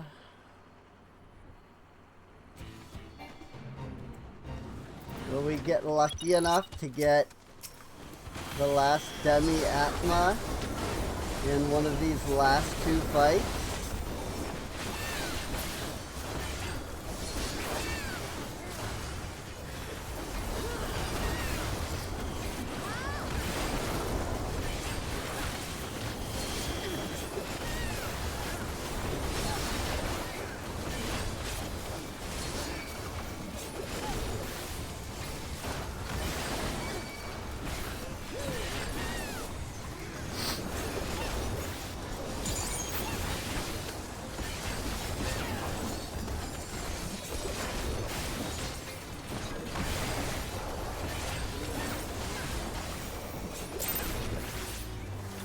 Well, not in that one. Which leaves us one fate left. Before we get the very first max rank shared fate I have ever earned.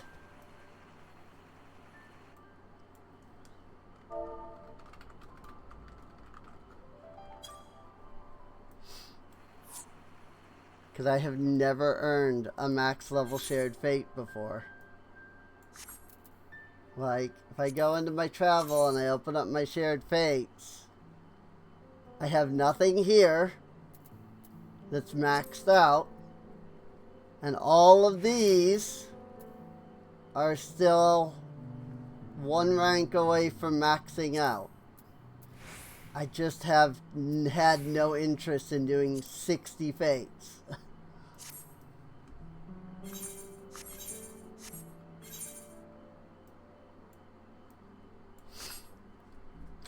Well, this is the last fate, so...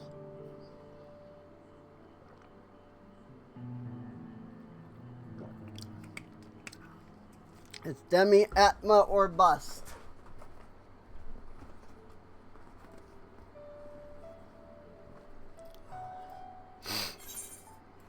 Fade up.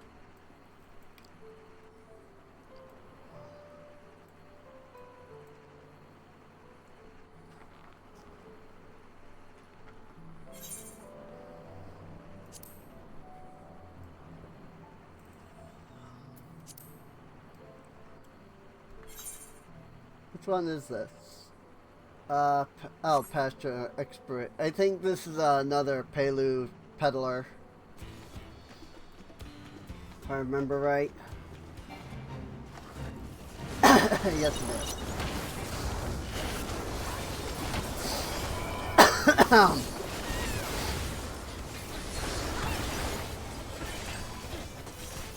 Yeah, I have no idea what happens when you max out your fates in an area. I have no idea what kind of like rewards you get.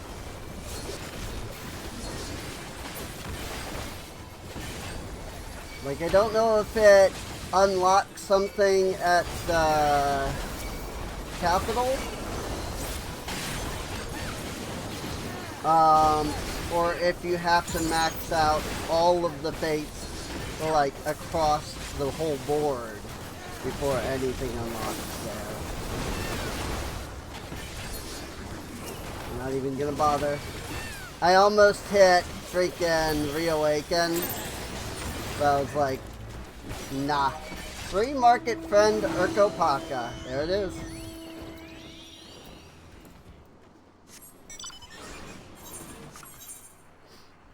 Our shared fates are maxed.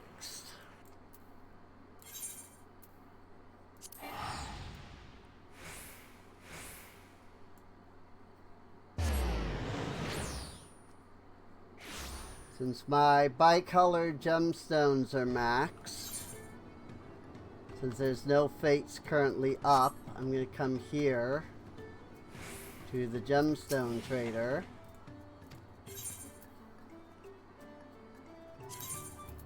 And buy an alpaca crya and windswept whispers and windswept echoes when I can get it. Gotta do more fates. I get more bicolored gemstones.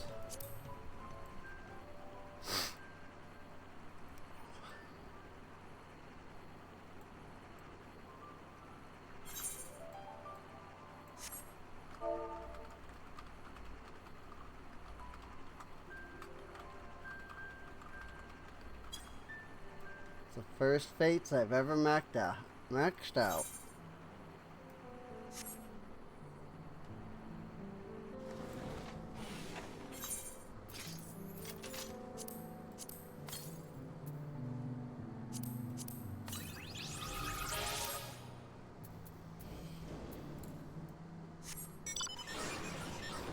Prepared to have the max by the time this is over. Oop, we're going north. Only Angel is going south.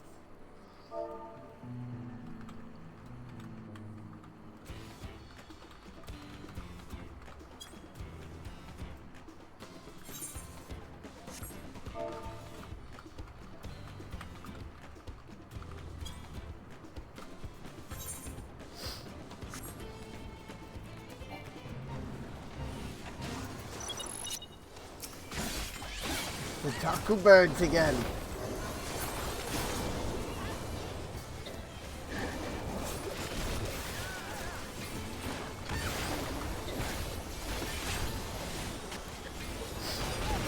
Hey, at least it's only 6 demi-atma that we have to get. Or 6 types of demi-atma, anyway. It's not 12 atma per weapon. It's 3 demi-atma. It's 6 demi-atma and only 3 of them.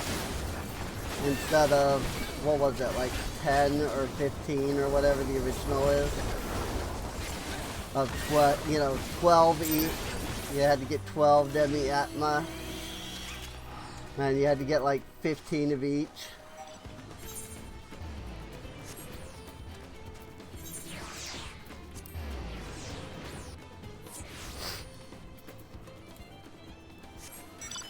Hey, if other people are gonna spend the guild to teleport, I'll take it. Teleport to Warlord's Echo. Nope.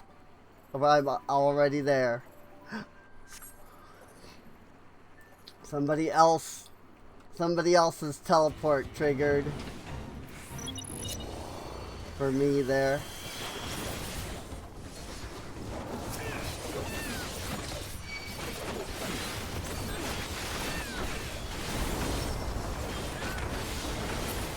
That's a lot of AoEs.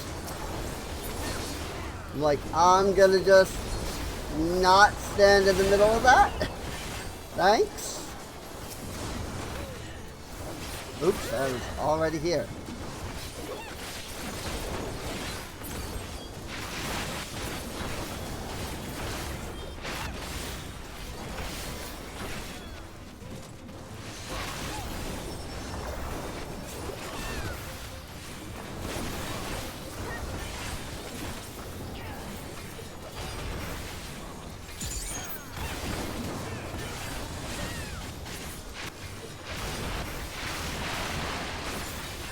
You know what I think is the funniest thing, though? About how I play FF14? I don't think there's a single class that I play here in FF14 that I properly do a burst phase on. Hey! There it is. There's the last one.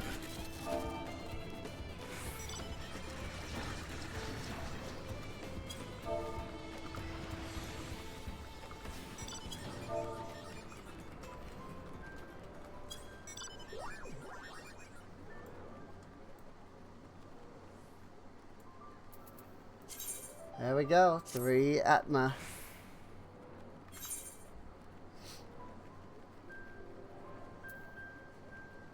Since nobody's saying that they want to be a leader, I'm gonna promote Aldous. I could not promote party leader. Is it because I'm not near any of them?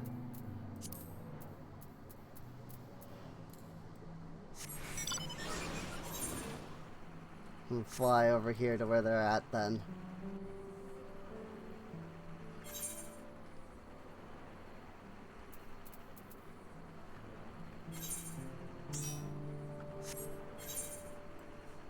Oh, it's probably because I still have Party Finder open.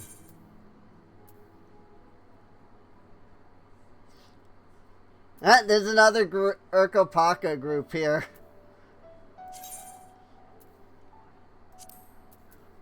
That's alright. Koi said they will take it, so promote Koi to party leader.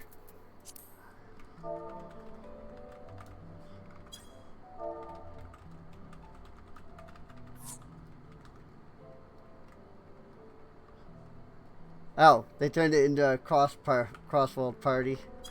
I saw a party was disbanded. I was like, what? I was like, oh, cross-world party. Got it.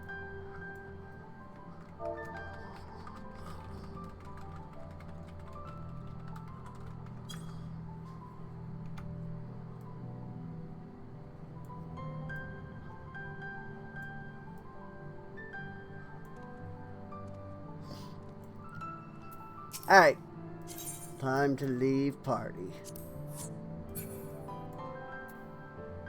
And I guess with that, we'll head back to Tulialal. One to check and see if... Oh no, wait. It's not Tulialal, is it? It's, Solution 9 that has the person.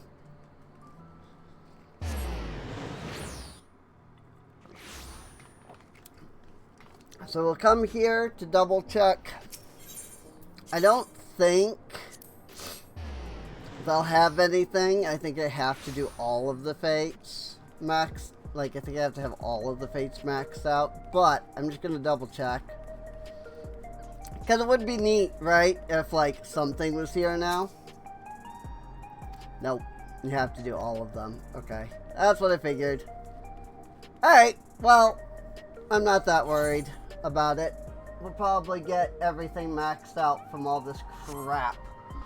Oh, what I can do is I can find out what still needs to be upgraded here. Necklace, bracelets, and ring. Cool. I should be able to buy pretty much any of those then. I think any of them are just as good. I don't think there's any of these that are like better. So I'm just gonna go down the list basically. That is this week's upgrade, really, for Black Mage.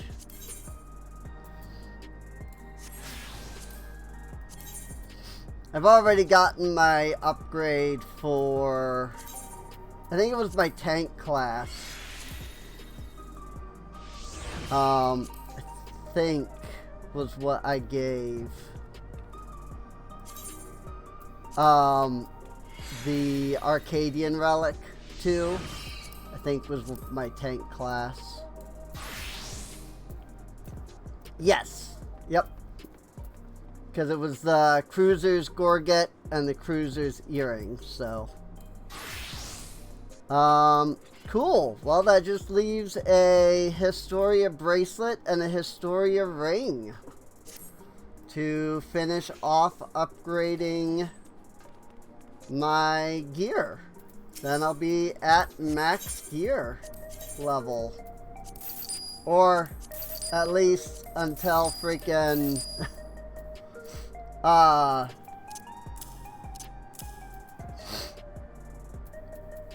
what is it?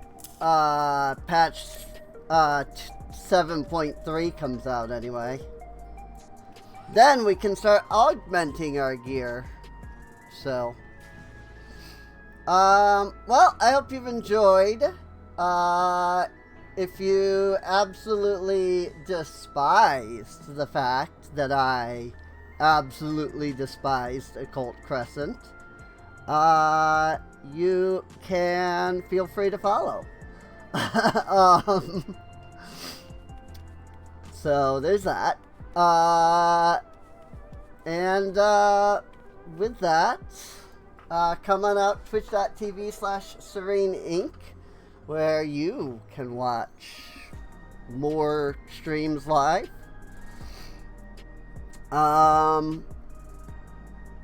yeah, that's about all I got. So that is the full outro, I suppose. Been doing this for freaking 14 years. You'd think I'd have the whole doing an outro thing figured out, but nope. Anyway, goodbye. Oh, goodbye. You even saw me type /goodbye. Bye-bye.